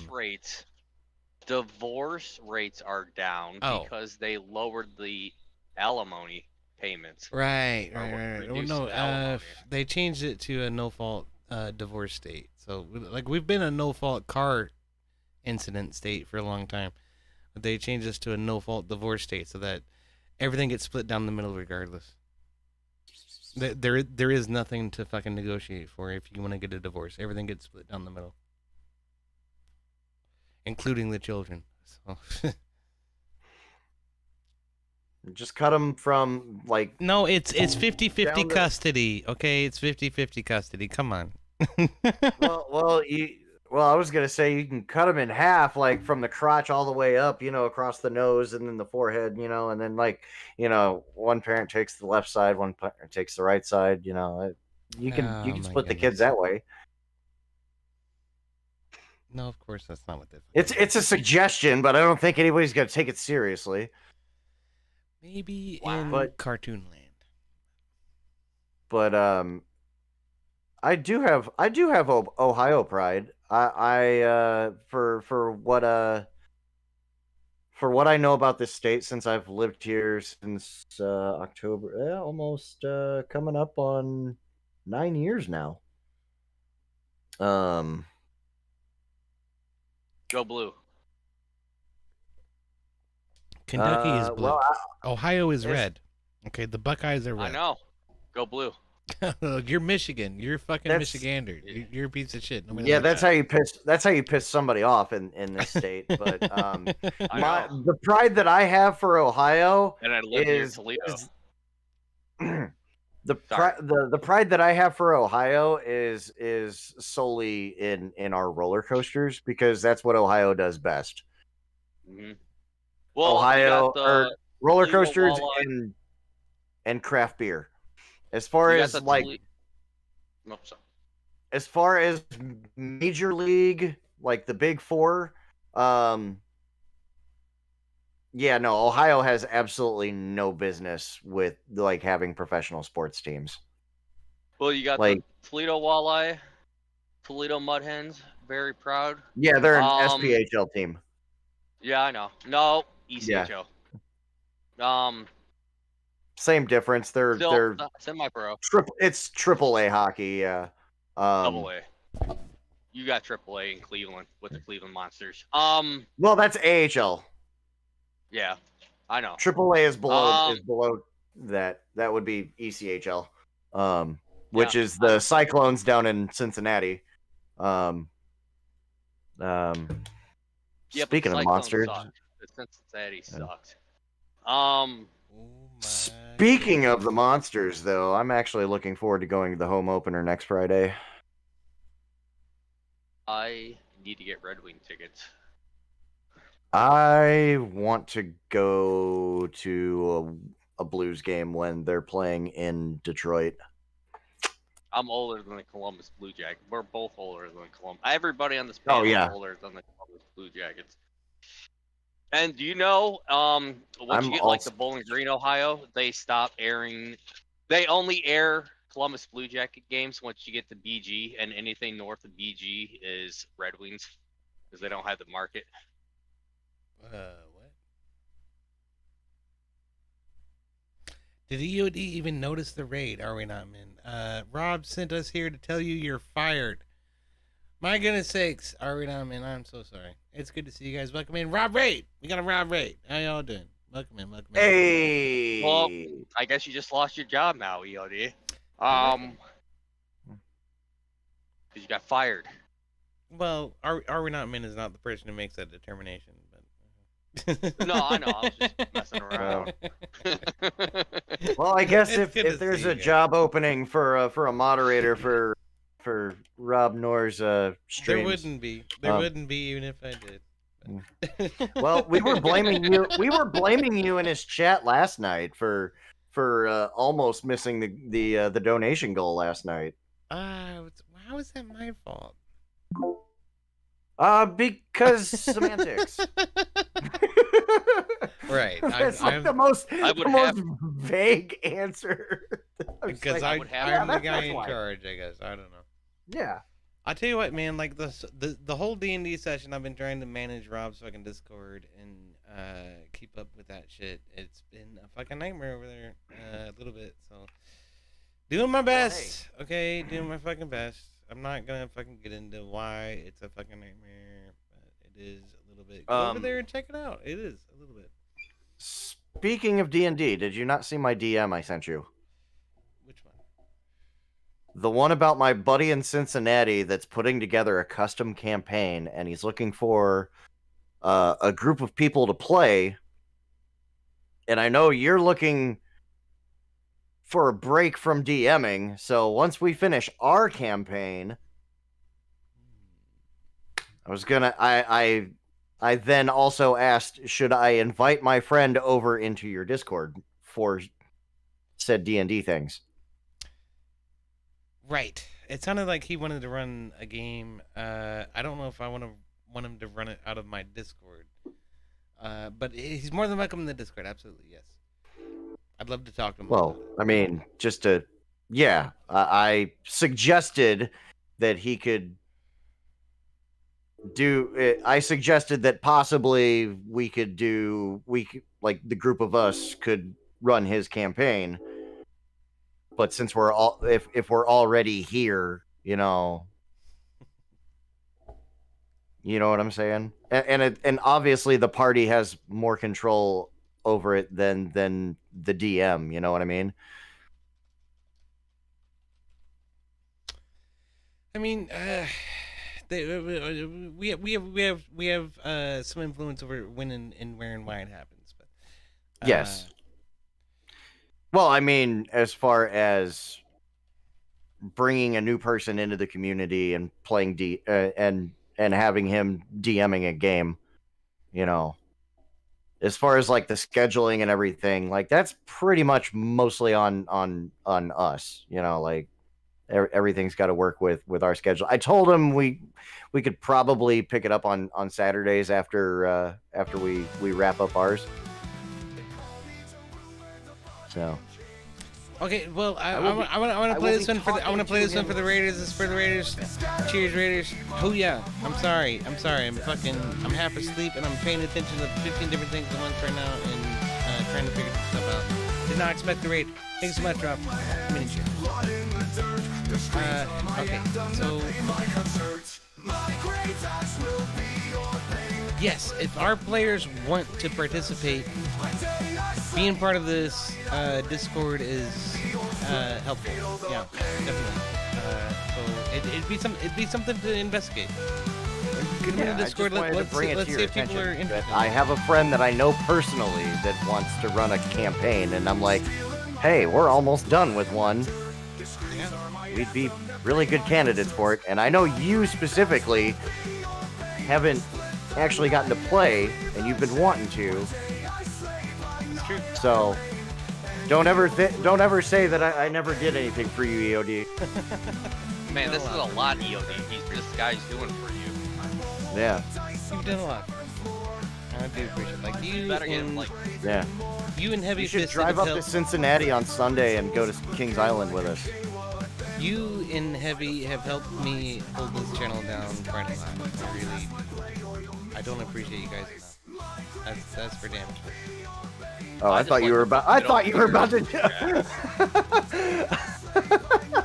I was not. I thought you were just gonna like leave it at. I just don't appreciate you. The announcement kind of caught me off guard. Actually, that would have been funny if you would have went with that. I would have laughed at that too. All right, Made so a clip right there. since Rob rated, I will pin the Discord chat. There's the Discord. Y'all want to join the chat? Come into the Discord. Hit the welcome committee and acknowledge the rules. I will join the waiting room. I will drag you into the conversation. If you are a jackass, I will immediately ban you, not only from the Discord, but also from the YouTube chat. So bear that in mind. You haven't banned me yet. You're not enough of a jackass. We're that good flavor of jackass. Yeah. That's my alibi for why I've been able to stick around for so long. After all, I got wood for days. Abe says he's also willing to help run campaigns. That's interesting. Yeah, well, between Abe, Heavy, and IP a lot, I think those three are more experienced than I am at operating in D&D. So it would be interesting to have one of them actually run the next campaign. So that would be cool. And then like your buddy, my buddy is insanely like well versed in the game mechanics. Like he's done this a few times. So yeah. Phil and Lost at All says, would consider Warhammer's greater than D&D make me a jackass? Would considering Warhammer's greater than D&D make me a jackass? No, not necessarily. Warhammer is just a different flavor of D&D. It's less storytelling and more battles. That's it. Anybody that wants to tell me that I should LS swap my RX-7, that constitutes as being a jackass, and you will be shunned. Ban him. Ban him. I wish I could change my YouTube title right now. I can't figure out how to do it. YouTube updated, and oh wait, no, I figured it out. Yeah. All right. Yeah. LS swapping RX-7s is for people with really small PPs.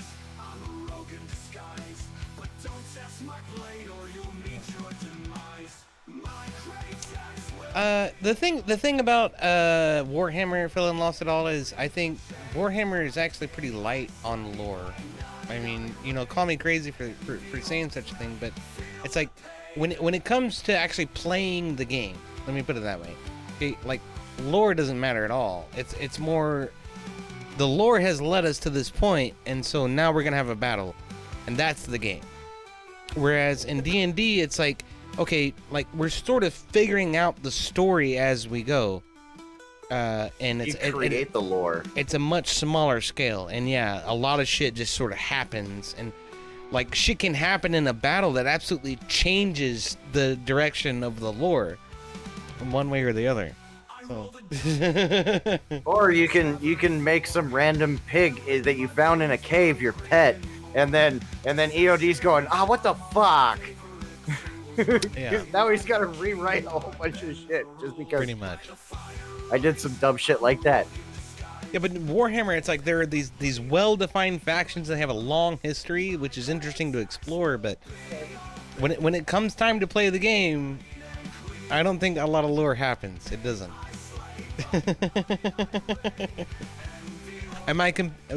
God's favorite ant says, am I comparing a war game instead of the RPG? I don't know. Is there a Warhammer small party RPG that I'm not aware of? Because I thought the war game was all there was, where you have 15 to 20 units on a battlefield that you have to control, and your opponent has 15 to 20 units on the battlefield that they have to control. It's just about who dies and who lives. That seems to be all there is to Warhammer to me.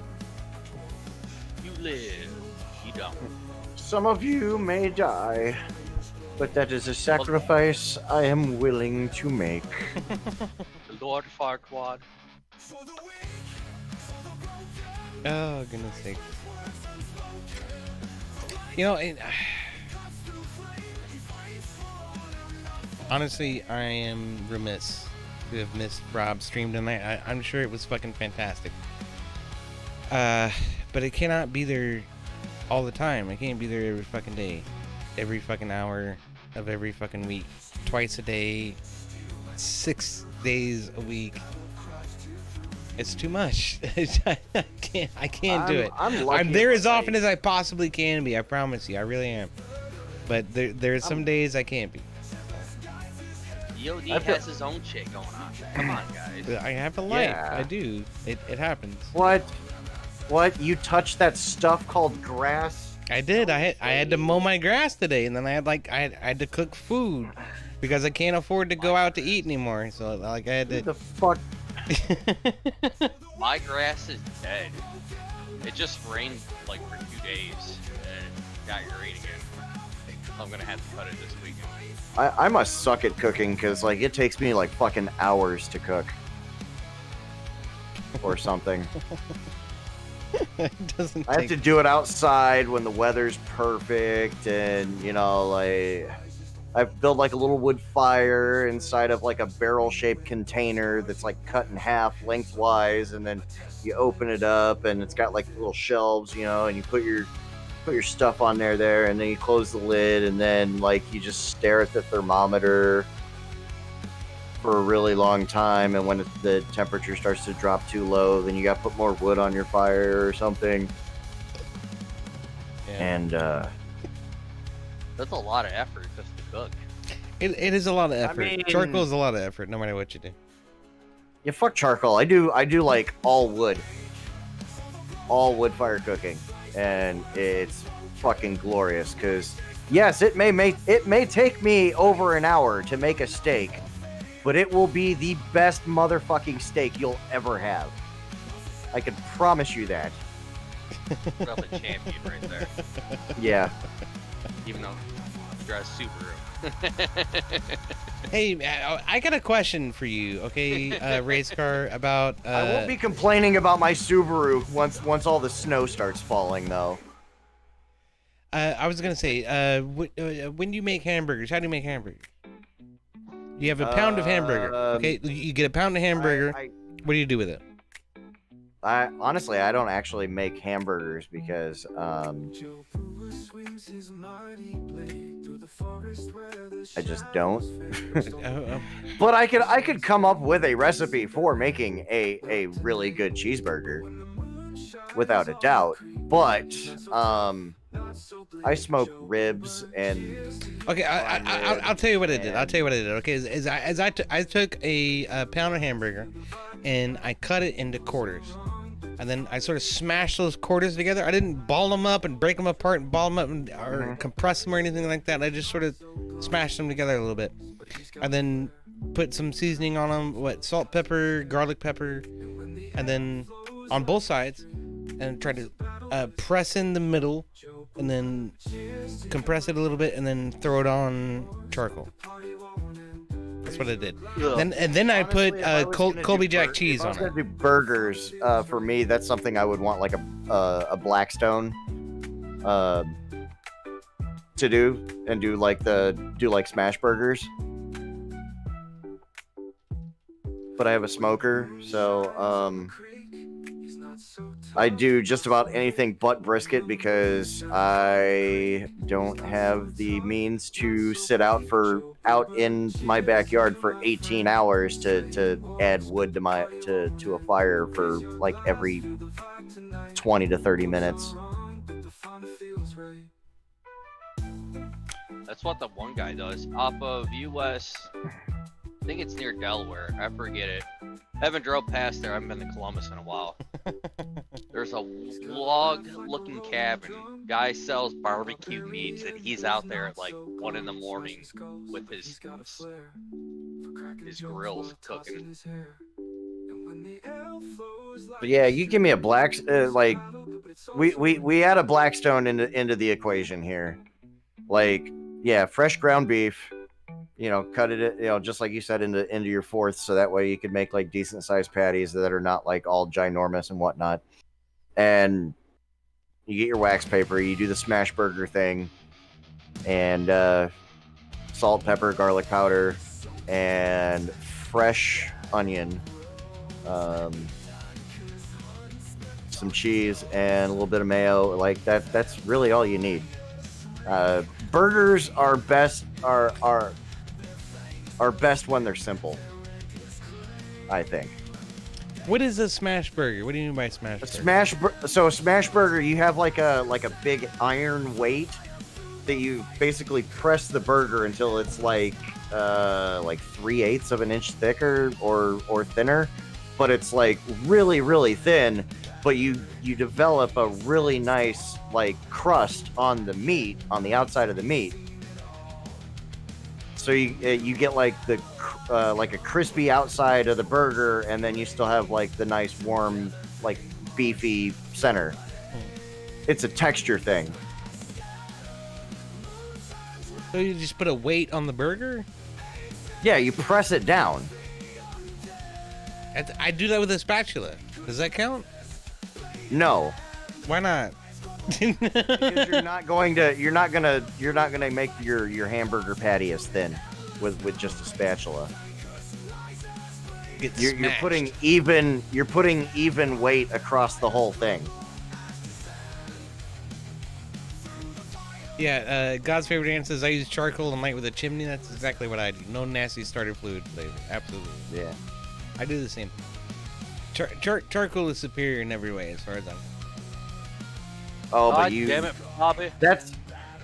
you say charcoal is superior, but that's only because you haven't done like real wood fire. Like, I've got like wood might be okay. Boxes of different kinds of wood in my garage, and like depending on what meat and.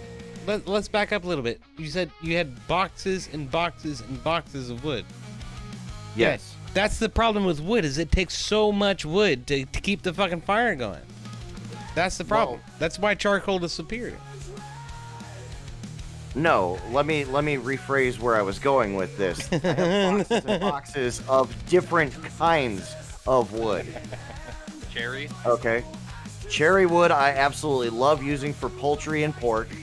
Applewood is pretty universal to use on damn near everything. Mesquite I absolutely love using for beef and salmon. But my absolute go-to for beef, without a shadow of a doubt, is pecan wood.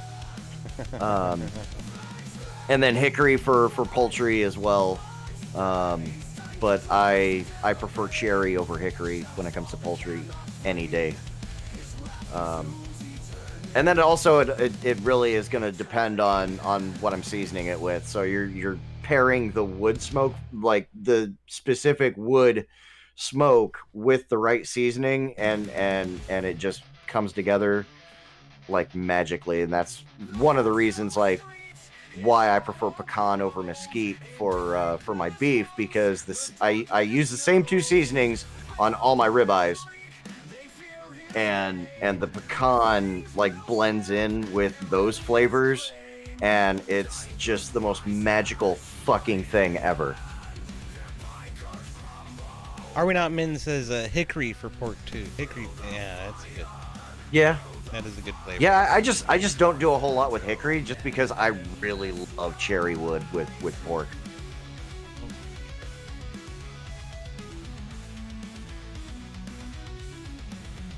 But hickory is good too. God's favorite aunt asks, what seasoning does steak need aside from salt and pepper? Good question. If it's a good steak and it's got a lot of fat on it, man, that fat is seasoned enough. Well, you still, yes, salt and pepper and a little bit of salt, pepper, and garlic. Those are like the three main ones. I'm gonna post the link in YouTube chat, because these guys are about an hour south of me. Are you a mod YouTube channel? I don't think you are. You say something that's not a link.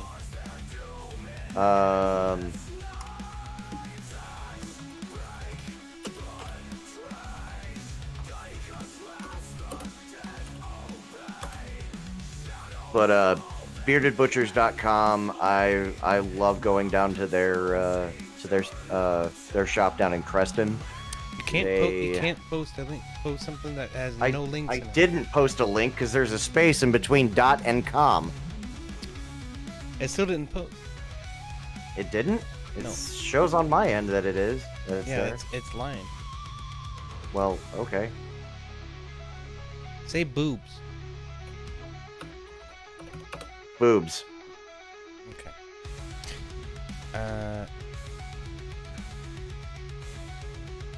Now you're a moderator. You can post the link. Yay! Now, time out, everybody. No, don't time out everybody. I'm not that much of a dick. Hey, there we go. Alright. You're now a standard moderator for this channel. Wow. Amazing. I can create and delete inappropriate messages. Okay, I added the create part. I mean, it's not false. I was gonna say, I was doing that before I was a moderator. Oh, you too? Oh, yes. But they have some really awesome seasonings that I use their bold blend and their butter blend. And it's just fucking magical. So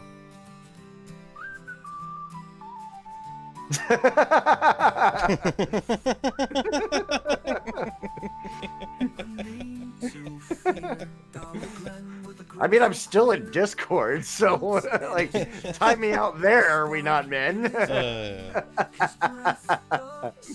I'm very careful about this. Every one of my mods I've known for at least 5 years. Yeah, I mean, we've known each other for a hot minute. At least 5 years. Pretty damn cool. Before the coup, man. Before the coup. Yes. At least 2 years before the coup. Whisper, they run and hide behind their doors, behind their But I've got so many of these freaking seasonings like in my collection. They're fucking awesome. Let's see, I got the bold blend black, Cajun, butter blend. Butter blend, like I live and die by that one. And the Hollywood, those are all pretty fucking incredible. The thunder's call, lightning breath to scorches all. He laughs, he roars, the clouds take flight, call us by But have you known EOD since he switched brands from Huggies to Depends? So I ought to. Man, I've been having some crazy shits lately. I probably should have some fucking Depends. I want to get I want to get a sponsorship for my race car from Dude Wipes. That would just be like Dude Wipes. What, are you kidding me? Is that baby wipes for men? Are you kidding me? For Yes. hairy assholes? Oh my god. You would have Dude, to put wait. that at the rear of the car for the sponsor. It would only make sense. Lord help me. There are a lot of really funny references that of like different stickers of random shit that I want to like throw on the race car after I do certain things. Like for example, I'm looking at picking up a Nine Lives Racing wing sometime this off season, and on the end plates of the wing, I'm gonna put ham sandwich stickers on there as a tribute to Super Fast Matt, who currently holds the world record for the world's fastest carbon fiber reinforced ham sandwich.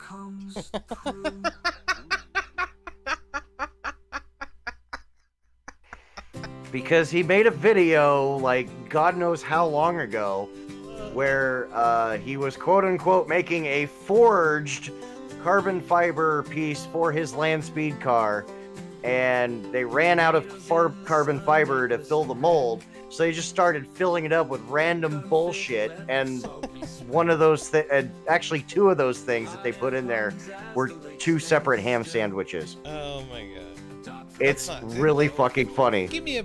They didn't put ham sandwiches in their car. Come on. I'm not making this up. It's legitimately a thing. I will absolutely share the link with you, EOD. You shared a link in the Cars and Motorsport channel on my Discord with somebody who Yes, broke a that land is- speed record. Yes, that's him. That's pretty cool. But he didn't put ham sandwiches in his car. What are you talking about? He mentions the ham sandwich in his rear stabilizer. You gotta be kidding. Yes, he mentioned that in there, but I will absolutely share you the video of him making the rear stabilizer, where you have the video of him putting the ham sandwich in the So stabilizer. you're talking about like bread and then like a piece of ham, maybe 2 pieces of ham and another piece of bread. Like a whole ass sandwich. Bread. Absolutely That ate guy most needs to of get it. sponsored. He put bread in his suspension. Are you kidding me?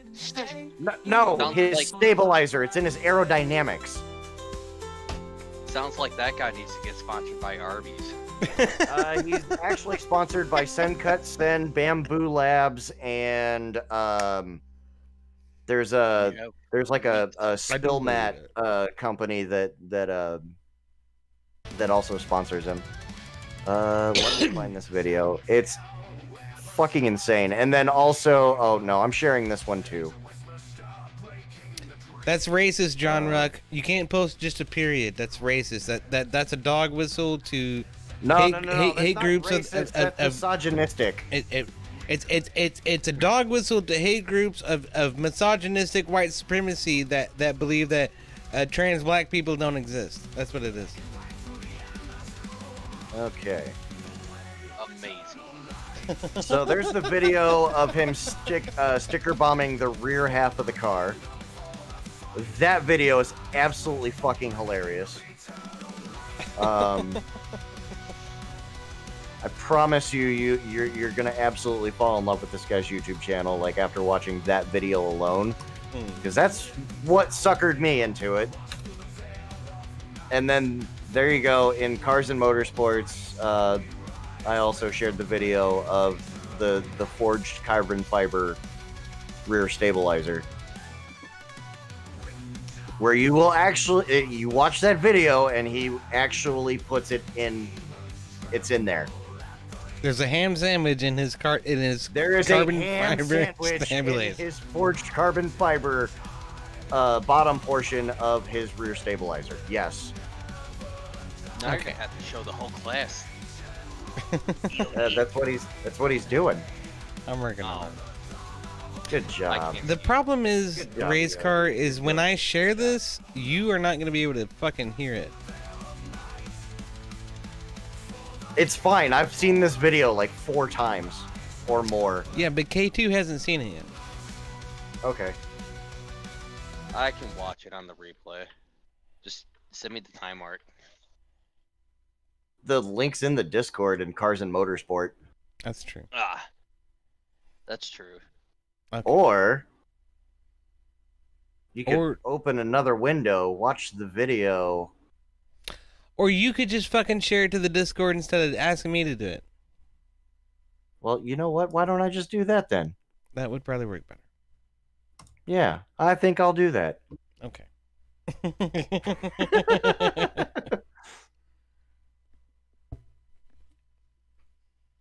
Okay. For Mr. K2, I got you. All right. We're gonna have many laughs. Fiber. It's not really forged, that's just a marketing thing. Like how engineered wood sounds better than we mashed together a bunch of scraps of wood that we found on the floor. Forged carbon fiber is the engineered wood of the composites world, which is fine. Engineered wood is awesome, but it's also the cheapest. And you don't usually show off that you have the cheapest thing. Like you don't normally see houses that are really nice but have oriented strand board accents. This makes it weird to see so many expensive cars with forged carbon fiber. Okay, put it on pause for just a It second. does look neat in small pieces. Okay, I paused it. So everybody, this is Super Fast Matt on YouTube. Miniatures is Super Fast Matt. I want to give proper accreditation where accreditation is due. Thank you so much, Super Fast Matt. This is cool shit. Thank you, and hilarious. Thank you. All right, cheers. Go ahead. Oh, we haven't even gotten to the funny part yet. No. But he's not wrong about it being about the equivalent to engineered wood. And there are places where it makes sense, and I found one on my race car. So I forged some carbon fiber and probably some other stuff.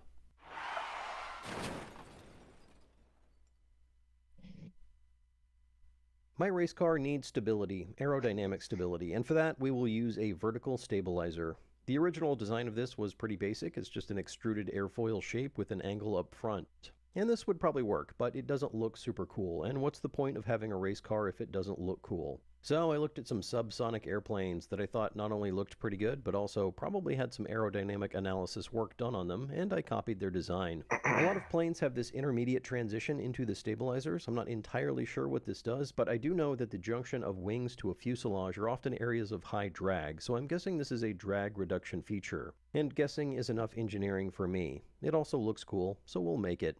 If we were just doing this simple design, we could make this pretty easily. We could 3D print an airfoil, wrap it in a continuous blanket of fiberglass, and call it a day. But with a more complex shape, the fiberglass can't be continuous. I'll need to cut it and add extra pieces and overlaps, and it becomes a lot harder to get a smooth surface without making a mold and getting more complex. So I'll split this into two pieces. The top part here will be made the easy way with just a 3D print wrapped in fiberglass. Carbon fiber, actually, since I have some of that lying around. And this bottom part is going to be made with forged carbon fiber. To make this, we will need to have a 4-piece mold, 2 sides, a top, and a bottom. The bottom will just be the contour of the body in this area. The sides will be 2 pieces of MDF machined on my router, and the top piece will be a press. It will have the contour of the top of the part, but be extruded an inch so we can press it down, thus forging the carbon fiber. It doesn't... Yeah, Arena says sense of the word. engineered lumber is a lot stronger. It carries a lot heavier loads. Is that true of carbon fiber as well? Probably not, but I think part of what makes carbon fiber strong is the lace pattern that yes, that is exactly involves. why carbon fiber is strong, is because of the weave. Right. And so I would assume going in all kinds of different directions, and it's just kind of like floating in a soup of resin until it cures. That is kind of hard to say. Fair enough. But it's not actually forged in a sense of like what the word forged means. So that's kind of like what he's really making fun of here. Right. A better ratio of fibers to resin, but you do the same thing when you use a vacuum bag or even a squeegee. Basically, if you're not squishing out the extra resin, you're not doing your composites right. So forging is just a way to do composites. So we will machine these 4 molds, combine 3 of them, fill the cavity with carbon fiber and resin, and then mash it all together. We'll start with the top and bottom pieces. These need to be about 3 inches wide. This is forged carbon fiber, the material of choice for supercars everywhere, so we will not cheap out on mold material. We will use the finest quality 2x4s that are sitting in my backyard. The sides are going to require larger pieces, so I cut up some of that fancy engineered wood, MDF specifically. These need to be 2 inches thick, so I glued together some 1-inch MDF I had and threw it in the router. I did make a slight error in running this, which left some dimples on the leading edge of the mold, but we can sand those off in the final part. These did require some amount of mold prep, which I hate. MDF will soak up lots of paint, so I used a shellac-based primer and then sanded and recoated and repeated a few times. I followed this up with the clear coat, and I could have waxed that and applied mold release there, but instead I used Teflon-coated mold release film. There are 2 things to know about this stuff. One, it is the composites cheat code. It's amazing. It sticks to your mold, and with just a little bit of cutting and contouring, you have the perfect mold surface, with no mold release and minimal preparation. The part will fall out of the mold if you use it right. The second thing you need to know about this is that you can't have it. I also can't have it. It's been sold out for months. I had to borrow this piece from a friend who bought a big roll several months ago. The 2 sides are aligned with some dowel pins, and we made sure to screw them together with some screws that we will definitely not forget about later when taking the mold apart. For the bottom piece, we just used some of this red release film attached. They totally forget about the screws. And for the sure top, we just used packing tape. This stuff works really well. You're on picking small up on the flat-ish foreshadowing. surfaces. I'm planning on mounting the vertical stabilizer to the car using one long bolt running through the spar in the middle. This spar will be a thin wall tube that goes through both the top and bottom parts. The bottom part will have a slightly larger thin wall tube that the spar will run through, and another one in the front just to keep the stabilizer from rotating. So we will need to locate 2 thin-wall aluminum tubes inside this forged part. Aluminum and carbon fiber right next to each other might be a problem, but only if we take this out somewhere really corrosive, like a salt lake. Bum bum bum. Your ace in the bowl. Bring out the good. Oh, look, you got the same. Picture this. Saving up to 10% when you bundle I don't home care. and Go auto away. insurance.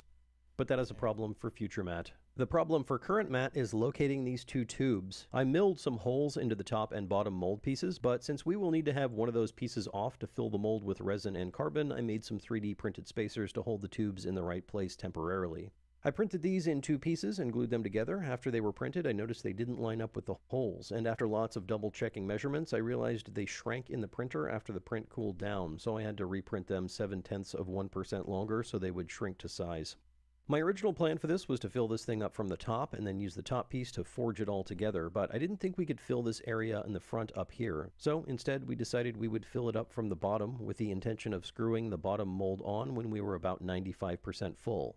Then we can press the top in to do the final squishing. So we initially screwed the top on the mold with some washers as spacers to keep it offset about 1/2 inch. I'm already a bit lost. Now, the correct way to do this is This to is the measure bottom of the volume spoiler, part yeah? and then weigh Yeah. out the carbon fiber such that 60%. Say what? So this is the bottom of the spoiler, yeah?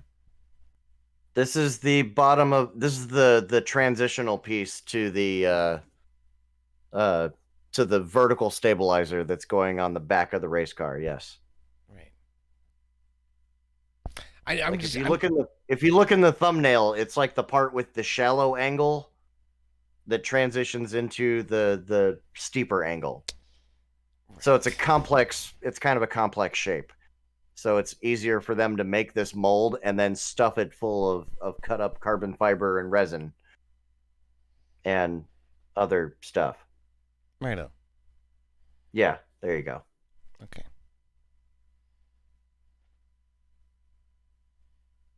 Are we ready? Yes.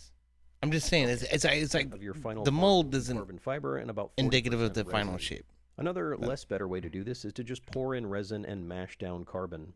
This is the approach that we took. Forged carbon fiber is made with short strands of carbon tow. Basically, if you took some carbon fiber weave and chopped it all up into pieces about 2 inches long, you'd have what you need to make some forged carbon. I don't have chopped up carbon tow, but I do have a carbon weave sitting around. So we busted out the scissors and turned our weave into chopped scrap. After a while, we were running out of chopped carbon, and cutting more woven carbon fiber was difficult and time-consuming, and it was wreaking havoc on my scissors. We'd already chopped more than we wanted to, so we scooped up some of the carbon strands from the floor. Floor dirt may not be the best reinforcement, but you know what's pretty good? Metal. You can actually buy aluminized carbon fiber. It's not really any stronger, it's there for looks, which is on brand for forged carbon fiber. So let's shove some metal shavings in there. Zach over at Jerry Rig Everything bought one of his metal knives, which shavings? was helpful in making the mold. Unfortunately, it got resin all over it, and it pretty much ruined it. So I put it in with the carbon. He just stuck a knife in there. He just stuck a fucking pocket knife in there. Are you fucking kidding me? Motorsports and a Mr. Beast chocolate bar. I know some of you are going to be salty about this and leave negative comments. I but don't totally worry, forgot I he put the preempted it by fucking printing out chocolate bar negative in there. comments from previous videos and adding them in with the carbon. Oh my goodness. It was starting to fill up, but we ran out of carbon and needed to cut more. But first, a lunch break to enjoy some delicious ham sandwiches. There it is. There it is. Okay. I get it. I get it. Rush. Just whatever. That's just After we mass salted it to up, we fill had a some gap. we That's tried all to. it is. Turns out we were overfilled. So we took it back off, pulled out some carbon, and then squished it back on. We removed the washers from the top piece, screwing the bolts down, forging the carbon into one forged piece of forging. This nicely squished out a bunch of resin, improving the fiber to resin ratio to what I can only assume is perfect. What I can only assume is perfect. Yes. The next day, it was time to remove the part from the mold. Unfortunately, sometime in the night, the heater had switched off and the resin on the outside of the mold was not cured, so I did not have much confidence that the resin on the inside was cured. So I turned the heater back on and gave it another day. And then it was time to remove the part. The threaded rods we had put in were pretty stuck in there. This was kind of expected since we couldn't really keep resin from getting into them. Fortunately, I have an impact. The second rod did not want to move at all, not with hammers, not with vice grips. The last rod had the nut stuck on with resin, but not this one. So we welded the nut on, and then got the longest breaker bar we had, and then broke the weld, and then welded it again, breaker barred it again, and impacted it out. The bottom was the next to come off. This one was difficult because the aluminum rods I had sticking out the bottom. These are there to locate the stabilizer to the frame of the car, but with the help of some clamps, we got it apart. The side molds should have come off super easy with that release film we used, but they were stuck together. We pried and prodded and hammered. Oh, so you're saying the fucking sidewall bullshit that you fucking invested in was a waste? And the top mold came off with just a little bit of leverage. The part looked pretty good all around. The mold release film left a pretty decent surface. There were unfortunately some dry spots and air pockets. I know some people are going to point out in the comments that if we had done a proper forging process, we would not have air pockets in the carbon. But I would like to point out that if we had done a proper forging process, we would not have a ham sandwich in the carbon. Speaking of, this may come as a surprise to most of you, but adding the ham sandwich may not have been the best idea. There was not a resin shell on the outside. You could just feel and smell ham, which is probably going to be a problem in the future. We painted on some extra resin to get the air pockets filled and to wet out the ham sandwich. Unfortunately, the bread kept getting dry, it was just sucking up resin, and the ham was still wet and would just shed resin away. I did eventually get a coat of resin over it, but it's just not going to work. And so I was faced with an issue that I think we've all faced at one point. I may have to dig out the ham sandwich from the forged carbon fiber vertical stabilizer. But that is a problem for future Matt. Oh my goodness. Does he dig the ham sandwich out or not? We're getting there.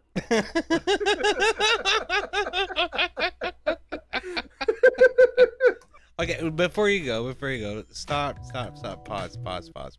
Okay. Again, thank you so much, Super Fast Matt. I want to give proper accreditation to this dude. Thank you so much, Super Fast Matt. If you haven't subscribed to Super Fast Matt, subscribe to Super Fast Matt on YouTube. Dude does what does he do? He does fucking land speed record fucking race cars apparently. So he does land speed racing. He's got a Yamaha CBR1 or not a Yamaha, a Honda CBR 1000 motorcycle engine swapped Honda 600. He's got a Tesla powertrain 1958 Jaguar. And an off-roading Dodge Viper. Fucking amazing! You take a Viper off-road. That's a fucking trip right there. Yeah, he's got a lot of really kick-ass fucking vehicles that he's re-engineered to do shit that they were never ever designed to do. So, all right, yeah. Let's continue. Okay, on with the ham sandwich. Oh god, it is so gross. Why do I do these things to myself? Because it's hilarious. I dug out most of the sandwich, but I did leave some deep in there, so there is still a little forged ham sandwich in this vertical stabilizer. It is a little ironic that I had to dig out part of the good enough sticker and also the comment that just said incompetent. I didn't for itself. Also, there is now a hole through my stabilizer, which is not aerodynamically ideal. I could have just jammed this full of carbon fiber and resin, but I thought, why not drop some weight by filling it with foam? I sprayed some expanding foam in there and added some more YouTuber merch, this time a laser cut sticker from Xylofoxlin, and also that messed up end mill that I was using the last two videos to side cut with the drill. I smashed the part back between the two side molds and waited an hour or so, and then I used the grinder to cut away the foam from the outside. This way I could fill the pocket with actual carbon fiber. That's right, woven carbon fiber patches. So this part of the stabilizer is actually a foam core carbon fiber composite. The nice thing about that mold release film is that you don't have to do a lot of sanding and finishing work, but since I am an idiot and decided to add part of a pig carcass to my part, I had to recoat all of this stuff with resin, sand it all down, and try to make it smooth. I filled in most of the pinholes, but I kind of stopped caring after a little while. I am done sanding. I am done with this part. Now on to the top part. To make that, I 3D printed it slightly undersized, draped some carbon fiber around it with some peel ply on top of that to get a nice surface finish, let the resin cure, peeled off the peel ply, cut it to size, and that was it. That was significantly faster. Maybe you should have done the whole thing like this. But one more thing, a coat of paint. I used 2-part epoxy paint, which will hopefully be enough to protect the fact that I sanded straight through the resin in some areas. I was going to use gloss paint, but I went with a matte clear because when this thing gets moving, the paint back here will be super fast matte. Also because it hides imperfections, and let's be real, this is one giant imperfection. But it will do its job. Overall, it was a success. We forged carbon and some other stuff, and we made a part that will vertically stabilize the race car. All while looking. That's that off-road Viper in the background. Also, I if see anybody's it. missing a 10mm socket, I think I found it. And then there's this Honda 600. Nice. Or S600. With a fucking shitty ass front end. But You love your special. I dig it. I dig it. It's Oh, pretty dude, great. this guy's fucking absolutely just ridiculously funny. That's good, man. So. You got to appreciate somebody who has a sense of humor about themselves. For sure. Oh yeah, I mean, how else do you make land speed racing like remotely entertaining? Because like from a spectator perspective, you have to like have like a super wide angle lens to film it. Because the track's 5 miles long with 3 miles of runoff to slow the car down. Yeah. And then they take the average of the last mile, and that is your speed, not necessarily just your exit speed. And then when the average top speed of your last mile is greater than the record you're trying to break, then you have to basically run it again, and then they average out the two runs, and then that is the new record for land speed rate for your class. So really cool stuff. You know, I learned a thing. I didn't know jack shit about fuck when it came to land speed racing until I found this YouTube channel. So, well, I didn't know. Some stuff. I didn't know shit about about fucking forged carbon fiber until just now, when this dude tossed a ham sandwich into a mold, and then had to dig it out. And a bunch of YouTuber merch. I totally forgot that there was also a Mr. Beast chocolate bar in there. That's pretty funny. Oh yeah, it's like there's just a bunch of shit in there. Car guys are full of shit. That is the moral of the story right there. To an extent, yes. So, you know, I kind of wish we had fucking Grid Motorsport in here. He probably has a tale or two about fucking. oh my god, I wonder if he watches Super Fast Matt. Honestly, he probably doesn't, but you know, because he's always like busy doing his own stuff. I'm sure. So, yeah. But he's got like a video series of him building the entire land speed car, from it just being a chassis to the first time he raced it and got up to like 160 miles an hour was his first run with it. Because when you don't have a body on your car, and you know, pretty much we learned the same thing with watching Leroy from Cletus McFarlane, you don't go fast when you don't have a shell over an exoskeleton. So it's true. What was it? His fucking NASCAR truck that he built? That thing ended up being a beast. No, he bought the Dale Earnhardt truck. He did? Yeah. And then I think like the first time he drove it, even after getting it like licensed and insured, he got like pulled over like immediately. I thought it was pretty kind of funny. But it wasn't an actual NASCAR truck. It was like something somebody built in their garage.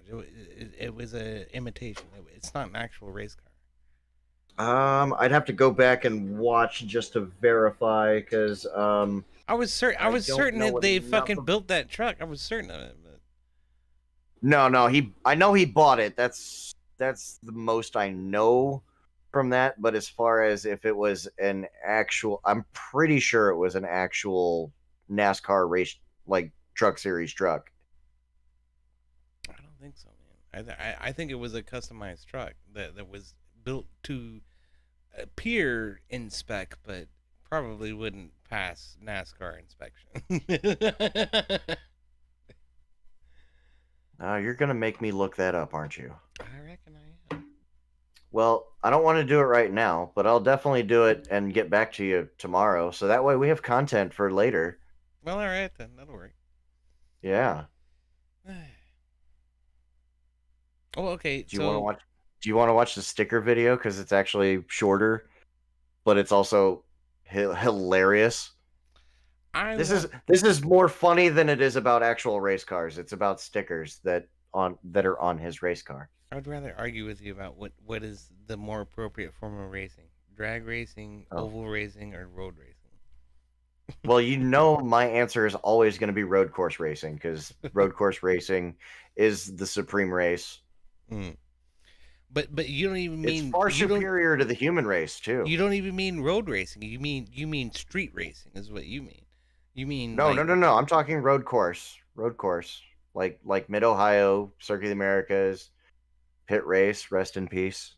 Okay, so closed road courses that are absolutely designed for racing.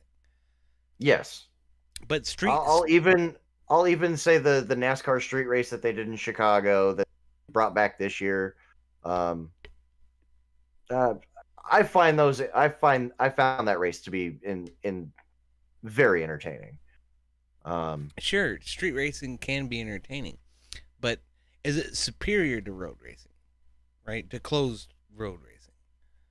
Well, let's define road racing by a closed course, where you have to turn the steering wheel both in the left and right direction. Okay. To maneuver. Let me back up. Let me back up to my initial fucking prompt where I said drag racing, oval racing, or road racing, and then I'll add street racing onto that as a separate category. So then those are the categories. Okay. Well, when you say street racing, the first thing that comes to my mind is illegal highway drag racing. When I say street racing, what I mean is sanctioned league races on streets, such as the F1 at Miami or IndyCar in Nashville, right? Or yes, but they're not racing on. They are racing on public streets. However, they are closed off, and there's no public traffic while they're racing. That's correct. So I would still call that a closed road course. It's a closed street course. Let's call it that. I mean, we're kind of splitting hairs, but no. It's very important. It's very important because what you're talking about is illegal street racing. What I'm talking about is legal street racing on closed streets. So I kind of lump them two together because really the only difference is that the racing surface is meant for public traffic, whereas a closed road course is not. But the principle is still the same. You're maneuvering the car in elements that both go left and right. It's not the same. Okay, it's extremely different between a closed road course, such as Circuit of the Americas, such as Mid Ohio, versus something like Memphis or Miami. Okay, was it Memphis or was it Nashville? I think it was Memphis. It might have been Memphis. I don't know where IndyCar went. They drove across the bridge, went around some streets, and then came across the bridge again, and then back around some streets, and then came across the bridge again. So it's back and forth on the bridge, which was that was an interesting street course for any closed course racing, but What I will say is a track like a race track, a place which is designed for race cars, is way smoother than anything you're gonna get on an average fucking street or an average road where the public is intended to go. So that's an important distinction. So when there are definitely some tracks that you could argue against that. And I'm trying to think of the name of one of them. Nelson's Ledges actually used to be really, really shitty before they repaved it just a couple of years ago. Generally And, speaking, what okay, the closed fuck road is the courses name? are way smooth, and open street courses are way rough, right? Like that's it. Yeah, but I mean, you're still gonna have to tune your suspension individually for each course and Well, whatnot. yeah, you have to do that on every oval. You have to do that on ovals. Yeah. So what's the difference? You're still making adjustments to the car for the road You surface. that make you're on. adjustments to the car for every course you go to. Yes, exactly. Yeah, we're splitting hairs here. No, we're not splitting hairs. You're trying to make some distinction that doesn't need to be made. So, I mean, just because the quality of the road surface is bad, not as good as like Circuit of the Americas or anything, it should be like counted as its own category. I'm talking about the principle of you're on a closed circuit and you're making left and right turns. Okay. Because it's not like they're racing with DOT tires to comply with racing on public roads. No, they're not. That's correct. They are not racing with DOT tires.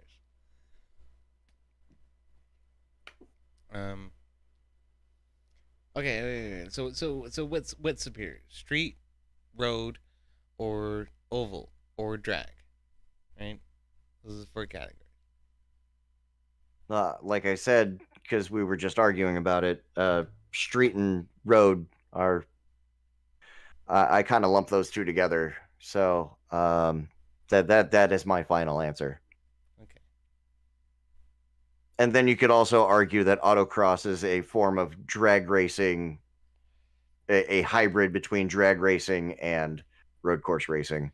Great. But the elements are much tighter because you're dealing with a much more confined space, and you're not getting quite up to those speeds that you would be on a road course, where your road courses you're primarily going to be playing in third and fourth gear. Autocross is mostly second gear. Sometimes you're going to be hitting third. Very rarely will you ever be hitting third for extended periods of time. I don't agree with any of that. All of that depends. What gears you have to leverage depend upon the course itself and how tight the turns get. Sometimes turns get really tight on road courses, right? Yes, but primarily because a road course takes up a much larger amount of real estate. You're primarily going to be racing in third and fourth gear and fifth. Well, here's the thing. When you're on a oval, it's like fourth gear all the time, right? It's like balls to the walls the whole fucking time. You're doing 200 miles an hour the whole way around the fucking course, especially at Talladega or Indianapolis or Daytona, right? Mm-hmm.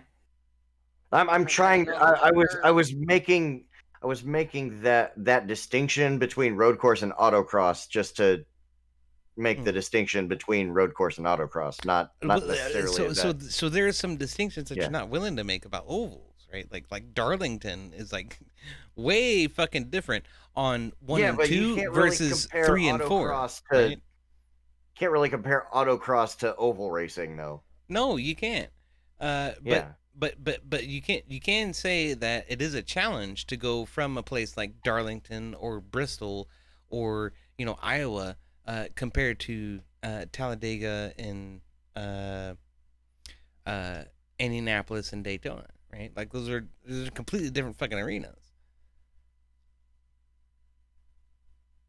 I'm taking all the left turn.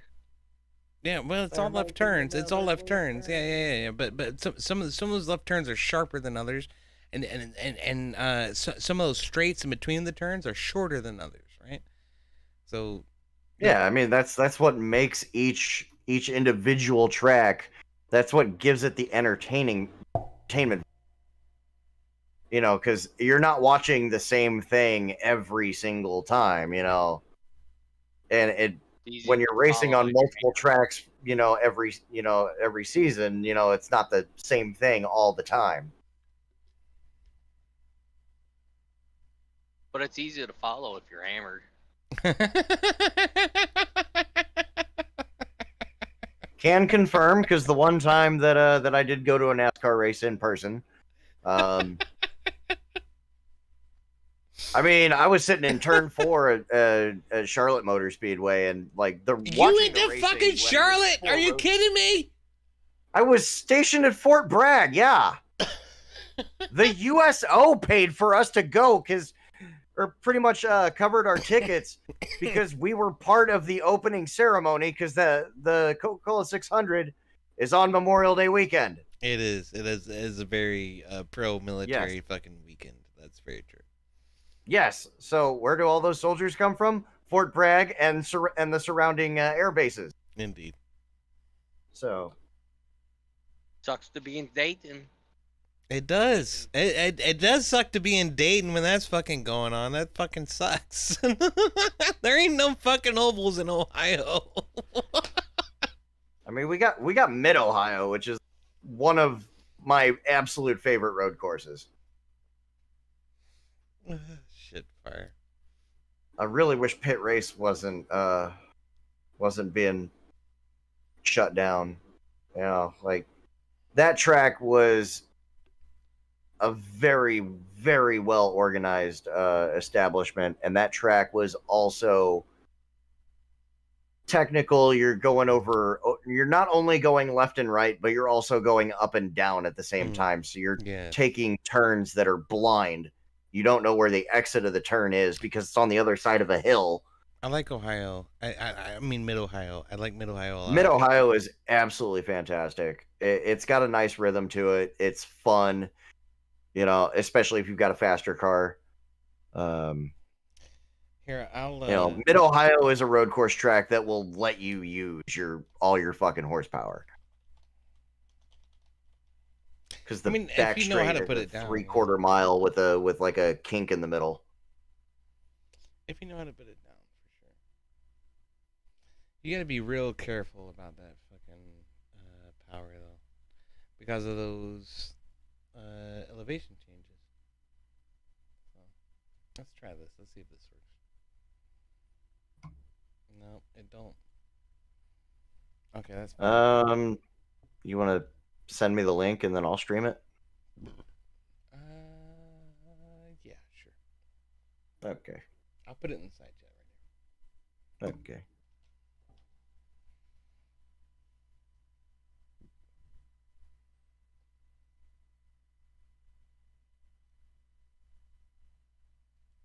I don't know why Discord does not get along with fucking Opera. If I put it in fucking Firefox, it'll probably work. It's probably your fault because you have Windows 7. Shut up. Hit the... That is your yeah, fault. that's cool. That'll... Where I'm Jack Hawksworth, driver of the number 17, Vass Sullivan, Lexus FGT3. Come join me for a lap around Mid-Ohio Sports Car Course. We are Mid-Ohio, heading down to turn 1. Just mute it. I don't even Prototype fucking coming down our inside here.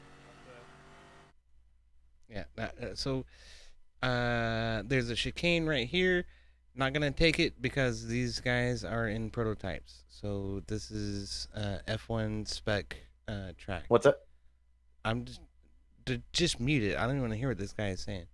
But oh, okay. They're going around the carousel right here, onto the back. No, straight, this is right? the keyhole. This is the hairpin that goes into the big back straight.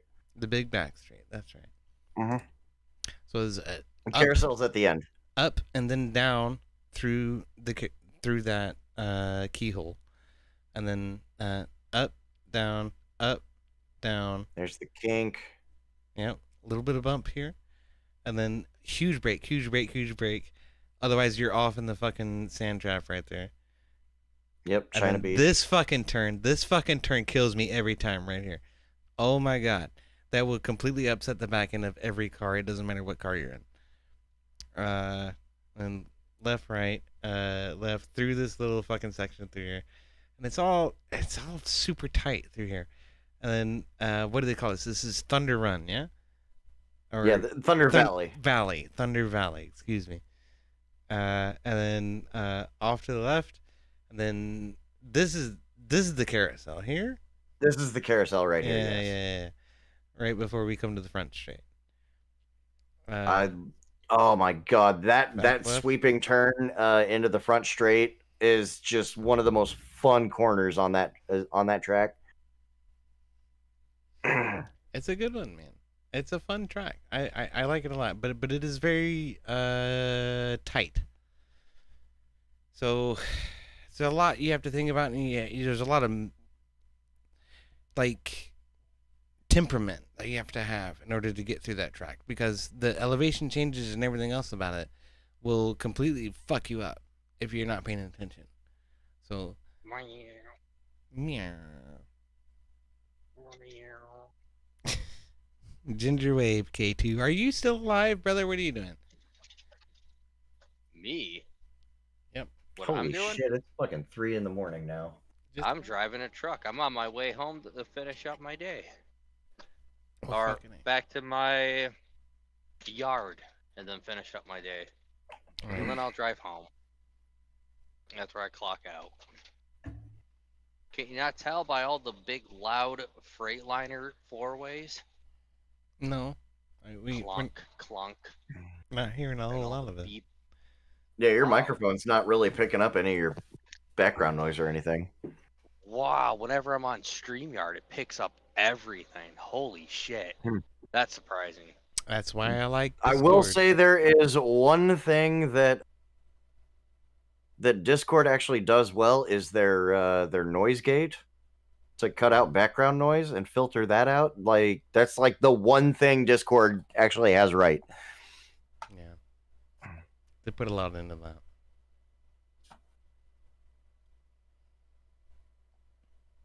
What do you think about racing, K2?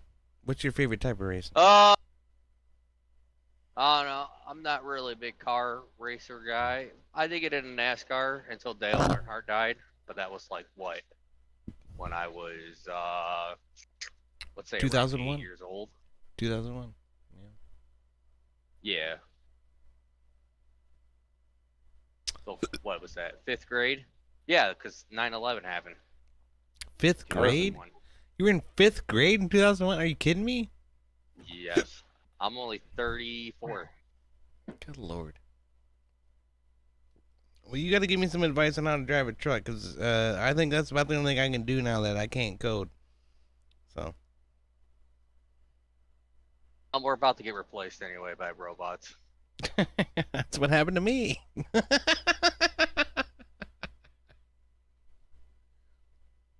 Well, I don't know. I would get take the extra course and get the manual, so then anybody can hire you. Some have 10, 13, and 18 speeds, but usually the heavy haulers have 18. I don't know. Gravel haulers seem to be hiring right now. I mean, if you really wanna.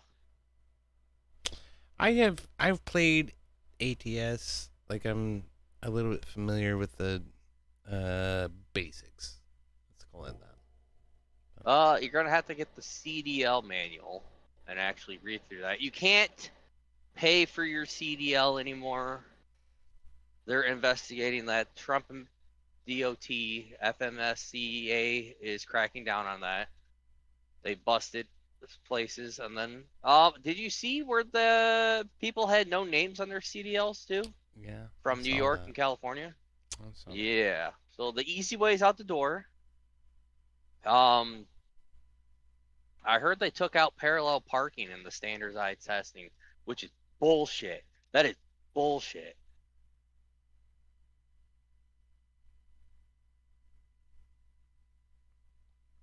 But get your hazmat. If you don't know where you want to go, get your hazmats, your doubles, triples, and I don't know if you want to do tanker. I think that's a separate license. I'm not in tankers. Yeah, imagine hauling around some kind of type of liquid is got its own fucking problems. Yeah, it all depends on what you want to do. But if you get all that, you open yourself to anybody hiring you. Yeah. Well, More opportunity, more better. Yeah. Yep. I don't have any of that except for my doubles and triples, because we don't do hazmat. Who do you work? I shouldn't ask. Doesn't matter. I could tell you if we're by ourselves one day. Just DM me. That'll be alright. Are you looking into getting a CDL? Yeah, POD? I mean, I'd like to. I think that would be I something bet- that would interest me. If you do fuel, it seems like fuel and food are the only things that are like recession proof. Oh, of course, yeah, because we're always going to need food and fuel is like essentially the cornerstone of the entire economy.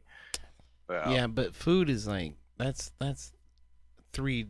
That's bat breaking. It's like working for. I can't say too much. Oh God! Oh shit! Yeah, but that's a bunch of different ways that you can actually be part of the food infrastructure. You can haul grain, you can haul dry goods, you can haul refrigerated goods. So I think food, if it's meat, they have it hanging on hooks in the trailer. I could be wrong, but I don't do that either. yeah, well, yeah, that's something. That's refrigerated for sure. Mm. I just deal with boxes. That sounds simple. You know, I like simple. If I can make a living doing simple, I'll fucking do it. That's for damn sure. I think the postal service is hiring.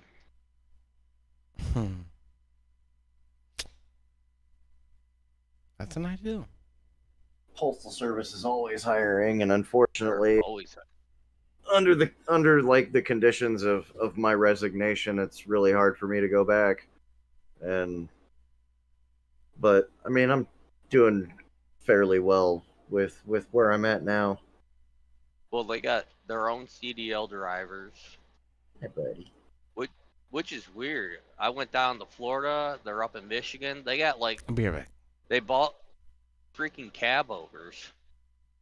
Brand new cab overs.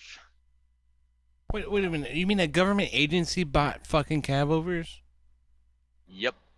I think it was during COVID because they were. It looked like because they're not like those cab overs where you got like a step. They literally looked like they took the frame of a garbage truck and cut it down, and have two. Aren't cab overs against the fucking law?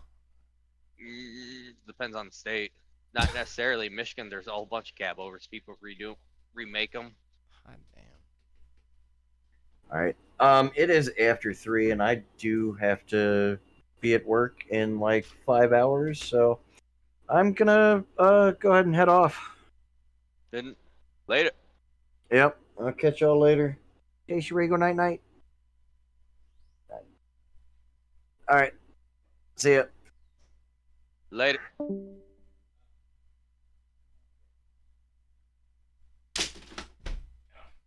Just if you want to work with boxes, my best advice is to stay away from Amazon and the Federal Express. I hear that. It's good to see you, Race Car. Thank you for coming by, brother. Yeah, cheers. Best to stay away from FedEx. Huh? Why do you say that? Well, they ripped off their owner-operators. They pissed off one of their biggest contractors and tried getting everybody together because how bad they were ripping them off during COVID. And if you own a delivery vehicle, this is what I heard from the driver. Take it with a grain of salt, but he didn't work for an owner-operator or somebody that owns a fleet of vehicles, like, because FedEx lies. Well, they don't really work for FedEx except for express and freight. FedEx has owner operators for their ground, and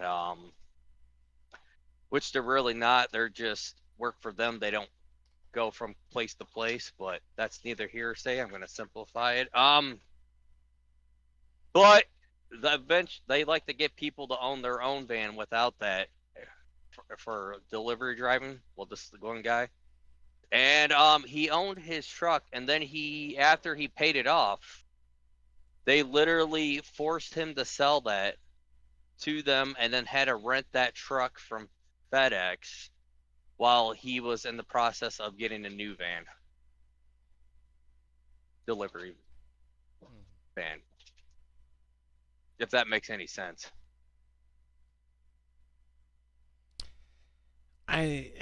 Makes a little bit of sense, I guess. It's basically like slavery without the where you're just in debt, paying off your truck. Yeah, it sounds like They could have changed that, but then you get no benefits. It all depends on who you work for and the size of his fleet. If you work for an owner-operator or one of the fleets that's contracted with them. It all depends on who they stick you with and yada, yada, yada.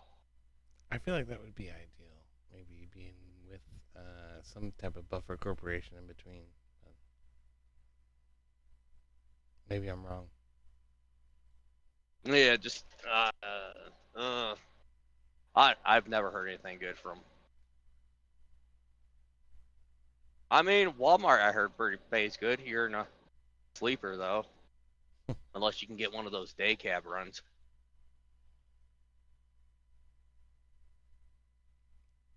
Costco. I don't know if you have a Myers down there in Kentucky. We do. Myers is pretty good to work for. Oh, Myers is pretty good if you got a distribution center. I don't. What is our When you come biggest? out. The biggest distribution center down here is UPS. Yeah. Oh, I heard Kroger's is pretty big down there too. Yeah, they are. That's true. I would talk to you a little bit more about some stuff, but I can't be live. I refuse. That's fine. That's fine. Let me ask you this: if- your favorite sport is hockey, yeah? Correct. All right. Why? And why are you Canadian? I am not Canadian. But if you like hockey, you must be. Nope. 1980, USA team beat the Soviets. Remember that? Miracle on Ice, which drew a nation together. In 2024, the United States beat Canada in their own fucking tournament. So. Well, no, they beat them in the round before that, but lost to them into the gold. And that AHL or not AHL All-Star break. Yeah, I remember. You live in some a northern conventional- state. You're cold state. Hockey's like ingrained. I know they're trying to push it down south in the NHL, but it seems like the only southern state that really hold on to it is Nashville. Well, in Florida, right? Oh, well, that's because all the snowbirds go down there. I mean, that makes sense, though. So they need a team to root for down there. Yeah. Like, with Arizona, except for, like, minor league hockey,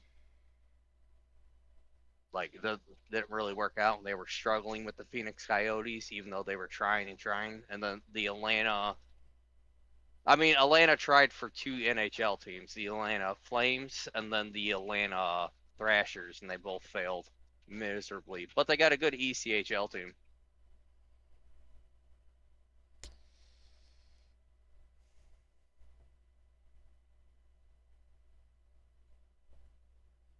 I don't know shit about hockey. Like I could give a shit less, honestly. So like the thing about hockey is it reminds me of soccer, except they fight and they're on ice. No, it's a lot. You gotta have balls, because if you put your head down, you're gonna take a hit, and it's not like you can just throw. Well, I mean, technically over the glass, but in reality, you got nowhere to run to because you're enclosed with boards, so you're gonna take a hit one way or another. Yeah. Like, you gotta, it's like, and they hit harder because they go faster in hockey than they do football. So it's a lot. It's really a lot more physical and abuse than football. Football's Showing, like like, side- porn. They take like forever just to get playing again. They're in the huddle, figuring out, and you're just like, just hurry up, bro. Like it's just slow. And I get following the puck is kind of hard, but that's neither here or there. It is kind of hard to follow the puck. It really is. Yeah, you just got to get better and not be hammered. I mean, once you're hammered in the crowd, it's different. But really exciting, violent. Except for if you go to Europeans, because some of the European leagues, they took out fighting, and then a lot of the superstars that don't quite make it. That's like European basketball. They made the ball smaller, and they bring the 3-point line inward, and it's like, fuck you guys. You don't know how to play the game. Well, they took out fighting for the safety, but in reality, there's a lot more dirty hits, and the superstars in those leagues say they rather be in a league with fighting because if you mess with the wrong guy, you're gonna get fucked up. Yeah. Essentially, and you're gonna pay for it. Well, what was it? Somebody was saying on some stream. I can't for the life of me remember. Okay, but I remember somebody saying that Wayne Gretzky would not be traded if not for his two. I think it was Steven Crowder. Actually, now that I think about it, was saying that Wayne Gretzky would not be traded if not for his two enforcers coming with him. Like he's not going. Yeah, that's a true statement. That was when he got traded from Edmonton to LA. Yeah. He actually did say that. I forget their names. I'm not the greatest with names. But yeah, they made their team. They might not have been the best scorer or whatever, but they kind of take that out. But you have at least someone on the team that will mess you up. Right. It's like not like the old goons from like the 80s. Goons in quotation, I gotta use that just to define the player. The enforcer or whatever. Yeah. They're not really the same as they were in the 80s and 90s. I mean, the only reasons why the 80s got so violent. Oh, there's this story you would like to, but because they got so many new teams because the league expanded like in the 70s and then 80s. They didn't really have a whole lot of skilled players, so they were just taking anybody. And then Philadelphia, I think, because the Broad Street Bullies became this because there was one team that would just fight them, and then Philadelphia is like, we're not going through that again, and that became how the Philadelphia Flyers were. But cool story, the Philadelphia Flyers made the Soviet Union go back to the locker room with all the brutality that they were given, and then the guys like, if you guys want to get paid, you gotta get your fucking ass out there. The Fat Electrician did that video. Yeah. Like hockey's ingrained in American culture. You're not wrong. It really is. Wayne Gretzky's a name I'll never forget, just like Ken Griffey Jr. is a name I'll never forget. Exactly. But Alex Ovechkin beat Wayne Gretzky's record. Well, that's what. And he actually. That's neither here nor there. And he actually showed a lot more class, Wayne Gretzky, because he wore number 9 on his lapel, like a little 9 button for Gordie Howe, because he beat Gordie Howe's record, and he kind of tribute Gordie Howe when Alex Ovechkin, because he was going to the games because he wanted to be there for when he got his record beat. A lot of class. And I heard the Canadian government is pissed off. He pissed off the Canadian government. I think he supported the 51st thing. Don't quote me. He supported Canada becoming a part of America. Yes. I think he was getting a little too crazy. And the best announcer in any sport was Don Cherry before he got kicked off the CBC. You should see some of the suits he would wear. Freaking baller, dude. We don't talk about baller suits. Like the first person that comes to my mind is fucking Jordan Peterson with the baller suits. Nope. You gotta look up Don Cherry. I swear to God, look up Don Cherry suits. Like he would have a different one for every. Okay, so speaking of suits, speaking of aesthetics, okay, do you see what I'm sharing to the screen right now? I cannot look down, sir. I'm sorry. That's okay. I'm driving. That's okay. I'm looking at Teriak from 1 year ago. What is this? This is Teriak and Jake Var and Kat Katibi. Okay, so Jake Var, Kat Katibi, very respectable people. Teriak is from Ireland, and yet he's looking at us right here with bleached hair and brown eyebrows and no hat, and he looks like fucking Timu Eminem, and the shit fucking blows my mind. That from a year ago, this is fucking Teriak. Like, are you fucking kidding me? And he's still sitting. He's still sitting in the same fucking attic, you know, with the same backdrop. But oh man, I don't know. I don't know what to think. I don't know what to think. The guy styling. EOD. Yeah. It is. It is guy styling. That's what it is. It's trying to be fucking cool and be with the hip crowd, and I don't know. I've never been there. Have you ever cut your hair real short and fucking bleached it? I've never done that. I used to keep it really short. I don't know. I really wanted to be in the military when I was younger, and I used to just get flat tops until I was like in junior high. Were you ever in junior ROTC in high school? No, our school didn't have that. That sucks. I went to a small farm school. A lot of farm. Little. schools have The reason zero- I could have probably went somewhere else, but the class sizes were smaller. The teachers is more hands-on. I need a little extra help when it came to school, if that explains anything. Well, let me ask you this: did you ever envision Teriak as an Eminem fucking lookalike? I haven't seen it. I gotta see that, but if he looks like that's Slim Shady right there. He looks like Slim Shady. I think he does. I think he does. Yep. And all he needs is the fingerless gloves. At the way that you describe him, all he needs is the fingerless gloves. No gloves. Very long fingers, though.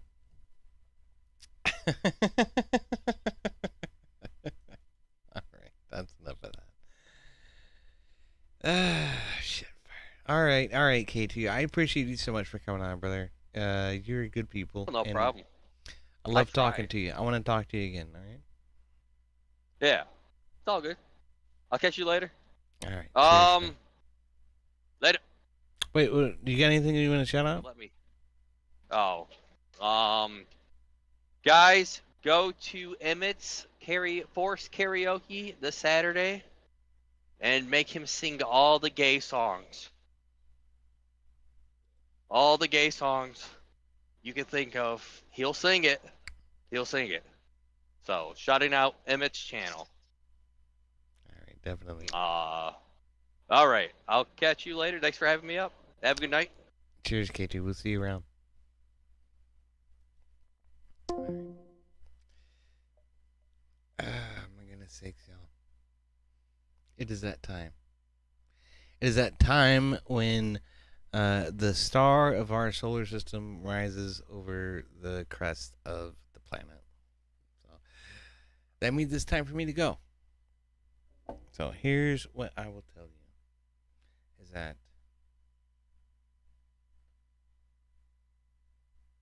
you are a human being and God loves you, and there's nothing that can take that ever away from you, ever. You should remember that about yourself. You should remember that about your brothers and your sisters around you. And never forget that the truth will set you free.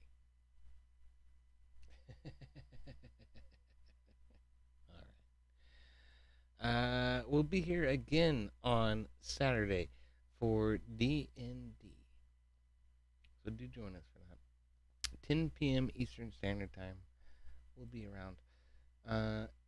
And you know what? Chicken butt. That's it.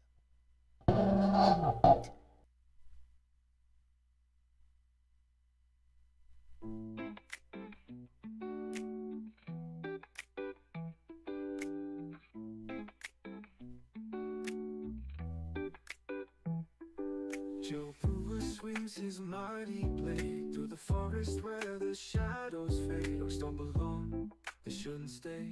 This ain't their land, not today. But when the moon shines on the creek, he's not so tough, not so bleak. Joe Brewer, cheers to you, my friend. Slaying orcs, but the party won't end. Raise your glass, feel the vibe tonight.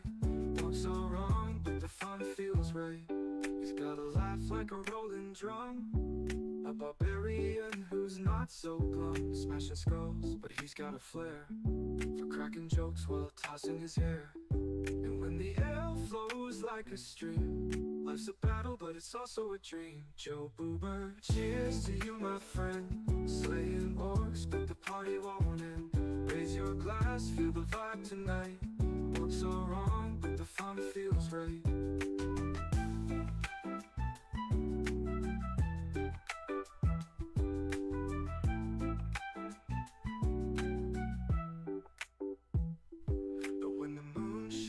On the creek, he's not so tough, not so bleak. But when the moon shines on the creek, he's not so tough, not so bleak. Joe Boober, cheers to you, my friend. Slaying orcs, but the party won't end. Raise your glass, feel the vibe tonight. Walk so wrong, but the fun feels right.